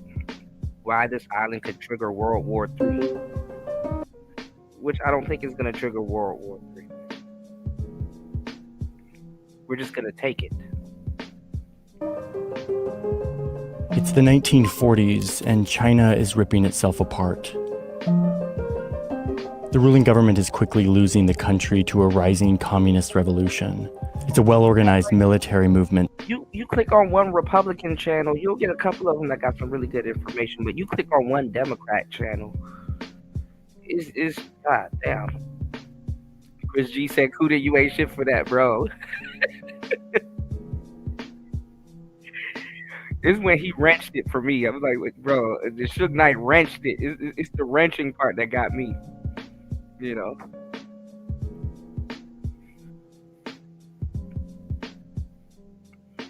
U.S. seized another Shadow Fleet tanker. Okay, that's a better name for it instead of a catfish tanker. And these tankers, y'all, have oil on them. So this is probably how they were moving their oil, or I guess getting their oil to Cuba or whatever. I think Cuba's hiding some shit too. I need to look it up. Who is running Cuba now? Is Castro's brother Raul still running Cuba? I wanted to visit Cuba. Cuba, my brothers are Cuban. You know, Guantanamo Bay teams. So let's go. Hold on. Supported by the Soviet Union, led by revolutionary Mao Zedong, and they're now marching across the country, driving out the ruling government all the way down to here, where the government leaders and over 1 million loyalists and soldiers retreat on boats and planes across this strait to a Chinese island that had been taken over by Japan but had just been liberated. Mao's fighters can't go any further. They can't reach the island without a proper navy or air force, which they did not have yet. For now, the near-defeated Republic of China is safe on this island. And this isn't just any island. 400 years before this, Portuguese explorers arrived here. Ilha Formosa, or Beautiful Island. It was sought after by empires from Europe This is like Henan. to Asia for its fertile land and strategic military and trade location at the heart of Asia's ocean corridors. China had lost this island for 50 years to Japan, but the winners of World War II said that China would get it back. The island was called Taiwan, and now it was home to the Republic of China's government. Miguel Diaz. Okay. They're safe here for now. Thank you, Warmeth. Back here on the mainland, Mao declares the People's Republic of China, a new communist nation that was to restore the greatness of the Chinese nation after years of domination by outsiders. Literally a day later, the Soviet Union recognizes Mao's government as the legitimate government of China. But this civil war isn't actually over. Both sides still claim to be the rightful government of China, and the Republic of China government plans to continue to fight from their island refuge to eventually take back the mainland. They rule the island with a military government that arrests, imprisons, or executes anyone suspected of disloyalty or communist sympathy, or anyone who wants independence from all of this. Meanwhile, Mao is working on his navy, getting ready to cross this strait. He's gathering his forces and building his capabilities to be able to complete his takeover of the entire country. But not yet. Now, the US is out here in a big way. They just defeated Japan in World War II. They're kind of trying to leave Asia, and they're eyeing all of this and deciding to not get involved. They don't recognize Mao's new country, the PRC, and they do hate that a communist government now controls the world's most populous country. But they have other priorities, namely rebuilding Europe after the big war. They've just created a big military alliance with their European allies to counter Soviet influence. The Soviet Union was their friend in the war, but is now their rival. Oh, and they just got nuclear weapons like the US did 4 years earlier.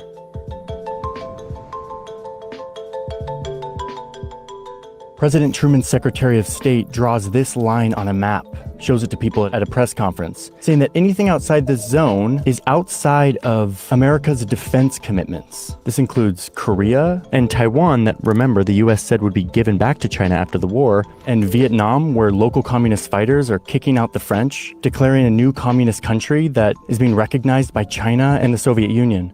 This is all concerning to the United States, but this is outside of their perimeter.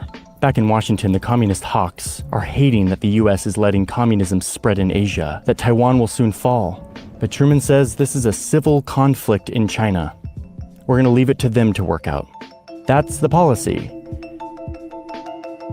That is until everything changes all at once. It's a morning in the summer of 1950, and a flood of Korean troops from the Soviet-aligned side of Korea rush across this line. They tear through the American-aligned South, almost taking the whole country in just 11 weeks.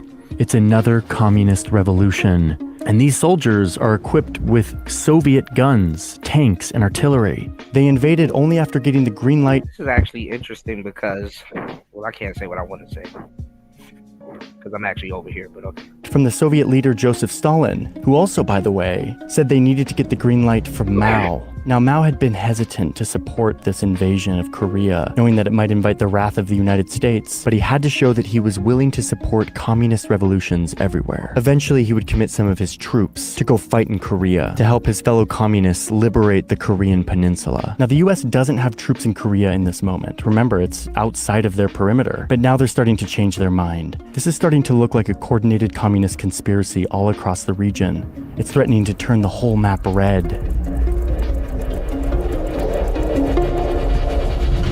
But there's still time to push it back.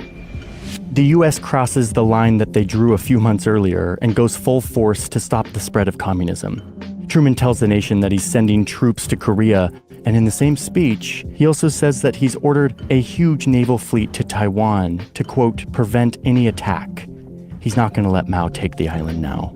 And to justify this sudden U-turn, Truman says something that will influence how the US approaches this situation to this day. He says that Taiwan isn't actually officially a part of any country yet. It had been a Japanese colony until 1945, when Japan surrendered it when they lost the war. But they technically haven't worked out their sovereignty in any official treaty yet. So for now, Taiwan's status is technically undetermined, which makes it okay for us, the United States, to move in and protect it. Oh, no, they're sitting ducks. From Mao. Now, Mao is looking at all of this, and I can imagine he's feeling some regret over the green light he gave the North Koreans to invade the South. It was looking more like a strategic error, which brought the US into his neighborhood, prevented him from taking this island. And so, for the next 3 years, this brutal Korean War rages on. It eventually settles into a tense stalemate that still hasn't ended. So it's 1953, and it's looking like the US is going to be in Asia for a while, all in the name of containing the spread of communism, which they we are in Asia. I mean, our ships are still out there. Like, we still have military bases in Japan and stuff. So do by building out a chain of island bases that form this line of defense against their communist enemies. And you can see that Taiwan is right at the center of it.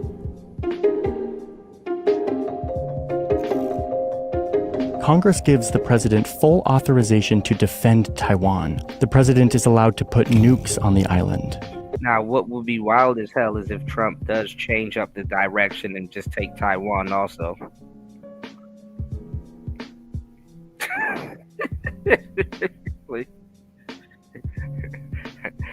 I got something you want. Let's go.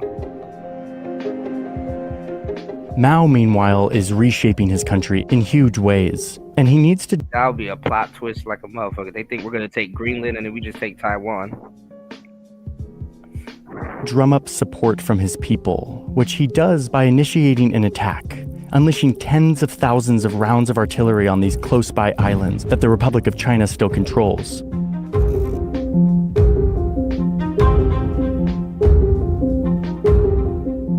The US wants to show Mao how serious they are about coming to Taiwan's defense. US military planners draw up plans to drop nukes on the PRC. In one plan, they calculate up to 1 million potential casualties if they do the attack. But they never do. But they do send in a huge armada of military hardware. 2 super aircraft carriers and their destroyer convoys, 56 combat aircraft, a bunch of their most high-end missiles capable of deploying nuclear... See, that's funny because we're in everybody's backyard, but we don't want people to be in our backyard. And I get it too. Nuclear weapons, not to mention all the backup in Japan and the Philippines. The US is there, making good on its promise to defend their strategically important island, to keep supply lines open and force Mao to think twice before invading. Now this is looking like the beginning of another bloody war, which is exactly what the Soviet leader back in Moscow is thinking. He sends a telegram to the United States, a pretty long telegram, telling them to back down. This hasty military buildup with nukes that are all concerning a Chinese island that was never theirs. He says this is an open provocation, and then he reminds the US that China isn't alone. China and the Soviet Union are friends, brothers in communism, and he says that an attack on China will be treated as an attack against the Soviet Union, which will lead to World War III, this time with nukes. Then he signs. Yeah, but we call their bluff. We call their bluff. They really ain't friends like that. They used to fight with each other also. Keep that in mind.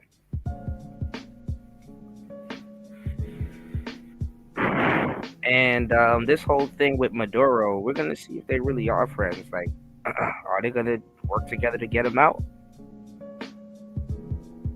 or are they just gonna let America have Venezuela? Is it sincerely, N. Khrushchev.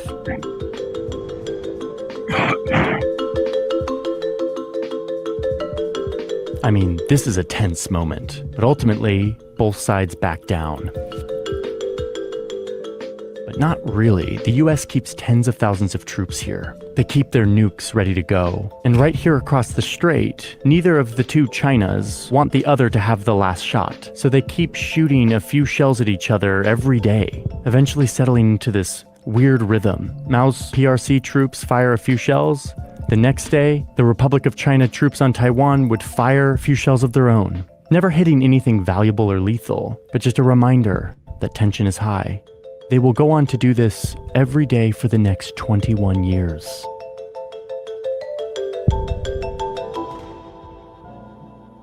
Okay, so we just narrowly avoided World War III, and things are about to dramatically change here. But first, I should probably thank today's sponsor, because sponsors are how we're able to make our videos. So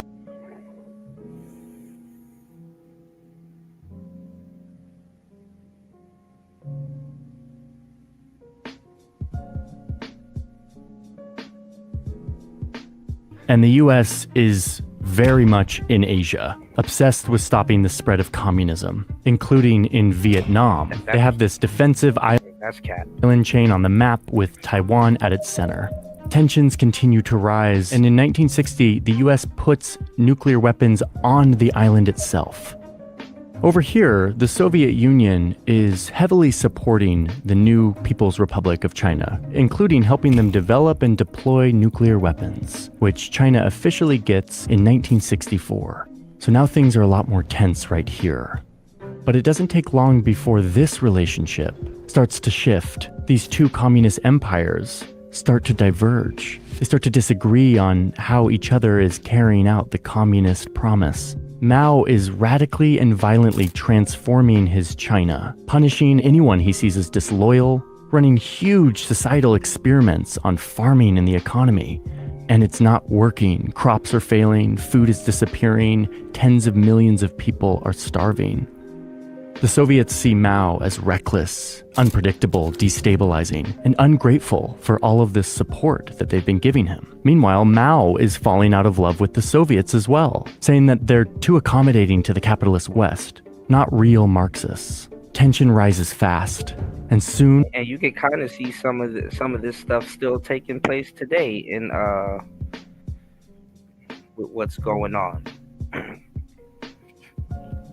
I want to let y'all know, it's really the U.S. that's driving a stake between, this little union that they got there too, because it's like they both mess with us, but we make sure both of them mess with us at it. We keep a healthy distance and relationship. Not healthy, but it's like Putin and Trump, they're meeting up and they're smiling and they're happy with each other and they're shaking hands, and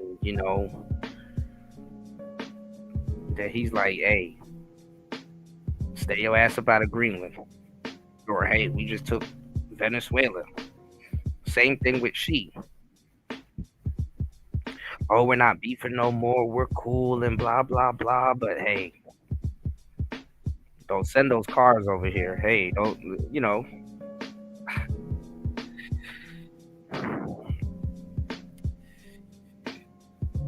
5 heads on the same snake, yo. They're clashing at their shared border. The Soviets are threatening to strike China's nuclear facilities that they just helped them build. And look who comes into the scene. See? This is a huge moment for the US, who is watching this big communist alliance fracture. What if they could divide them even further? Richard Nixon becomes president in 1969, and he's intent on playing the China card against the Soviets. And he does so by sending his national security advisor, Henry Kissinger, to secretly start communicating with the Chinese.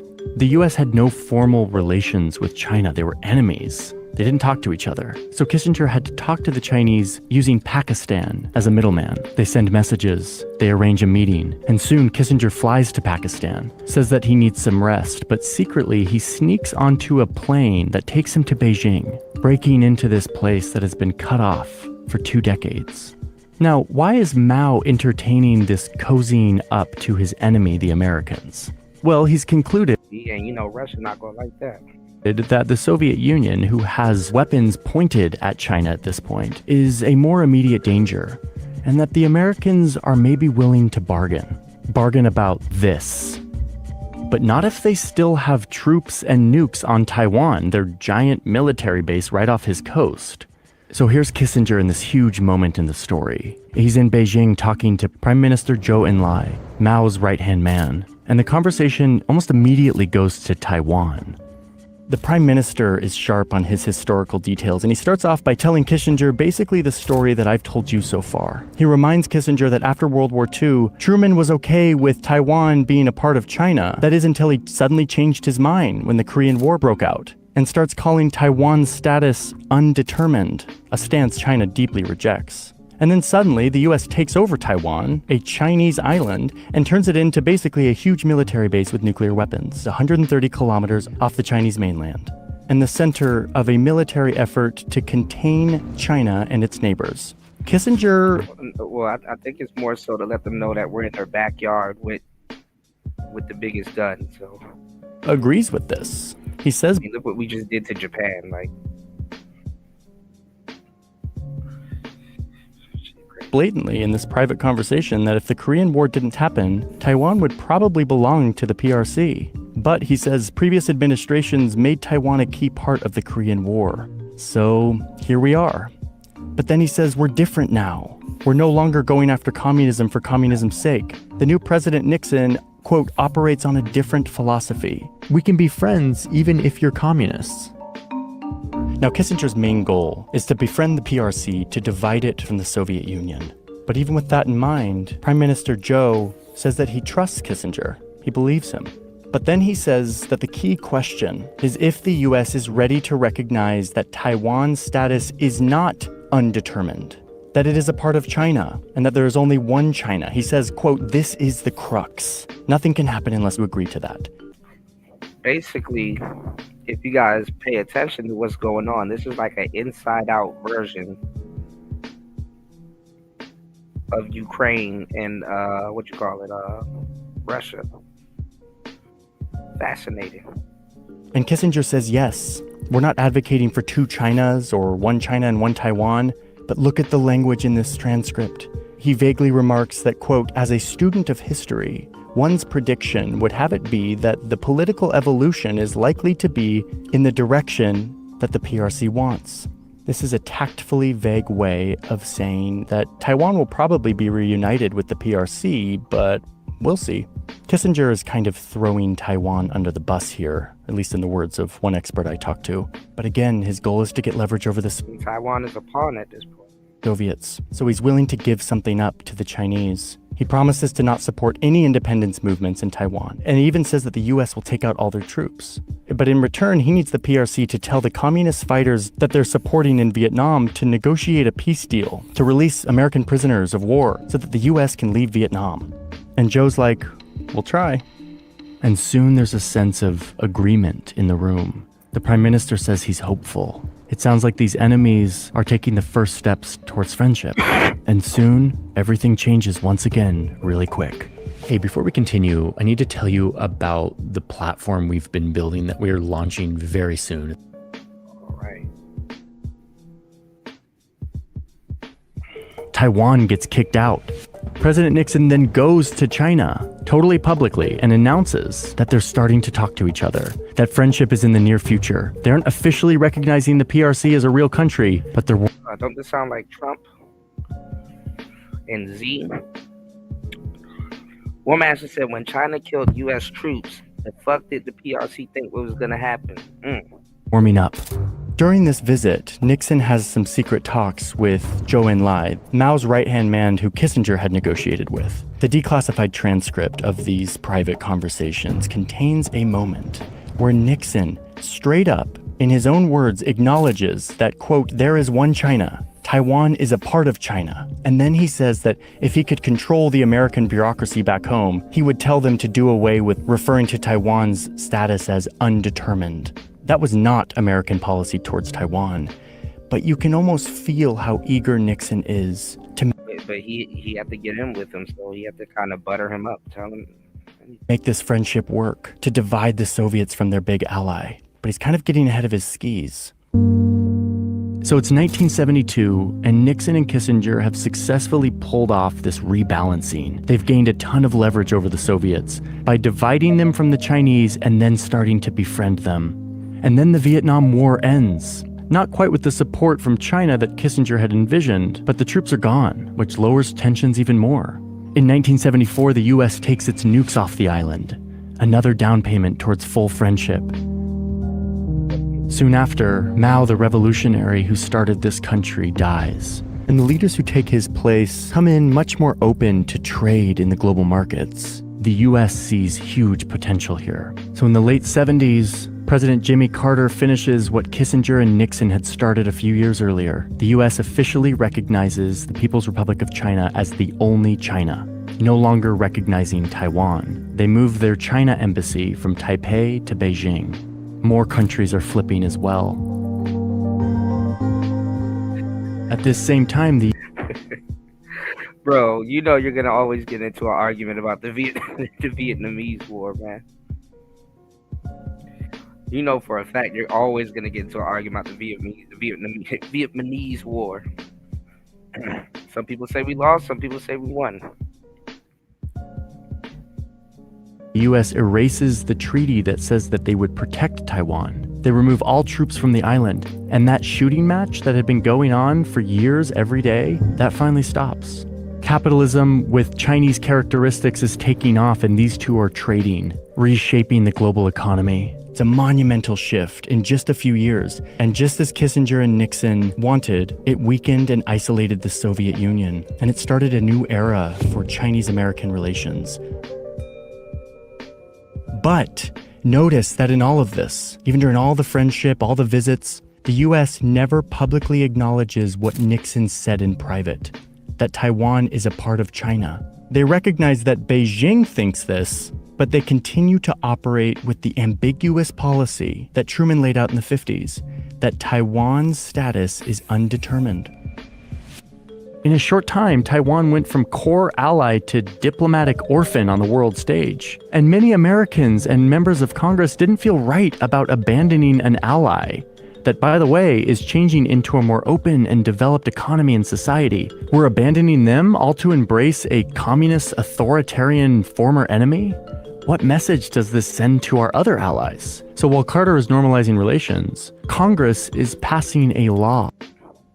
All right, War Master dropping gems in the chat. I gotta look this up. Operation Linebacker proved that we can destroy the NVA Linebacker 2, ended the war in 11 days. The leftist media have been lying for 50 years. Yeah, just like they're lying now, saying that we're at war with Venezuela. And it's like, what war?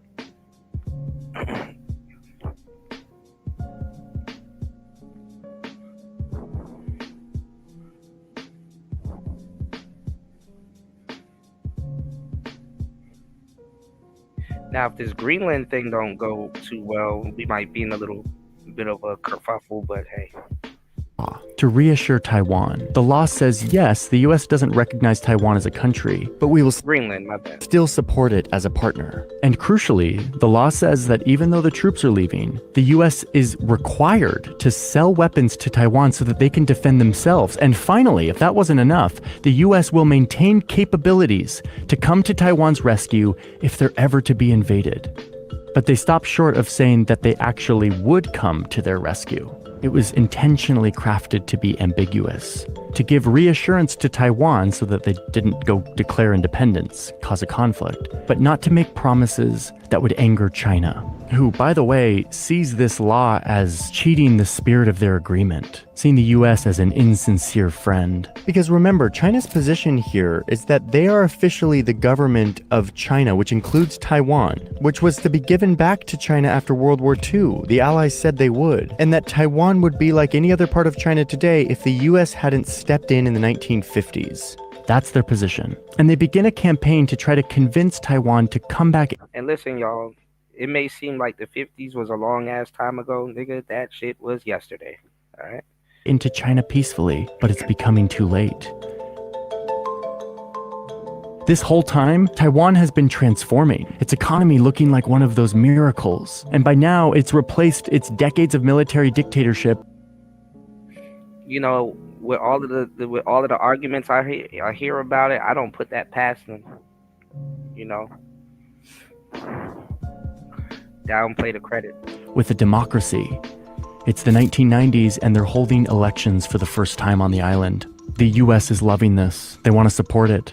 They give one of the candidates in the election a visa to come visit the United States. And for China, this has gone too far. They immediately recall their ambassador from Washington, D.C. They amass 100,000 troops across the Strait of Taiwan, right here at this strait. They launch missiles, including ballistic missiles that land 20 miles northwest of the island. There's warships and aircraft. They're threatening the island, warning them against embracing democracy in the United States. But here comes the response. It's March 1996.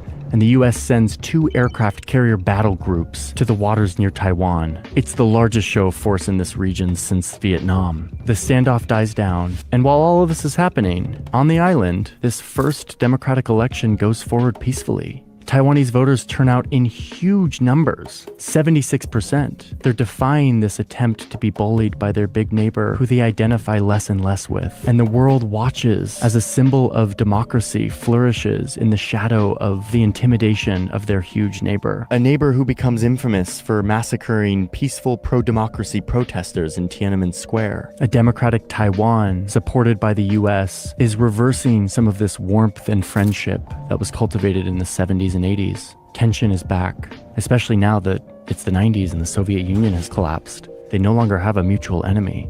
And once again, Taiwan is at the center of this growing tension.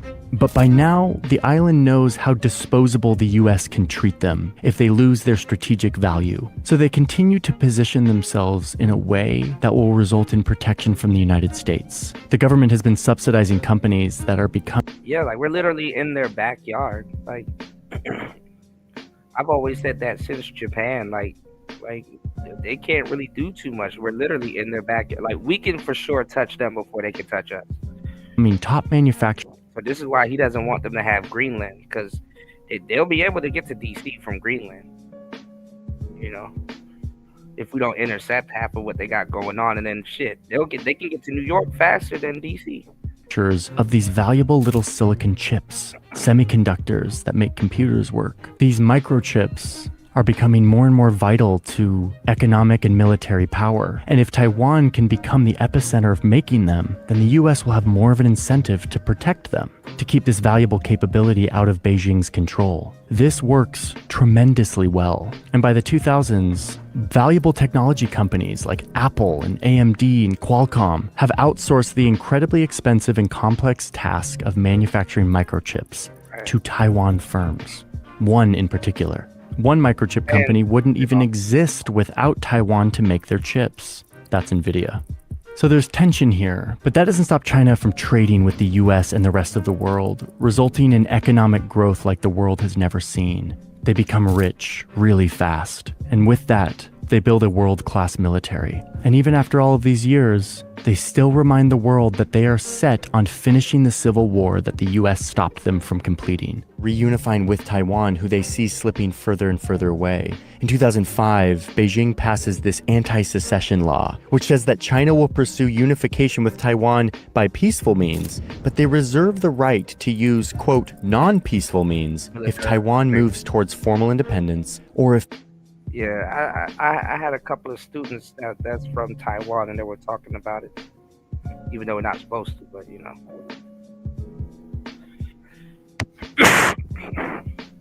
Their articles talk about it.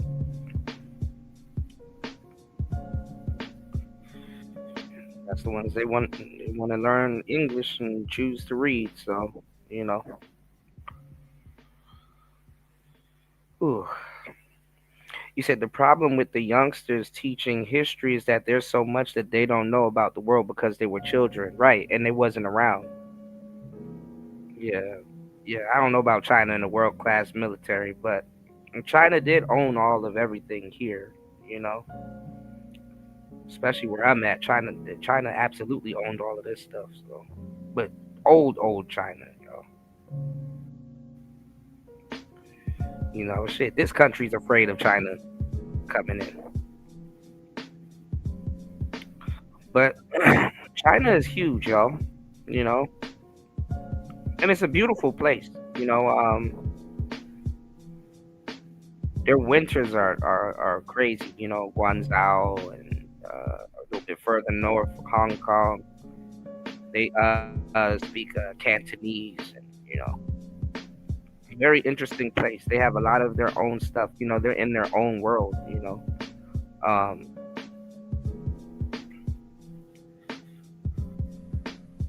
but I like China. I respect China. China has like their you know, they have their own thing going on. You know.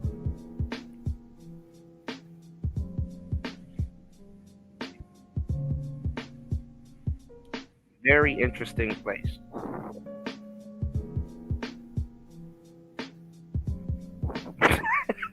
No, that did not. No, that did not. No.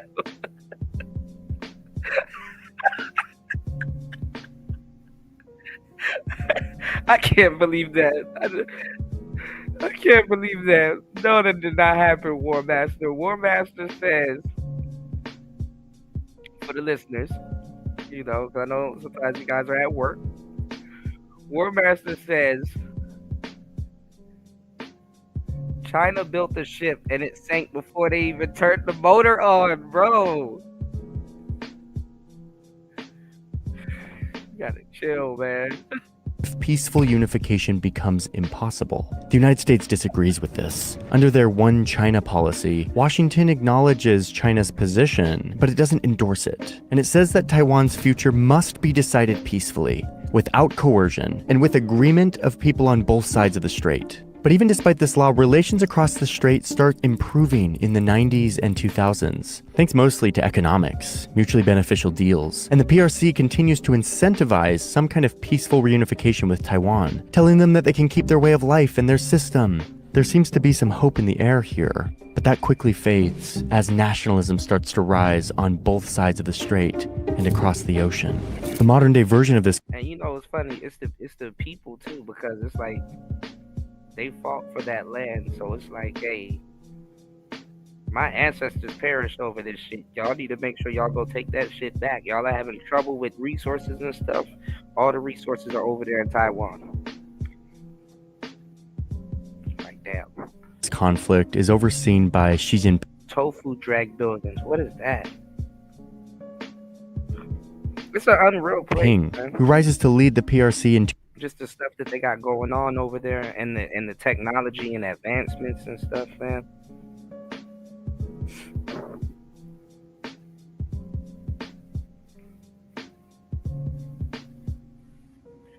All right, hold on. I'm gonna look this up before we get up out of here. I gotta look this up. 2012, with the vision of rejuvenating the Chinese nation. This includes fortifying their territory.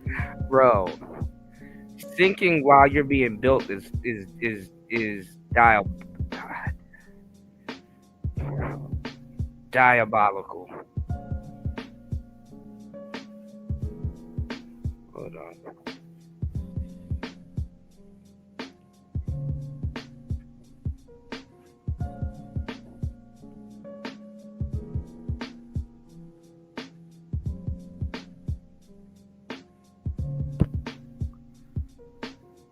Oh my God, there's a video for it. Oh my God.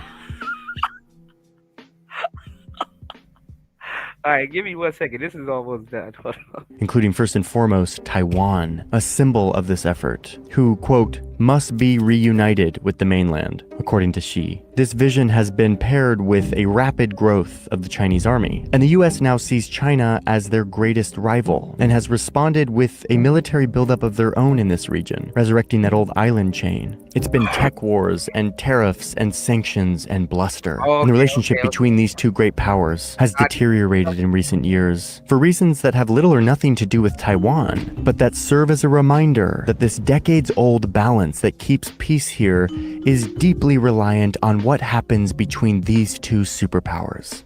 Meanwhile, the 23 million people on this island continue to develop their own identity. Only around 12% of the population favors any kind of reunification with the mainland. And yet, China continues to flex on Taiwan. They fire missiles over the island, they practice invasion drills, they send ships and jets to block Taiwan's sea and airspace for days. They show them just how easy it would be for them to take this little island. That is, if the US doesn't come to their rescue. And everybody asks, would they come? Will the US? The US uses that intentional ambiguity to keep this tense situation somewhat stable. And, as planned, Taiwan now manufactures 90% of the most advanced microchips, the chips that have made NVIDIA the most valuable company in the world. And official US government policy still says that Taiwan's status is undetermined, operating with this intentional strategic ambiguity that at once keeps the situation stable, but also precarious and unpredictable, especially as Sino-American relations deteriorate. And Taiwan continues the 75-year-old story of living at the center of these big countries struggling for power, and wielding the psychological tools of ambiguity and deterrence that keep all sides guessing.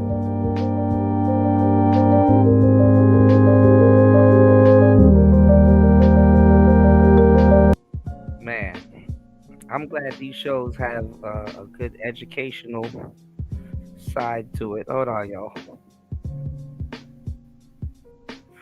And it's a state of the art. So China appears keen to settle the border. There are multiple reasons behind this shift: their internal turmoil, their external threats, and the weak economy. But there's something else too. The capacity of the Chinese military. It's under scrutiny. Do they have the military muscle for a long-term standoff with India? This question is being asked again because the PLA has suffered a big blow this year. The PLA is the People's Liberation Army, that's what the Chinese army is called. A few months back, it lost a submarine, most likely in the month of May or June. The submarine sank. And it was... Really, that is interesting. I didn't know that. So the Japanese said that they'll enter it on China's side. Whoa. Yeah, I mean, I've seen a couple of Japanese people that aren't too fond of the Taiwanese and vice versa. And then I've seen a couple of them that like Taiwan. They travel to Taiwan all the time, but hasn't even finished yet. China was building the sub in Wuhan, and before the PLA could start using it, it went underwater. And this wasn't just another submarine. This was China's latest cutting-edge nuclear sub. The new Zhou-class line of vessels, known for their distinctive X-shaped stern. That's the back of the submarine, the stern. This is where you find parts like the propeller and the rudder. They help the submarine move underwater. This X shape, in fact... That's crazy when India is clowning you for your submarine. Okay, I was about to say, because I know a lot of Japanese people that's cool with Taiwan. I was like, that's interesting. They wouldn't on China's side. Okay. Yeah, a lot of people in Japan say they have to protect Taiwan, so. It had generated a lot of hype. Apparently, the shape improves the vessel's maneuverability. But as it turned out, the Chinese submarine had a more pressing issue: staying afloat. That's funny. It failed. So Beijing tried to sync the story with the sub. They tried their best to hide this incident. Reports say the government ordered a cover-up, but they were exposed by satellites. Dang. Take a look at Yo, watching the Chinese sub sink via satellite is wild. these pictures. This is the shipyard in Wuhan. The images were captured in May and June. In the month of May, you can clearly spot a submarine-like vessel here, but by June, the vessel is gone. Dang. In its place, there are a bunch of cranes. An American researcher, in fact, shared these images. His name is Thomas Shugart. And he found this That thing probably went all. I wonder how far down did it go? That's what she said. activity unusual. Where did the submarine go? And why were there so many cranes needed at the shipyard? Pull that heavy ass bitch up. Like, that's what it's supposed to do. Boy, it goes for a K. You ain't.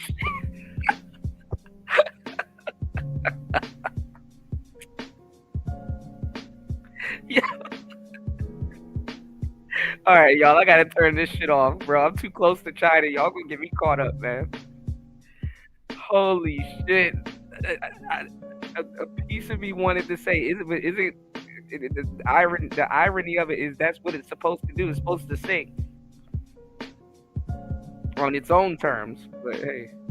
The conclusion was this: the submarine had sunk and the cranes were there to pull it out. In fact, let me quote from what Shugart said. Listen to this. Can you imagine a U.S. nuclear submarine sinking in San Diego and the government hushes it up and doesn't tell anybody about it? I mean, holy cow. Well, the U.S. Bro, I was trying to go so I could teach, but I got another place in mind. It's just that I need to fix something here and then I can go. You know. U.S. agrees with this assessment, and as you can imagine, they're happy to share the news of China's failure. But this incident has also sparked some concerns, like what was on the submarine? Was it just an empty vessel? Shoot, China, man. If you have a background in teaching English, man, shit, they love it. Were there personnel on board? And worse, did this vessel have nuclear fuel? Because this was not nuclear fuel. A traditional sub. Nuclear submarines have a small reactor on them. And this reactor is what powers the submarine. So the question is, did China install a reactor on this submarine? Was it carrying nuclear fuel? Did it suffer any damage? So far, there are no reports of a radiation leak, but China could have loaded nuclear fuel on this submarine. Experts say it is quite possible, but it's hard to confirm. I mean, there's a lot of rocks in China, and I'm pretty sure when they find or found the submarine, wherever the hell it's sitting at the bottom of, which I don't know why it's not in a port that doesn't go that far down. But I don't, you know, it's probably damaged, you know, with the weight of those things, and then it, you know, and then it hit the rocks and stuff like that, you know, burst open a little bit, you know, they probably got to rebuild it. And it's probably so damaged it makes no sense to rebuild it, you know.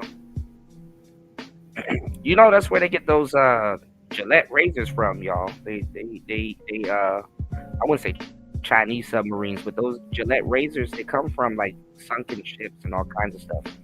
Fun fact: do you want to know how they raise these ships out of the water? They fill them. They close certain parts of them off, and they fill them up with ping pong balls, and the ping pong balls gently raises the ship somewhat afloat, and not all the way up, but somewhat out of the water. You know, the more you know. So let's go. Next question.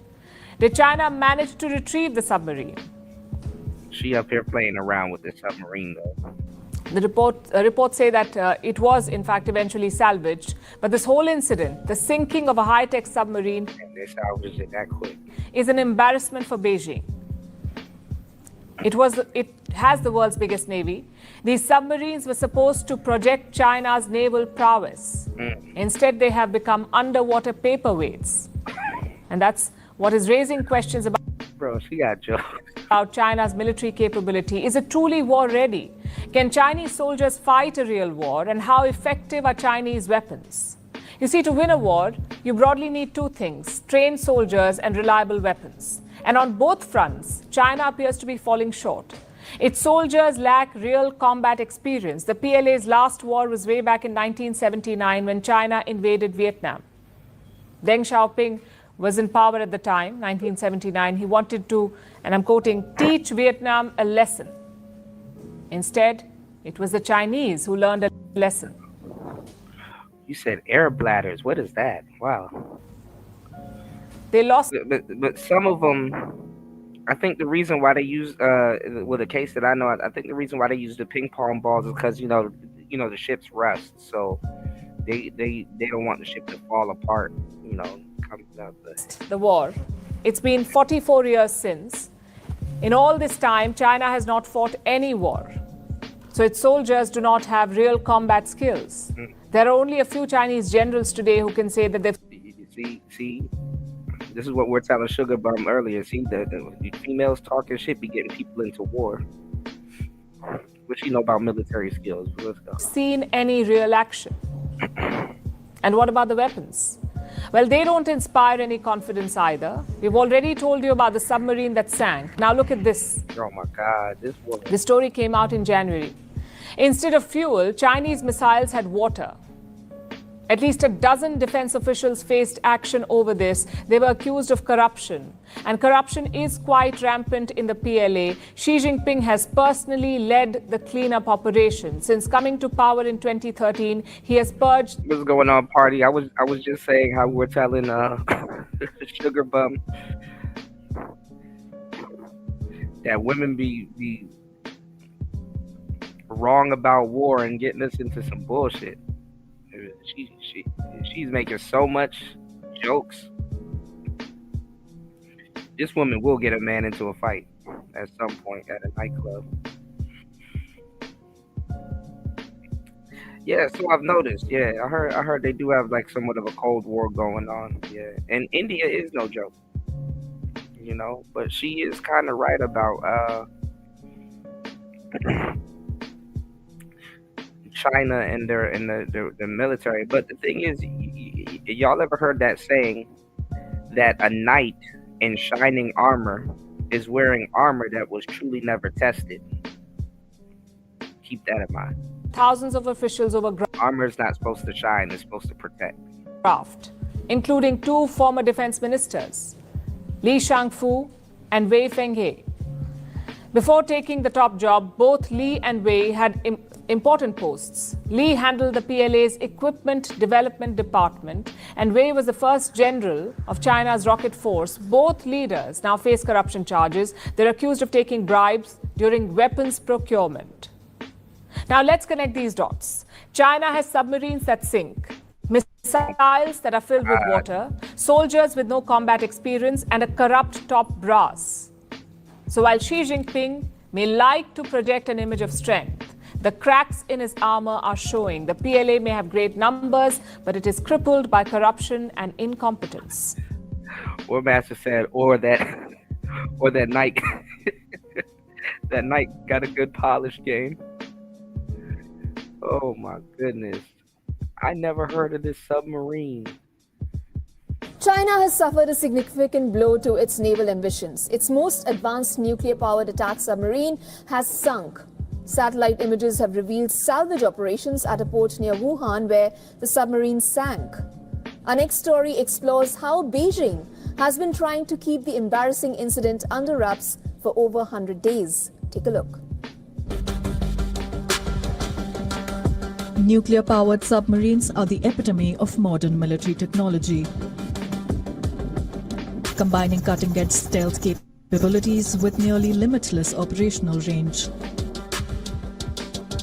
These submarines can remain submerged for extended periods, moving silently beneath the waves while staying nearly undetectable. Only 6 nations, including US and Russia, possess this advanced technology, which gives them a strategic edge in global geopolitics. China is spending billions to build more nuclear subs. The power and potential of these vessels, especially those backed with nuclear missiles, form the backbone of naval deterrence in modern warfare. In a shocking turn of events, China's cutting-edge nuclear-powered attack submarine met with disaster during the late spring months. Satellite imagery captured the arrival of massive floating cranes at the site in early June, presumably for salvage operations.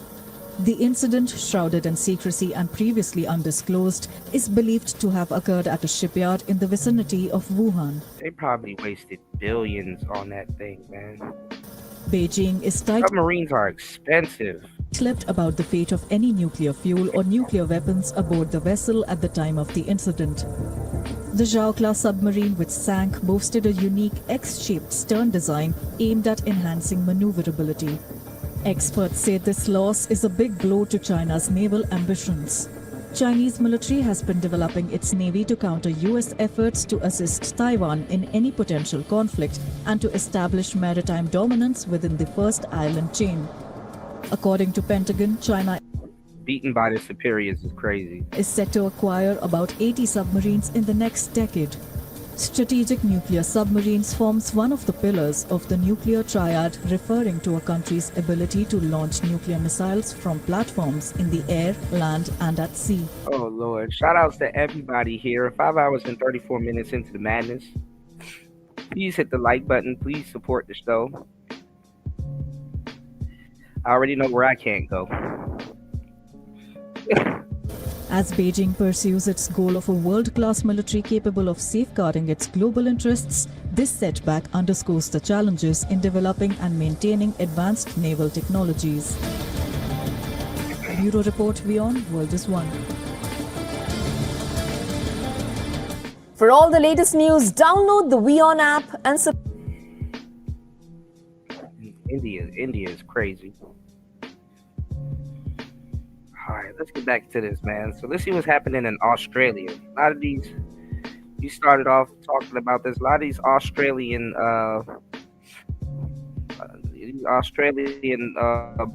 boys, they're rejecting feminism. Alright, let's go. Shouts to Joker. Obviously, now when you hear a university, which is overwhelmingly left-wing, and then you hear a female researcher, you know, or at least you assume to know, that this is going to be kind of biased in the way they ask their questions and the way that they present this stuff. What's interesting about this, however, is it wasn't just the men. It's actually young women are joining in with the men saying, we're tired. Shout outs to LT Man in the building. LT Man, I didn't know that China built a submarine and it sank. Like Warmaster said, it sank before they turned the motor on. And then Ghostman came in here and said, "Well, isn't that kind of what they're supposed to do?" And it's like, bro, he took the words out of my mouth because it's kind of funny. The irony of it. Shout outs to LT Man. LT Man said, we'll hit Colombia first before any move to Greenland. But we could use Greenland not only to be military positioned correctly, but also the resources they have. But I could be wrong. Well, was listening to a speech earlier with Trump, and he said he's looking at Greenland like soon, like tomorrow. Well, not tomorrow, but in the near future, because he said that they got to get to Greenland quick as hell because he does not want Putin and Xi to get to Greenland.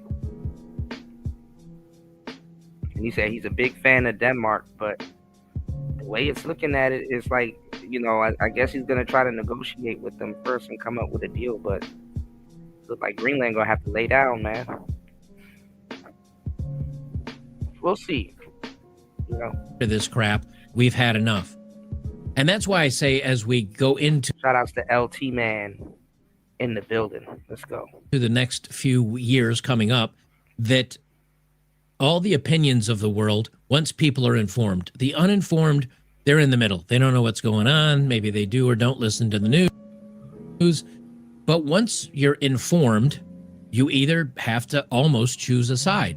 Am I in the side of the right or the left? At some point, when the sides are formed, eventually, I think it's going to be so chaotic that something bad will happen.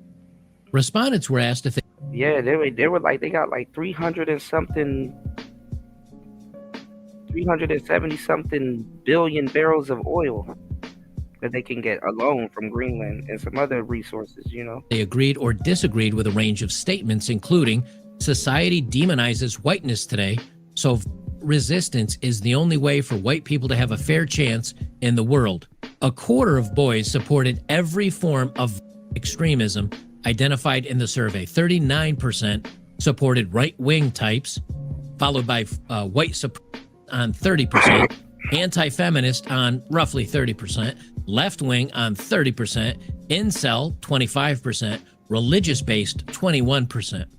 So what you're seeing here is men, young men especially, and these again are between the ages of 13 and 17, are getting so fed up and so tired of being demonized and hated on and put down and pushed down and not hired. They're getting so tired of it. They're like, I'm going to fight you. If words don't work, I will use my hands. I will use tools. Yeah, I mean these boys are getting radicalized. Stick them in a room with a bunch of feminists and then tell them, hey, you know,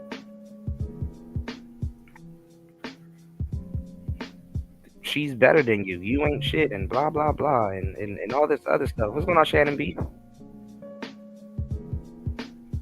I mean, you radicalize these boys. What else you think's gonna happen?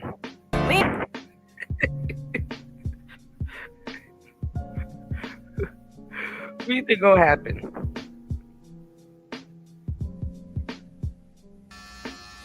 Yes, sir. Appreciate you, bro. Good, man. You look good. Okay, you when you did that, cut right there. Cut. What? Absolutely. Yes, sir. $100, about 100. That's 100 right now, right?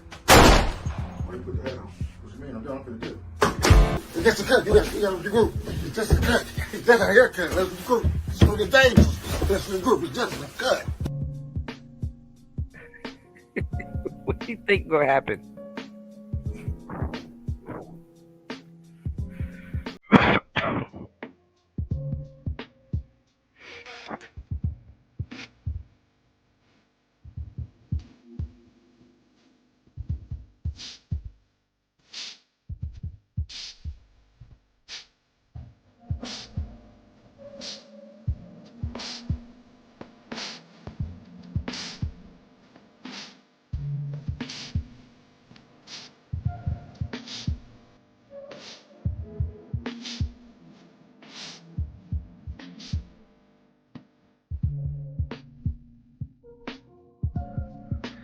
You can't sit up there and say masculinity bad, being slut good. Masculinity bad, being slut good. Hey, how you doing? I'm fine, Jesse. What's your name? Sam. Sam. And are you a slut, Sam? I have two brothers. Oh, okay. Are you close to them? I am very. And do they see you as a slut? We're all sluts. You're a slut. All these dudes behind you are sluts. Your cameraman's a slut. Your PA's a slut. And your mic's a slut. And what make you a slut?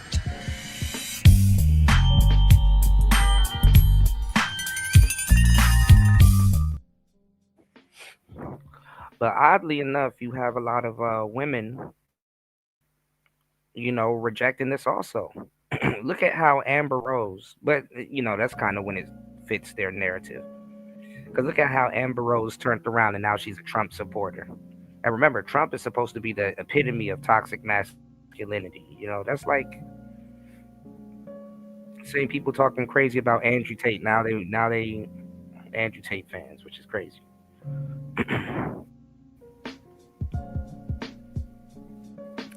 Yeah, we were talking about it earlier, LT, man. So I think War Master said 40 to 50% of people from Denmark said that they would align with America.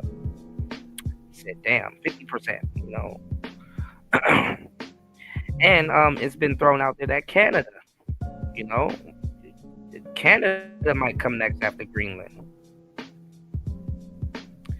So never in my lifetime would I thought I would be living in interesting times like this, you know. Like Gen Xers and millennials, we done seen so much stuff. All the recessions, crazy presidents, black president, survived through 2 Bushes. We done survived through Bush 1, Bush 2, 9/11, Saddam Hussein, Osama bin Laden, man. The average American that's into politics is probably a nutcase.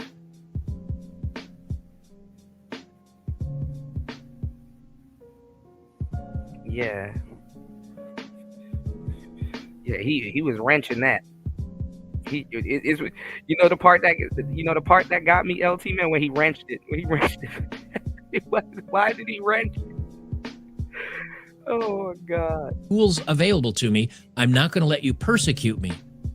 And that's really where we are. Now, once again, and these young men that's quote unquote being radicalized, because I shouldn't say that, because honestly it just makes it sound bad when men are standing up for themselves,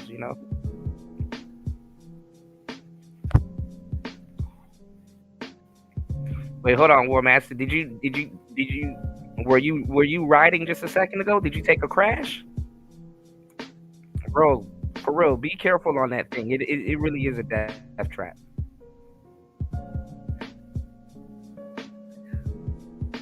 Death Machine 3 me's. talk about this later on. They act like the manosphere is reaching out to influence these young men, and they just stumble across us and fall in line. That's not how it is.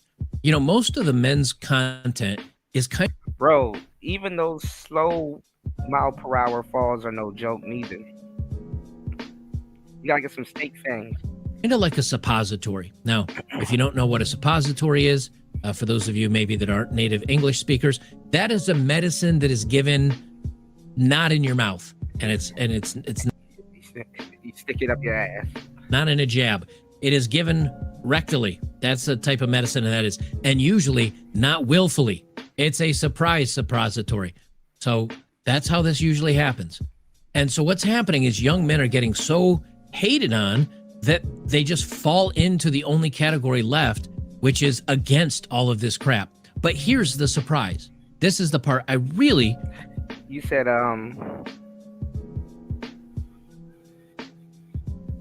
that dude Joker from the video gave up on women after his divorce and went to live in the wilderness, cold world. Well, he really went his own way. Turned into a shepherd. LT Man said, United States, which has military bases there, while European nations collectively bolster Arctic security through NATO, asserting sovereignty and international law in the region. Yeah. So they were talking about how hopefully America don't have to take it by force,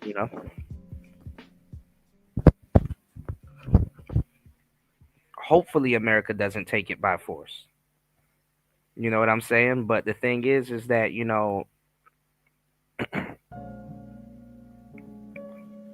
Greenland can't do nothing. What the hell is Greenland gonna do?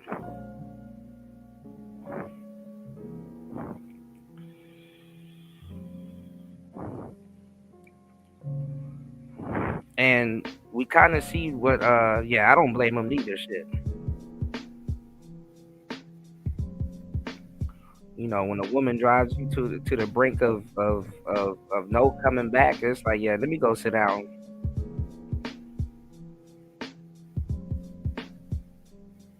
Okay, I don't know why it's not showing me all the comments. Hold on, let me click this switch real quick. No, yeah, I highlighted this one. Hold on.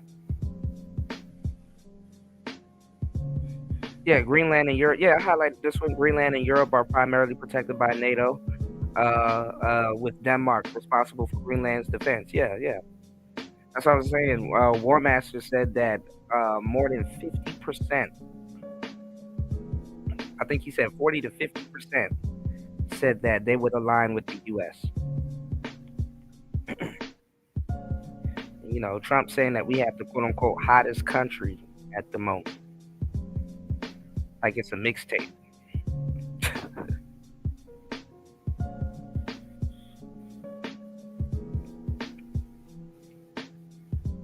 I mean, shit.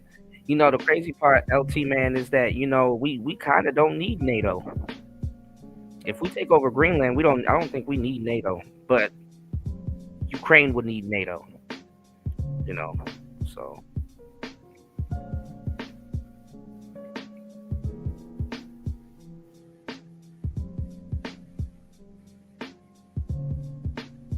I feel you, party.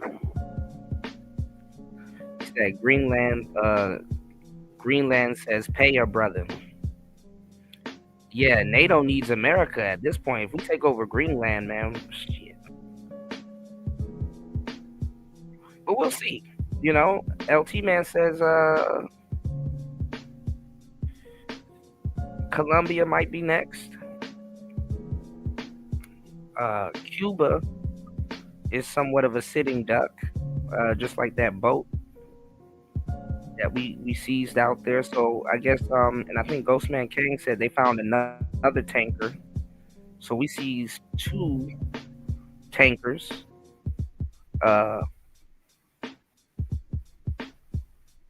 With oil.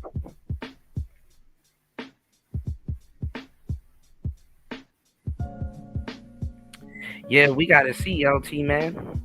And with all this new oil that we're getting, we might be able to power those houses.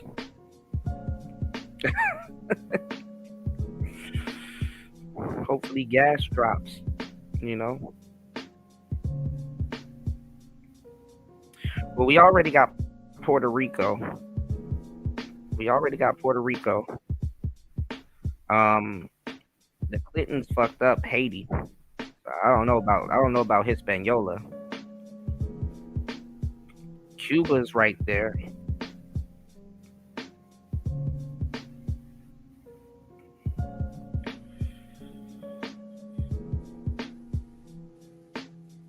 I don't know. I think they hopefully they don't leave Cuba out to dry.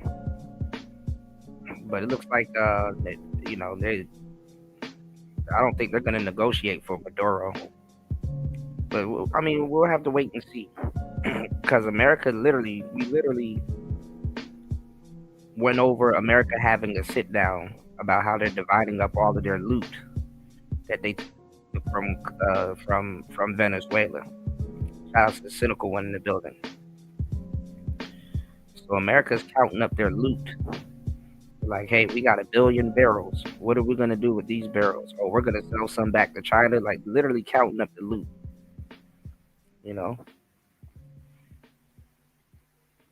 Literally counting up the loot. So yeah, but yeah, I gotta check that out. Almost 6%. That's good. But I don't know. I mean, hopefully the generations. I think the younger generation has seen so much. There was an article on it, LT man, that millennials don't believe in ownership. I said, damn. At this point,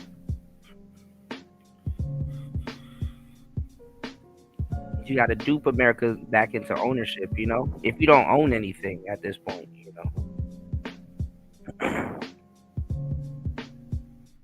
And then it kind of fucks over the average American, because guess what? Well, they don't, nowadays, even though it's no excuse to a certain degree because we got phones now, but they wasn't teaching the average American about finances. Foreigners were learning more about finances than actual Americans. They wasn't teaching Americans about finances and leveraging mortgages and, so that kind of backfired on the average American. So, I don't blame, the younger generation of Americans if they don't believe in ownership. You're not going to take any of this shit with you anyway. And then, your kids will sell your business for a Hellcat. I seen it. Nigga just, sell mom and dad's house and then turn around and have to rebuy it again later on in life because they wanted the new Hellcat that's about to be wrapped around a tree before summertime.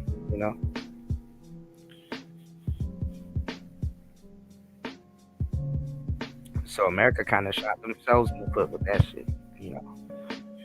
He said that's fine. They don't need to believe in ownership. My suggestion is not to buy a single family home. If it, yeah, like you get a duplex.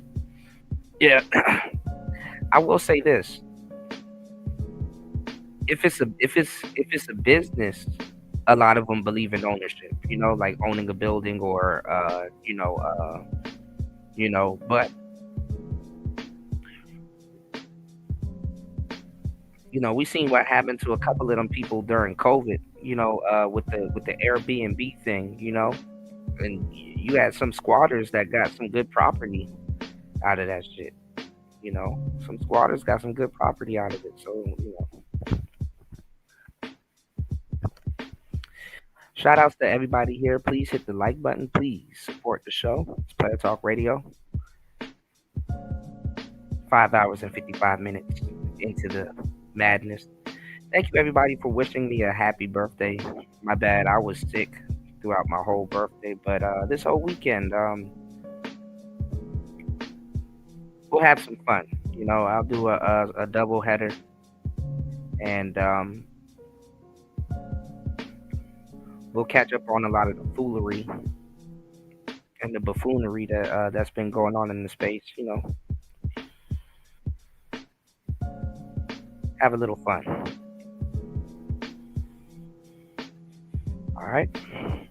Let's get back into this real quick. All right. Give me 1 second. Genuinely was shocked about. For girls, 17% supported all forms of extreme listed. Shout out to LT Man. LT Man, I wanted to reach out to you because I'm still promoting hemp for fitness. But I wanted to ask you after New Year's, is the BOGO sale still going on? You know, is the buy one get one free sale still going on? And also, I was still promoting your the coupon code. You know, if you use T-210, you still get the 10% off, and also, you know, oh yeah, double headers. Damn, I didn't even pick up on that one. All right, you got me. The double header does sound crazy. All right, make sure to get that out of my lexicon. You know, but shout outs to LT Man in the building. You know, you never know. Maybe might have a Valentine's Day sale. You know, I need to figure out how to get all of that stuff to work on StreamYards. It seems like it works better on the other software, but it's Player Talk Radio. I don't even get a QR code here, y'all. I got to revamp everything, so bear with me, guys. It's Player Talk Radio. Give me 1 second, y'all. Do this. All right, let's get back into it. Including 30% for right wing. So women are actually tied with the men. 21% for left wing. 21% for anti-feminist, 19% for white, 17.5% for incel, and 14% for religious-based. They are fomenting a fight and a war that I don't think they want. And when yes, the gender war. When they get it, I think they're going to be surprised about it. So overwhelmingly, now while these percentages are less than obviously 40, 50%, what they're finding is that young people are saying, all the things that I hate, all the things that you're pushing on me, all the things that you're cramming down my throat, I will fight you. I will fight you physically. And if it comes to, you know, hand-on-hand combat, or at least here in the United States, using the long-range hole punchers, many are saying, yes, I'm on board with that. Long-range hole puncher is crazy. Clean up on. You gonna be long? Y'all don't need that today. All this trash away. All this stuff out here. Come on, big dog. It's just wait. It's just wait. My studio get bullshit. I have to throw that trash away. What's that for trash? Get your ass out of here, man. It's just wait. It's just wait. I'm sitting by the trash, so I know it had to be trash. Or we had to be trash. Just be trash. I've had enough of you.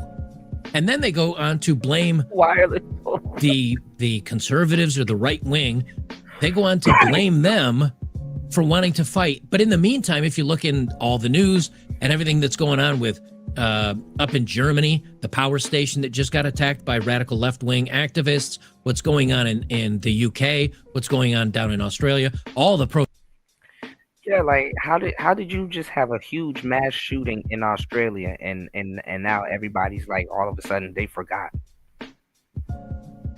Like nobody cares anymore. You had that huge mass shooting in Australia and all of a sudden protests we have in the United States. When you look at that, all of that is left wing. They're already doing what they're so scared about here. The left wing is already participating in this. So when they ask right wingers, they're like, oh my gosh, this is concerning. Right wingers want to do it too. Yeah. You've had the monopoly on this and people are getting tired of it. And so what they're saying is, I guess I have to fight back. I guess I'm getting tired enough of this that I'm going to punch you in the face. Boiling point. The research found that almost 25% of the 661 teenage boys surveyed exhibited a radicalized intent, 18% sympathized with radical, and 10% harbored intent, which is still less than the left wing, if we're to be honest with it.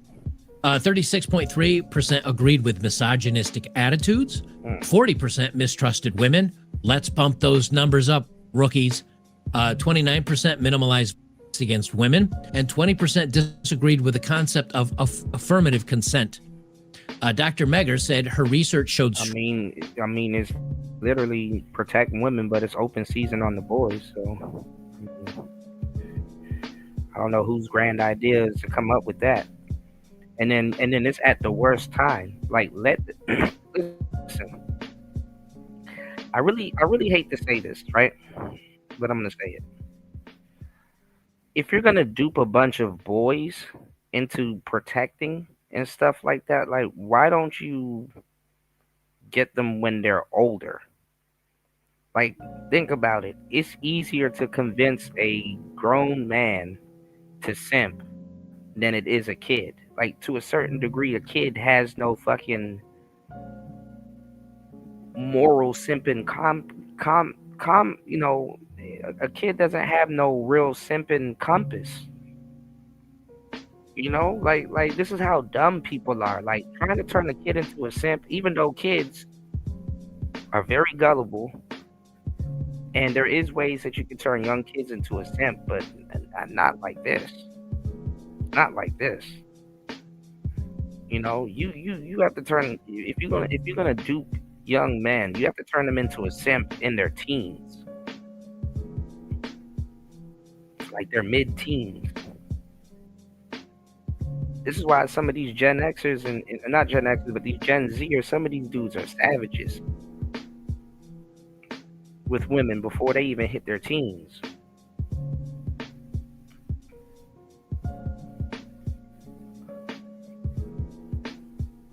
Niggas don't even hand out Valentine's Day cards no more. Like, how the hell are you gonna turn these people into a simp?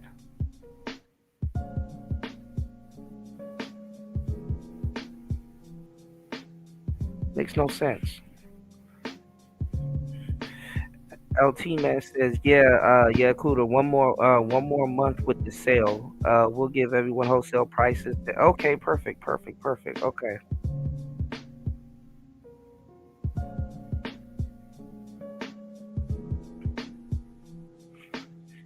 I gotta revamp this. I don't know where the other commercial I got, but hold on, I got shout outs to our sponsors at hempforfitness.com. Are you looking for the ultimate fitness boost? Hempforfitness.com has you covered, delivering premium THC, CBD, and hemp products straight to your door. No mailbox is safe because they deliver anywhere in the U.S. Use code TUBE-10 at checkout for 10% off your order. And here's the best part. Mention CUDA and get 2 free gifts with your purchase. Use code TUBE-10 at checkout for 10% off. Mention CUDA and get 2 free gifts with your purchase.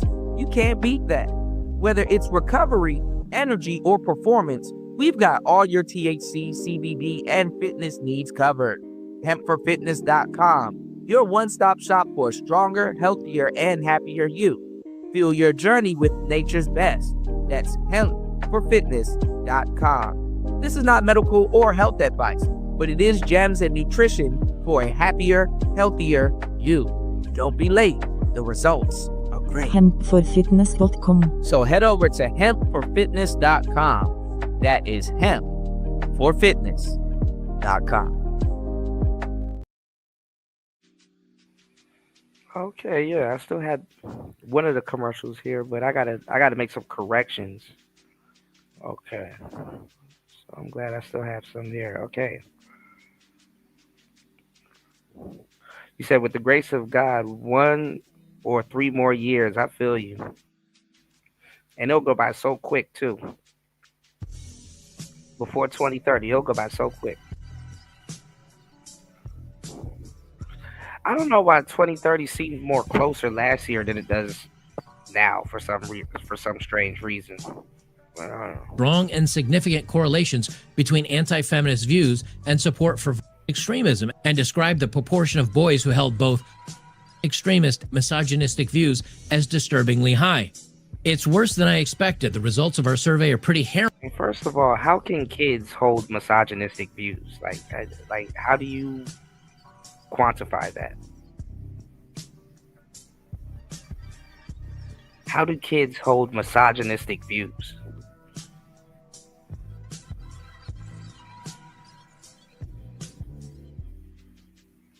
That don't make no sense. And I think they show a real societal problem. Okay, how many women have you asked, do you need men? Do you like men? Right. Do you hate men? Right. Do you think it's good if all men weren't here anymore? See, because if you did that survey at the same time you did this one, what you'd find out is the pushback and the hate against men is much higher still to this day than the pushback against women. They don't want to talk about that point, because then you'd have to see, well, actually, it might be the women that are pushing this stuff, and this is the men's reaction to it. They never want to talk about that. They only want to talk about the points that are their talking points, which is women can do no wrong, and if you notice and you push back, you're the bad guy. People are just frustrated. They're aggrieved. They want radical change, but they don't have a coherent ideology of what the source of the problem is and what the solution is. Resistance to feminism is what they all agree upon. Well, their coherent ideology is normal, not feminism. That is a coherent ideology. Basically, guys are just saying, I've had enough of you. And then they go on to blame it on the right somehow, like we're going fishing to hook young men to bring them in. It's not how any of this works. They say both boys and girls are getting a very consistently strong anti-feminism message. Girls are subjected to almost as much misogynistic content online as boys. That's cap. And have also received a societal-wide message that feminism has gone far enough and maybe even too far. Women are not being fed these messages. Men are not being fed these messages. They are actively going out and looking for it because they want something that is different than what you're telling them, because they don't like your message. They don't believe your message. And believe it or not, most of the time, your message is actually hateful. It's hateful against conservatives. It's hateful against young women that just want to get married and be a mom and be a stay-at-home mother. It's hateful against all the societies that came before, except this new world progressivism that you want to bring in. Other questions asked in the survey included, it's okay to use to get what you want. Women use their sexuality to manipulate men. Yes, let good, men bad. Yes. Sometimes a woman can make a man so angry that he hits her when he didn't mean to. There's nothing wrong with a guy pretending to like a girl online so that he can convince her to send him pictures. Women often make sexual accusations as a way of getting back at men. And our government is full of weak men who have allowed feminism to go too far. This is why we must take matters into our own hands to stop the spread of feminism and gender ideology. Okay, let's break down these statements one at a time. It's okay to hurt somebody to get what you want. I disagree with that. I'm bad. That's a bad thing. But also, I grew up in the age of moderation, where everybody could get along even if their opinions disagreed. You've fomented the whole, well, your words can cause harm, and therefore I will punch you in the face or I will take you out, as we did Charlie Kirk, because of your words. Okay, so now young people are saying, I guess it's okay if I use physicality to get what I want. Women use their sexuality to manipulate men. Yes, very much so. Look at OnlyFools. Look at all the other content that's online. That's a given. Sometimes a woman can make a man so angry that he hits her when he didn't mean to. I don't agree with that. I can't think of a situation that I would do that. However, young women. I mean, it happens, but you have women that you still got to tell them to keep their hands to themselves. And we were talking about that young lady with that ice, with the ice man.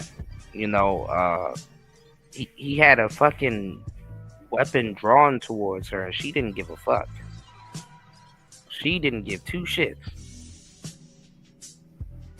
And I don't condone what happened to her, you know, respectfully, you know, rest in peace to her and her, you know, my condolences to her family. But you're using a damn vehicle as a like are we gonna pretend like vehicular manslaughter isn't a real thing? Like, come on now. Have gotten so emboldened, a lot of times they're swinging on the guys first. And so if she swings on a guy and that makes him so angry he decides to swing back, well, hey, equal rights, equal lefts, as they say. There's nothing wrong with a guy pretending to like a girl online so he can get some spicy pictures. I don't agree with that. Women often make sexual accusations as a way of getting back at men. Yes, they do. There's hundreds of documented, just in the news, mainstream articles, hundreds in the last year or two that I've covered, or at least not spoken about every story, where women actually use this as a form of either I regretted it, or I didn't like the guy, or I wanted to get even. I've done videos on that stuff. So they do. Now, is it all women or a lot of women? No, but all they did is say women often make, well, yes, that does happen. Our government is full of weak men who have allowed feminism to go too far. And that's why we must take matters into our own hands. I don't understand how that woman didn't give two shits that ICE officer was pointing that gun at her, and she just did whatever the hell she wanted to stop the spread of feminism and gender ideology. I agree with that statement. Yes, we are going to have to take things into our own hands because many of them have gone crazy. Many of the people in our government are doing crazy things right now. And they don't, many times, especially in the UK, I've seen this, where they'll take a vote, the vote will pass 55%, and they say, well, we're not going to count this, we'll do it again, we need a recount. Or they just drop the subject for a little while, or they just ignore the vote, and they go ahead and do it anyway. So yeah, at a certain point, you have to say, yeah, we're going to fight back. I asked Grok, are there similar things going on in Canada, the UK, the European Union, and America? Absolutely. And I did read down through this. Unfortunately, the issue, and yes, it is, but unfortunately, the problem is that when Grok looks this information up, it's going to things like CBC, which is the Canadian Broadcasting Center, which is, extremely left-wing. And many of these others they go to, they say, a feminist analysis of alt-right. Well, you can't go to a feminist analysis of something because, of course, they're going to find fault with everything that is not the way they think. So, unfortunately, I can't find a lot of stories, at least through AI, and quickly searching down through the web. You got to be on the ground, and humans are humans, no matter where humans are. So, you can 1,000% bet it's happening all over the place. It's very hard to find this stuff because that's a talking point they don't like. They don't want to have to admit that women have gone too far, that women like to say they hate men, that women say we don't need no man until suddenly they do need a man. They don't talk about all these polls and this information that say young women don't like young men anymore.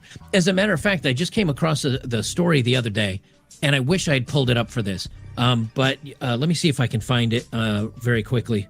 Here it is. Gender reveal party videos have always been a source of internet virality, but more of these videos are notably starting to showcase disappointed reactions to having a boy. Yeah, I saw that. So what you're seeing here is now during these gender reveal parties from both father and mother, when they realize they're having a boy, both parents look visibly disappointed. What do you think as a young baby, growing up to be a young man, is you find your parents... And it's really popular. I saw the one with the black guy and the woman, and the woman ran away and she was in tears and the father was celebrating. And it's like, damn,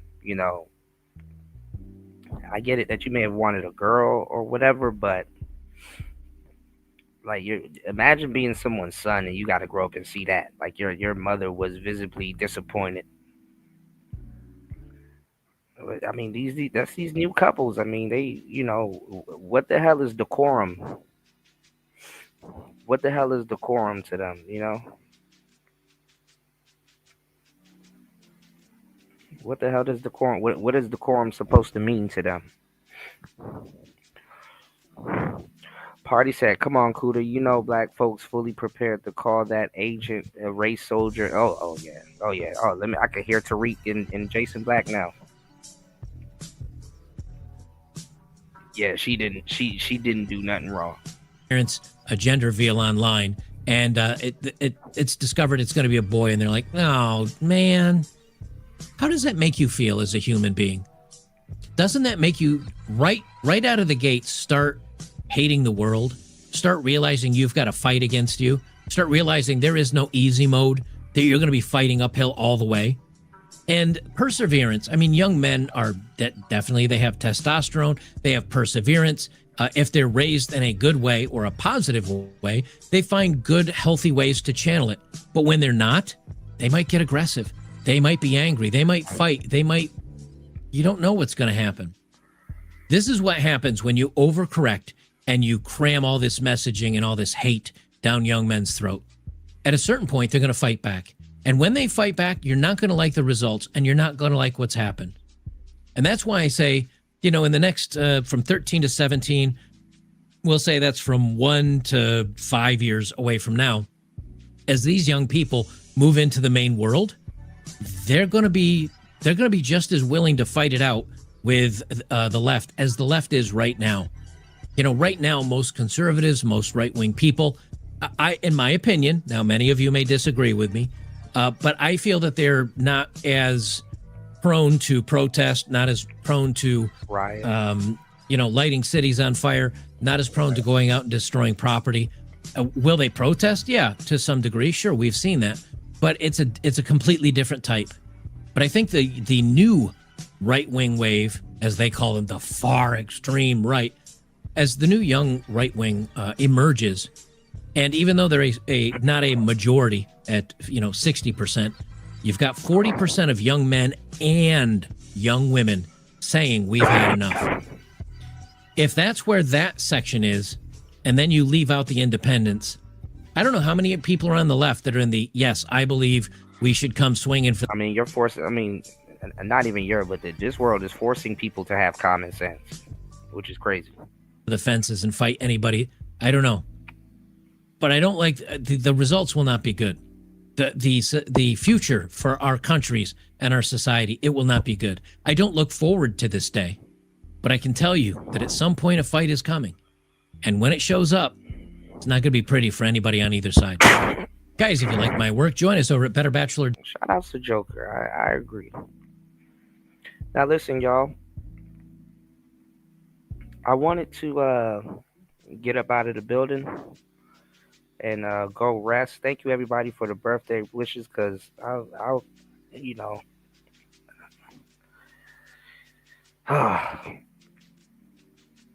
I was so sick on my birthday. I couldn't even believe it, man. But listen,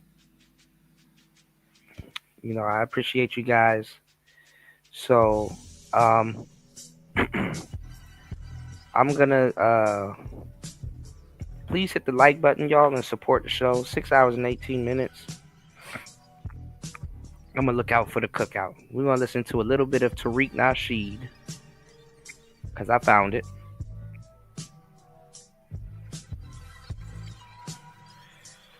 Talking about what really happened between ICE agents in Minnesota. Alright, so if you guys could please do me a huge favor, hit the like button.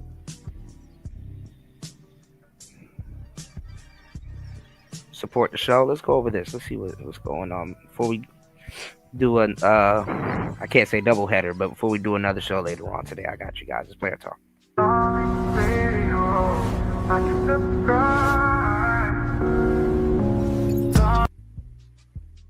Ladies and gentlemen, What's up, Miss Rhonda? Let me shout y'all out. Everybody who's coming in with the hearts and the gifts, respect I to know you.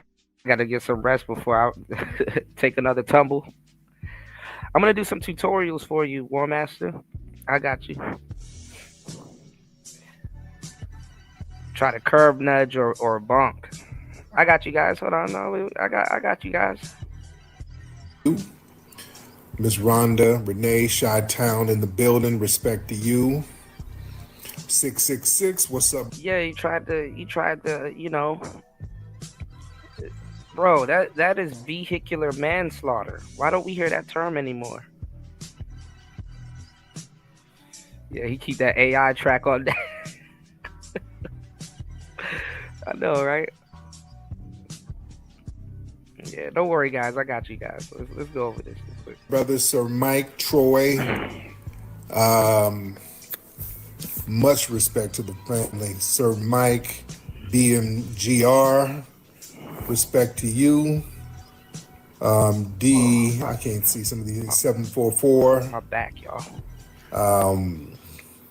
Let me see, check my text messages. Okay, I gotta check my text messages. Oh man, I'm back home, man. Shout out to everybody. I'm back at the crib. Yeah. Have y'all seen those videos where it was like how to hand your cop how to hand the cop your wallet? Hold on, y'all. Hold on. Hold on.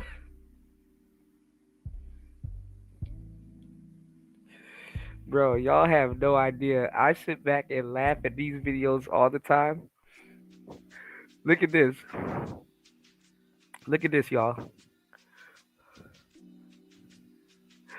Let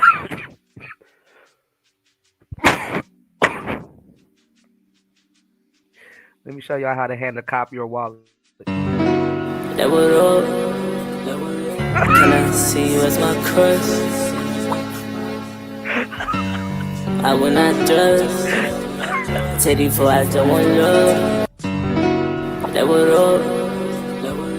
Can I see you as my crush? Hold on. I will not trust. Teddy for I don't want love. That would all. Bro, look at how they have a cop. Neverly we fall out of line, out of line. I fall anywhere with you, I'm by your side.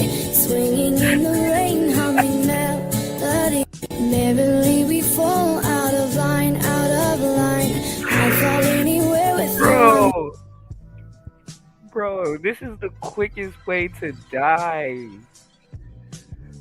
This is the quickest way to die, bro. If you hand a cop your wallet like this.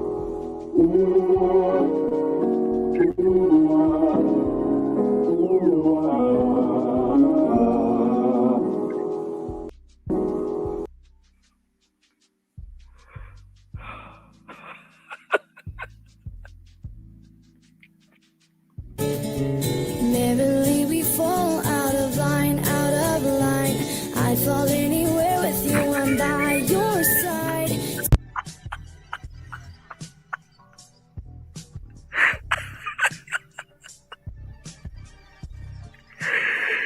Oh, God.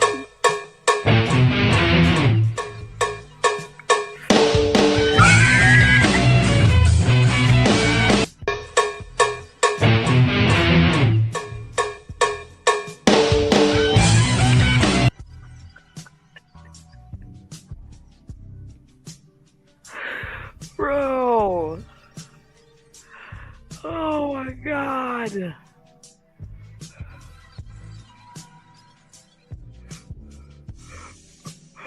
Neverly we fall out of line, out of line. I fall anywhere with you, I'm by your side. Swinging in the rain, humming melody.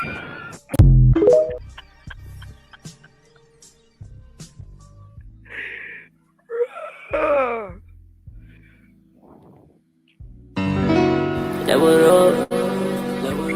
Can I see you as my crush? I will not trust.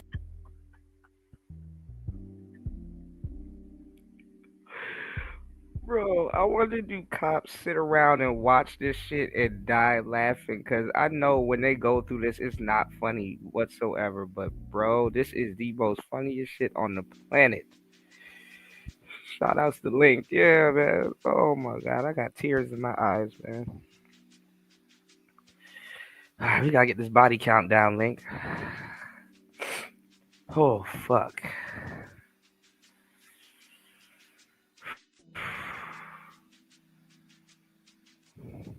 Man. We're back on our regularly scheduled program, ladies and gentlemen. I am back. A lot of y'all have been like, hey, man, where are the lives? Where are the uploads? Man, I am back in the States. For the past week or so, I've been out of the country. I was down in Mexico. Lord, man, I felt like I was held hostage in Mexico. Good grief. God, man, I literally just got back to the States. I just got back. Oh, I'm so glad. Mexico wore me out, man. Mexico wore me out. But I'm here, family. People have been like, where are the shows? Where are the uploads? Oh, there's a lot of stuff going on. Oh goodness, the time change and the internet reception, it was just too much. A lot of stuff going on. And how much is the hour difference from Mexico, from Cali to Mexico? It's like 2-3 hours, maybe. Also, I was preventing people. There were certain people who was uploading my lives from TikTok, so that I had to nip that in the bud because that was an issue. And I finally got that nipped in the bud. So a lot of stuff was going on when I was out of town. Because if y'all notice, some of my lives, people would record my lives and then throw them up on YouTube before I would. And then that kind of became an issue. So I nipped that in the bud. So dude, you know who you are. I nip your little ass in the bud for that shit. Oh yeah. People up here recording these TikTok lives and throw them up on YouTube, and it was some BS going on with that. Yeah, y'all saw some of those things. So I had to get that together. Yeah, stealing content and then trying to act like they ain't stealing the content, like it's their content, damn near. I'm like, well, these people got a lot of damn nerve, man. Okay, but yeah, everything is gravy, ladies and gentlemen. Yeah, I'm for those don't upload my stuff. Do not upload my stuff on YouTube. I do not approve of it. Don't approve. Do not upload my stuff on YouTube, ladies and gentlemen. I do not approve of it. All right, but I'm back. From Mexico. My flight was delayed, and oh man, it was a whole thing. We were staying at the Nickelodeon Hotel. I don't recommend the Nickelodeon Hotel in Mexico. I don't recommend it. Some of the staff are cool, but it's too much. The food is horrible. It's an all-inclusive. It was an all-inclusive hotel. It had a cool little water park for the kids and all that. I took the kids down there. Yeah, they had the little slime thing and all that stuff. Have y'all ever been to the Nickelodeon? The food is trash. All right, I mean, let me speed this up real quick. FBA, give me some shit with a graham cracker crust. Come on. I gotta have some damn balance. I can't be dealing with all that jelly. I don't know what it is. It's all jelly and squishy, and I don't know what that stuff is. For the kids. Then they put caramel and syrups all on it. I don't know what that is. All of that shit is for the kids, bro. Cake floating in milk. Yeah, man. Rice. Yeah, I'm good.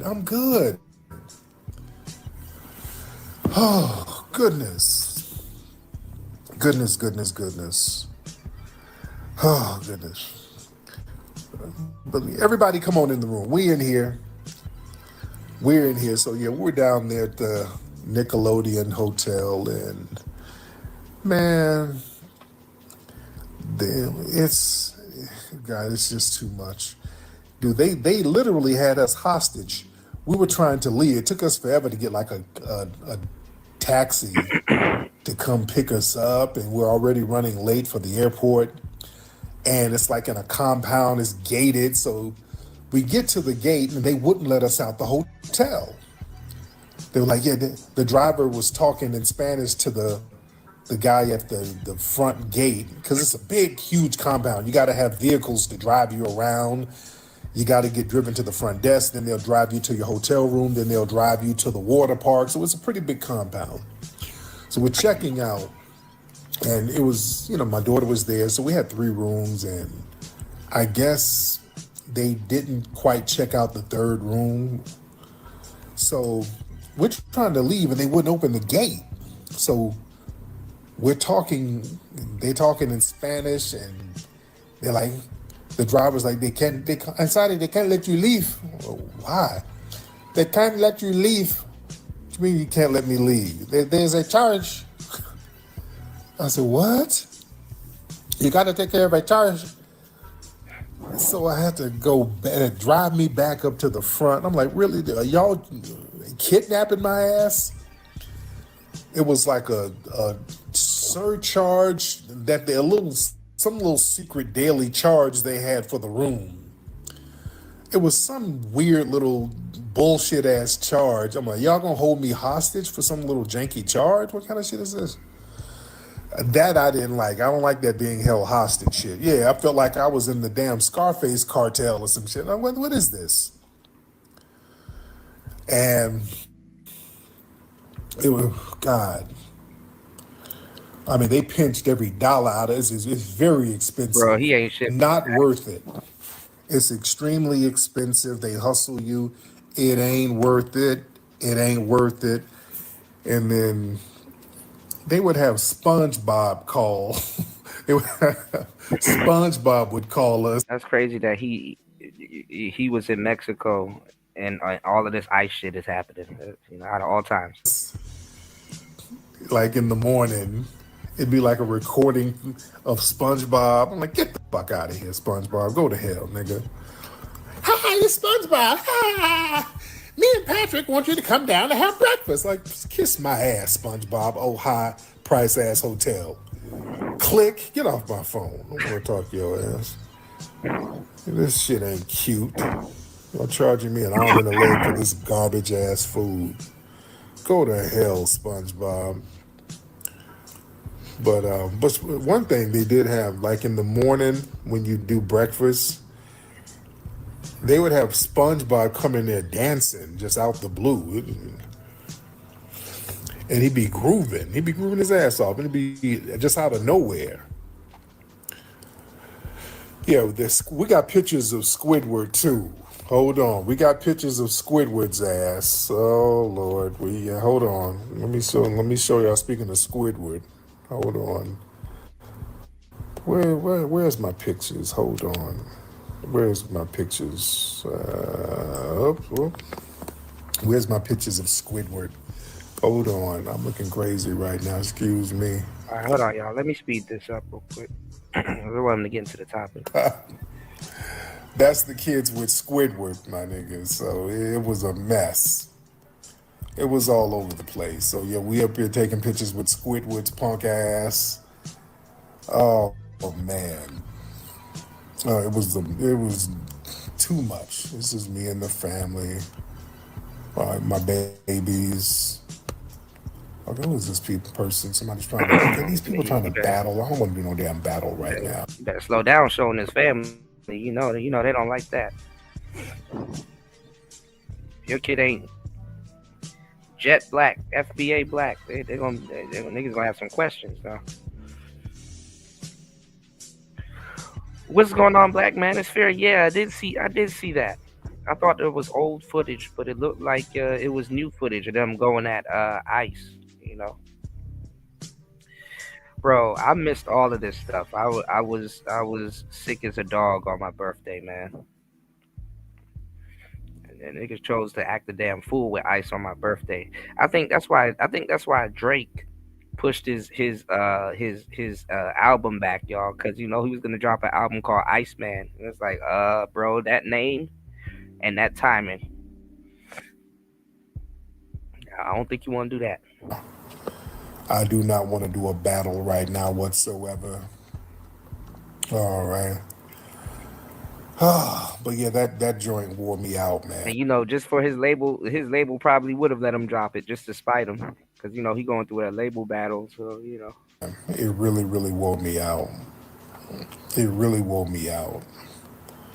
So yeah, I do not recommend the Nickelodeon Hotel. I do not recommend it. Avoid that. If you ever go down there to Cancun, avoid it, avoid it, avoid it. What am I doing here? Okay, I'm trying to get these pictures together. Oh, man. Who are these people, man? Hold on, I'm trying to chop it up with the family. What's up, brother? A battle? What? Huh? You said a battle or no? No, not right now, brother. Not right Just now. fucking make you fuck, motherfucker. Wait. What did he say? Hold on. What the hell did he say? I call back up, dude. What did he say? What did his punk ass? What did he say? Did he curse me? I should have left him back on here. The hell out of here, chunky face ass.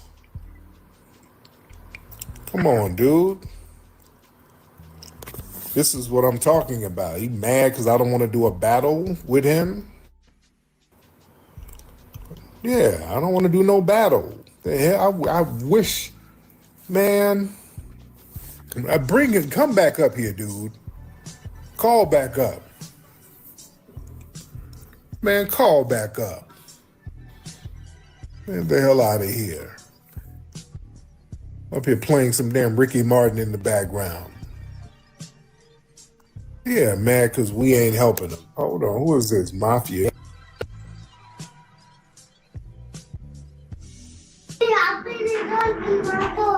ايه فوت شكل الباب فوت شو بدك منه طارق where do y'all Yo, we're find not me? doing a battle. Stop pushing the damn button. Where do y'all find me? bro accept Balo please perfect What the hell did I just say? how are you today What did I stop pushing the button, man? happy new year bro Stop pushing the damn button. I don't want to do no battle with your ass. Hell out of here. Weird damn tethers. I think this is on TikTok. Good grief. Nah, these people, they tick me off. They got weird attitudes. But I do, let me touch on what I want to touch on before I deal with all of these nitwits who start calling up these foreigners before I deal with them. Minnesota. Let's can we talk about what's going on in Minnesota? What happened with the lady who got unalived by the ICE agent? Can we talk about that? Let's chop up some game, family. Let's get into something. Now, like I said, a lot of those ICE agents, bro, a lot of them aren't American. So here we go. Where's my sister Brooke? Shout out to my sister Brooke. Where's she at? Somebody bigged up my sister Brooke. Share the live. Share the live. All right, share the live. We got to talk about some real things here. All right, we got to talk about some real things. Family, as you know, or if you don't know, out there in Minnesota, the ICE agents were out there doing what they do, and there was a white woman out there. Her name was Renee Nicole Good. And law enforcement said she tried to run over an officer, and the officer used deadly force and unalived this woman. Now, there are a lot of conflicting reports. This was in Minneapolis where this happened. This happened in Minneapolis. Hold on one second. Let me see who these people are. What's up, ladies? Hi. How y'all doing? Good. How about you? I am good. I get y'all let me just chop it up with the family for a minute. I don't want to deal with these calls because yeah, they didn't look like their pictures. The women, they had pictures up. I'm like, okay, they look interesting, and yeah, we got catfished. But like, but like I said about this woman, they unalived her. Her name was Renee Nicole Good, 37 years old. She was the mother of 3. There were videos and eyewitness accounts showing agents approaching her vehicle, which was stopped across the road. Agents were reportedly giving conflicting orders, with some telling her to exit and others allowing her to drive away. She then drove her SUV forward slightly. An ICE agent fired multiple shots through the vehicle, striking and fatally wounding the woman, and she later was unalived at the hospital. And there are a lot of conflicting accounts. Department of Homeland Security, they said the agent fired in self-defense. They said she weaponized her vehicle and she attempted to run over officers. Trump kind of echoed this sentiment, and I think on his Truth social media. Local officials and witnesses like Mayor Jacob Frey and Tim Walz, the governor, they strongly disputed the federal narrative. They say the video evidence does not support that she tried to hit officers. They said that Good was not the target of any investigation before the... All right, now I really don't want to play this video here. But let's see if we can find it. Let's see if she 4 ways to give a cop the wallet. Hold on.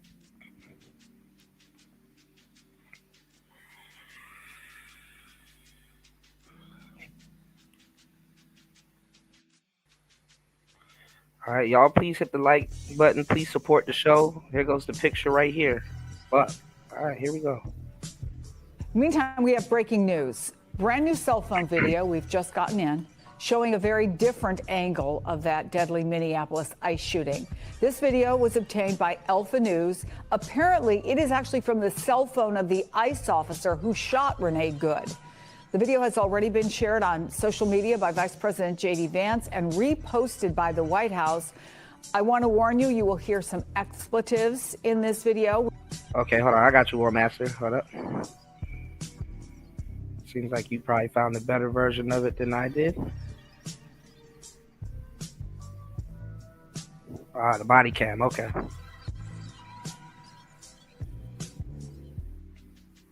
Get out of the car. Yeah, hit him.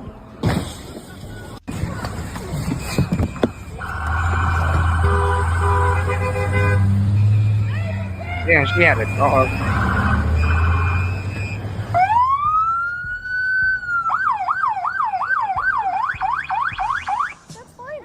I'm not mad at you. Show your face. I'm not mad at you. That's okay. We don't change our plates every morning, just so you know. It'll be the same plate when you come talk to us later. That's fine. U.S. citizen, former fucking veteran. You want to come at us? You want to come at us? Why she parked I said like go that, get yourself some lunch, big boy. Go ahead. Out of the car.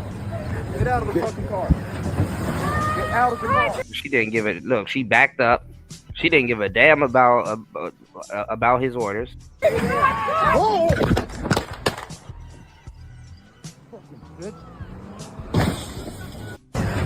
Dang.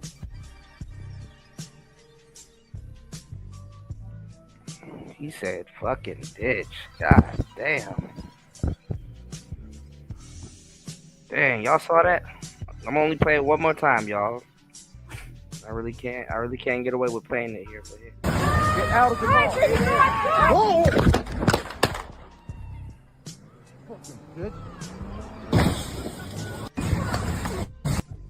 Bro, ladies, y'all gotta stay out of trouble. Stop being in the streets talking shit to men with guns on them. You fucking idiot. Why is she even parked like that? And then poor dog. The dog like, yo, let me out this motherfucker. Even the dog want to get away from this motherfucker. God damn.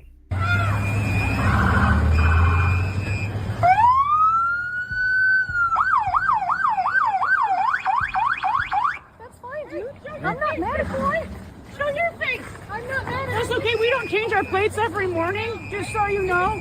It'll be the same plate when you come talk to us later. That's fine. U.S. citizen, former fucking veteran. You want to come at us? She should have known to de-escalate if she was a veteran.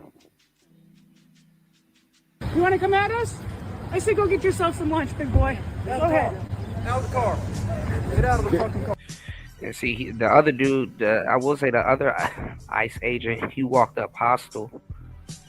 Get out of the car. Whoa! So she attempted to run.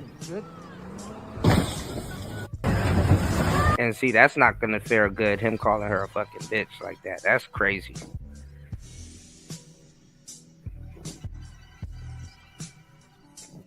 Damn.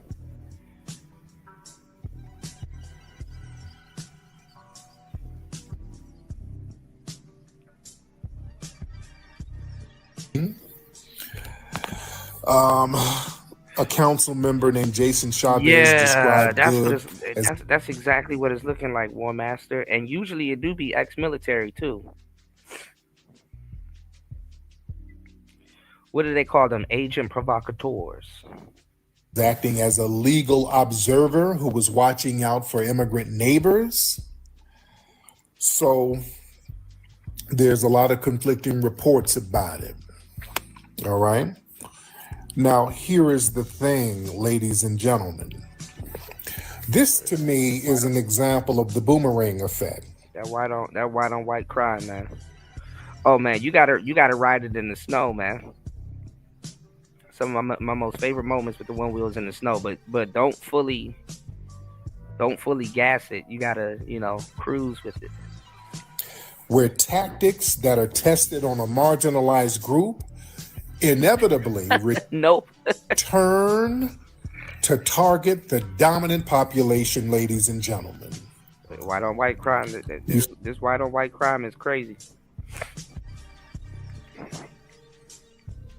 And it gets even crazier when we're not the face of it. So see, now a lot of people are outraged about what happened to this woman, but they've been doing these same tactics on black people for the longest, and we've been telling you, if you sit there and normalize this, it's gonna eventually boomerang back on your community too, because you're gonna set a precedent, and we've been telling you about this.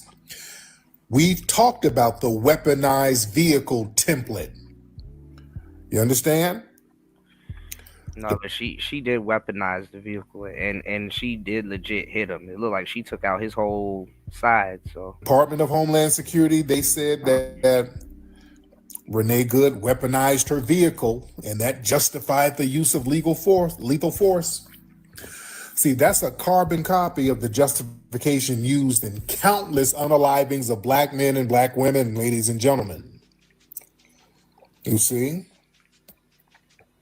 Like Philando Castile and all of that. Come on now. Follow instructions. That whole fearing for your life. We warned y'all that because a car moved an inch and y'all said, okay, y'all, that's justified. We said y'all setting a bad precedent with that. Y'all sat up there and thought it was cool when it was happening to us. When the car moved a little bit and y'all said, I guess it was justifiable. Well, damn, how you feel now?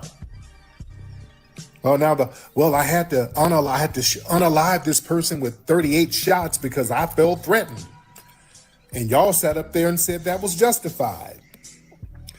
Why are you complaining now? Y'all set the precedent. You see? Also, that fallacy of compliance, a common rebuttal to police violence against black people as well. They just should have complied. Well, if you just comply, nothing is going to happen to you. See? And reports indicate that this Renee Good lady was surrounded by unmarked, plainclothes federal agents, and she may have been confused. She may have been terrified. Now, when black people panic or do not immediately... she looked mad comfortable trying to evade the law. don't know where the hell she thought she was going, but They understand aggressive commands.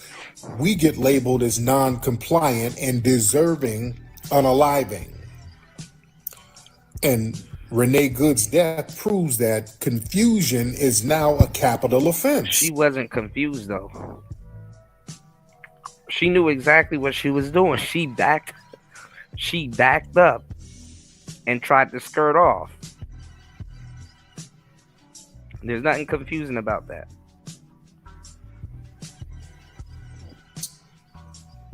You see? Yeah, that's what I'm saying. Her lesbian lover sent her off. So I wonder if the L Gibbet about to get into this.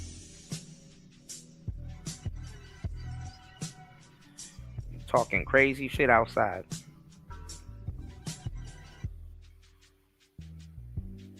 Bro, them lesbian relationships ain't all they cracked up to be, man.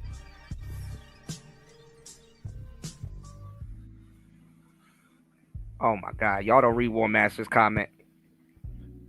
Don't read that, man. Don't read that comment. Because see, if compliance didn't save a white woman from being unalived for trying to drive away, it's not about compliance. God, it's all about the officer's impulse to dominate. We've been telling y'all about that. And now they didn't call this woman a domestic terrorist. DHS Secretary Kristi Noem, she labeled Good's actions domestic terrorism. You see? That's that language they use on us. Scissoring sister is You know, crazy. any black activists, they're black identity extremists, agitators, and they use those labels to justify heavy-handed state violence. So now the state is applying that terrorist label to a suburban white woman driving All right, hold on. 1 second, LT, man. Let me see if I can pull this up. Hold on. in a Honda Pilot. See? Y'all, you sit there and justify this stuff and you set a precedent, it's going to hit you sooner or later. You see? All right, hold on. And that whole split second. All right, shout outs to LT, man. All right, let's see what this is. In Greenland, whether they like it or not. Greenland, yeah. Because if we don't do it, Russia or China will take over Greenland, and we're not going to have Russia or China as a neighbor. Okay? Yeah, we played this earlier. I would like to make a deal, the easy way, but if we don't do it the easy way, we're going to do it the hard way. Right now, we are going to do something on Greenland, whether they like it or not, because if we don't do it, Russia or China will take over Greenland, and we're not going to have Russia or China as a neighbor. Okay?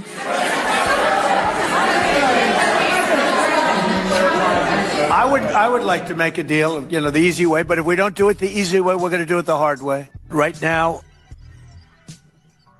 Yeah, that's yeah. So that's the thing, LT, man. I wonder when is he gonna do it? When does that happen?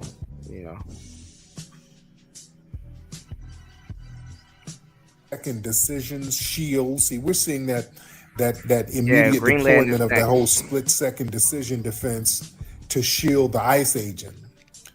See, that legal shield was fortified by qualified immunity in cases involving black victims, because the court and the public accepted that an officer's subjective fear overrides an innocent citizen's right to life. There's now no legal mechanism to hold that agent accountable. See, the legal precedents set to protect officers who unalive black people are now the same precedents that's going to let her killer go free. You see? Y'all better stop playing these. We didn't try to warn you. When y'all set these kind of precedents, we tried to warn you. The tables are turning. You see? So listen, you're going to have justice for everybody or injustice for everybody? I wonder if the L Gibbet gonna stand up for her, cause that, shit. If Jesus can't save these hoes, why are you trying? What make you think you greater than Jesus? Man. You're a victim. There we go, CSI.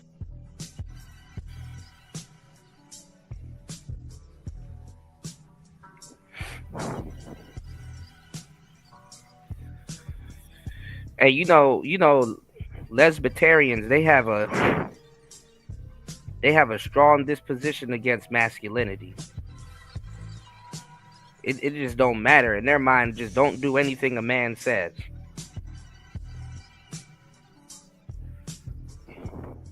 And she got sent the hell off. That's crazy. She thought it was a joke. Whoa, calm down, Jamal. Don't pull out the 9. She thought that shit was a joke. Whoa, calm down, Jamal. Don't pull out the 9. God damn it! You can't make this shit up. Shit is crazy. It's going to either be one or the other. You shouldn't have been talking Yeah, I do have a tan. I did get a tan out there. Oh yeah, y'all had Obama. Y'all had your token doing the whole blue laws, doing them blue laws protecting officers. Oh my God, I can't read y'all comment. She lived her life in the wrong at War Master. Your pussy! Hey, bring the camera, son. Bring the camera. All the young girls who want to make life with pussy, your pussy will perish with you in hell. May your pussy perish with you. May your smooth pussy, creamier pussy, and tight pussy perish with you. We were getting harmed, and now that same protection is happening now when they're unaliving white people. Yeah, that's... Come on now. Man, no, and I think the father of her children, I think he died. Wait, what? My bitches. You saying you can't control your bitches? My bitches. You saying you can't control your bitches? My bitches. You saying you can't control your bitches? My bitches. You saying you can't... How the hell did he die? Hey, yo, what the fuck? From what I understand. So yeah, the kids ain't got no parents now. This is horrible. But y'all set the precedent though. Y'all, come on. Y'all set the precedent. Yeah, from what I understand, the father died for something. Something happened to the dad. I don't know if it was the kids was living with their disease. brother. I don't know, but I know he was like 36 or something like that, and he passed away, if I'm not mistaken. Yeah, y'all look that up, please. Damn. Yes, I'm talking about the woman in Minneapolis who was unalived by ICE. That's what I'm talking about. That's what I'm talking about. So yeah, the boomerang effect is happening right now. This is why, again, the universe kind of corrects itself. And I mean that by saying the universe is not going to allow non-justice to happen. Party. The universe is not going to allow just non-justice to happen to innocent groups of people without it affecting all people, which makes it possible for all people to say, okay, we can't have no injustice. We got to have fair laws all across the board. We got to have fair laws all across the board. This is spiritual balance that's happening out here. That's horrible what happened to the woman. But the thing is, the dominant society, y'all set the precedent for this, and it came back and met you at your front door. Don't tell me we're the only ones that picked up that she was out Gibbet, though. So this is a reckoning for you. Y'all thought it was cool and sweet and it was cute when it was just happening to black people. No, that's not how evil works. You don't sit up here and co-sign evil at all. It has to be justice all across the board and fairness all across the board. See, y'all got to get some act right. Until y'all do right by us, see, every time y'all do wrong by foundational Black Americans, it bites you in the ass. You understand? The universe is gonna make you do right by us. You're gonna have to do it. You're gonna have to get some damn act right. The mistreatment, all that stuff, that's not gonna happen. The universe is going to make disciplinary changes. You understand? I keep telling you, this is the time of reckoning. This is the time of spiritual reckoning, ladies and gentlemen. Yeah, you don't have the complexion for the protection like you think you do. You do not have it. Let me get some of the family in here. Y'all, let's get these numbers up. I know we got started late, but I'm here. I know we got started late, but yeah, I got back into the country late. Got in very, very late, and we tried to get something to eat. We ate at a burger spot right off the 405 because everything was closed. That's the thing about LA, man. One thing I hate about LA, everything closes early as hell out here, man. Downtown closes early out here, like places like New York. Man, you can go downstairs from the hotel and grab all types of delicious meals. Hold on. I'm the dude. Stop requesting. Stop requesting, man. I don't want to do a battle. Stop requesting over and over, man. These annoying ass people, they keep requesting and I deny the request and they just keep on and keep on. Boy, these people are annoying. Grief, good grief. All right. Let me see. Oh yeah, we don't get no good spot, no good food spots. Everything closes hella early out here in LA.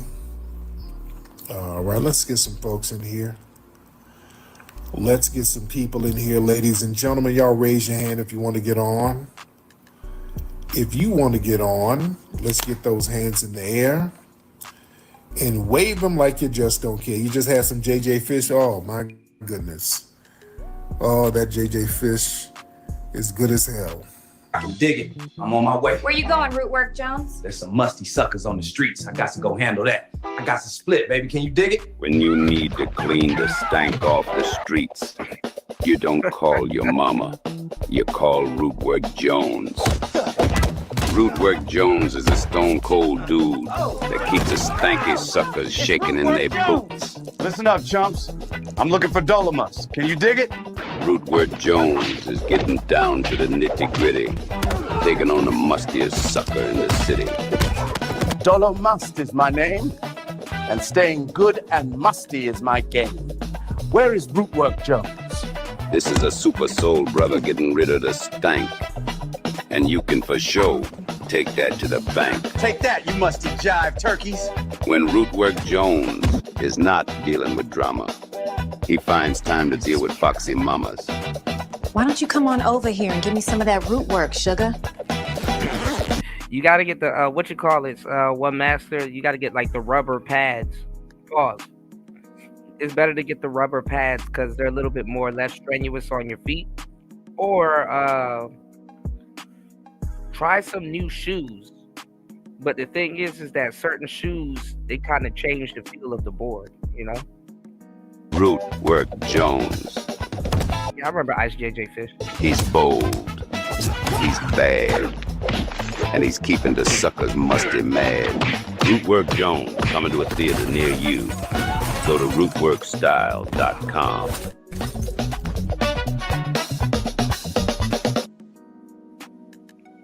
All right. All hell is. I like this dude, but he kind of just be inserting his own bias into shit too. So there you have it, y'all. You know, gave y'all an extra hour and some change, man. It's Player Talk Radio. If you guys enjoyed the show, please support the show. You can support the show via Cash App. That's $PTV 888. That's $PTV 888. I appreciate you guys. Thank you again, y'all, for the birthday wish. My nose is stuffy, but you know, yeah, you got to build the muscles up for it, man. Yeah, bro, it's a workout. It really is a workout. You know, it's called foot fatigue, but it's not even just in your feet though. It's your legs too. But it's a workout. It is a workout. You know, pause. You got to lay in the tub. You know. Thank you everybody for coming through. It's Player Talk Radio. Shout outs to everybody here. Listen, we're gonna do a double show soon. Hopefully the Wi-Fi was good on today's show. You know, I got fed up with it, last couple of days, but we've been having some blackouts, but it is what it is. It's Player Talk Radio. Love you guys. See you guys on the next one. It's cool. Peace.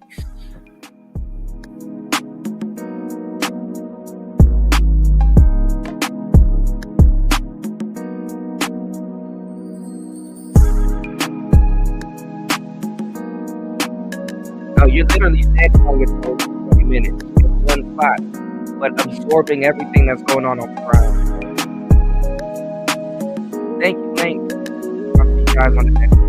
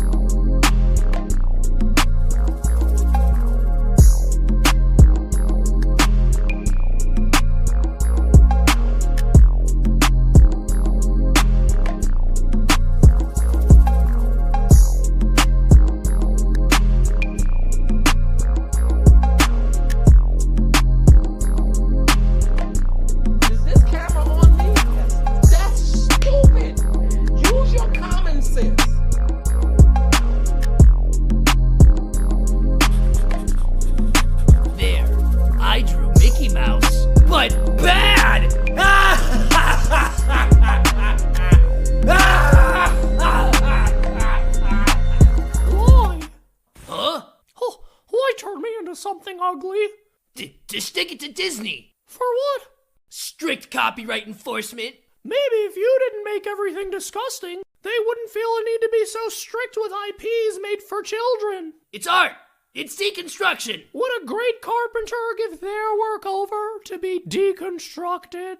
Well, no, but this is different. You think removing the magic from everything makes you insightful? Special? Stop it! Who are you to crap all over my style anyway? Oh, I'm sorry. Did I bother you by deconstructing your deconstruction? Shut up! You don't know what you're talking about.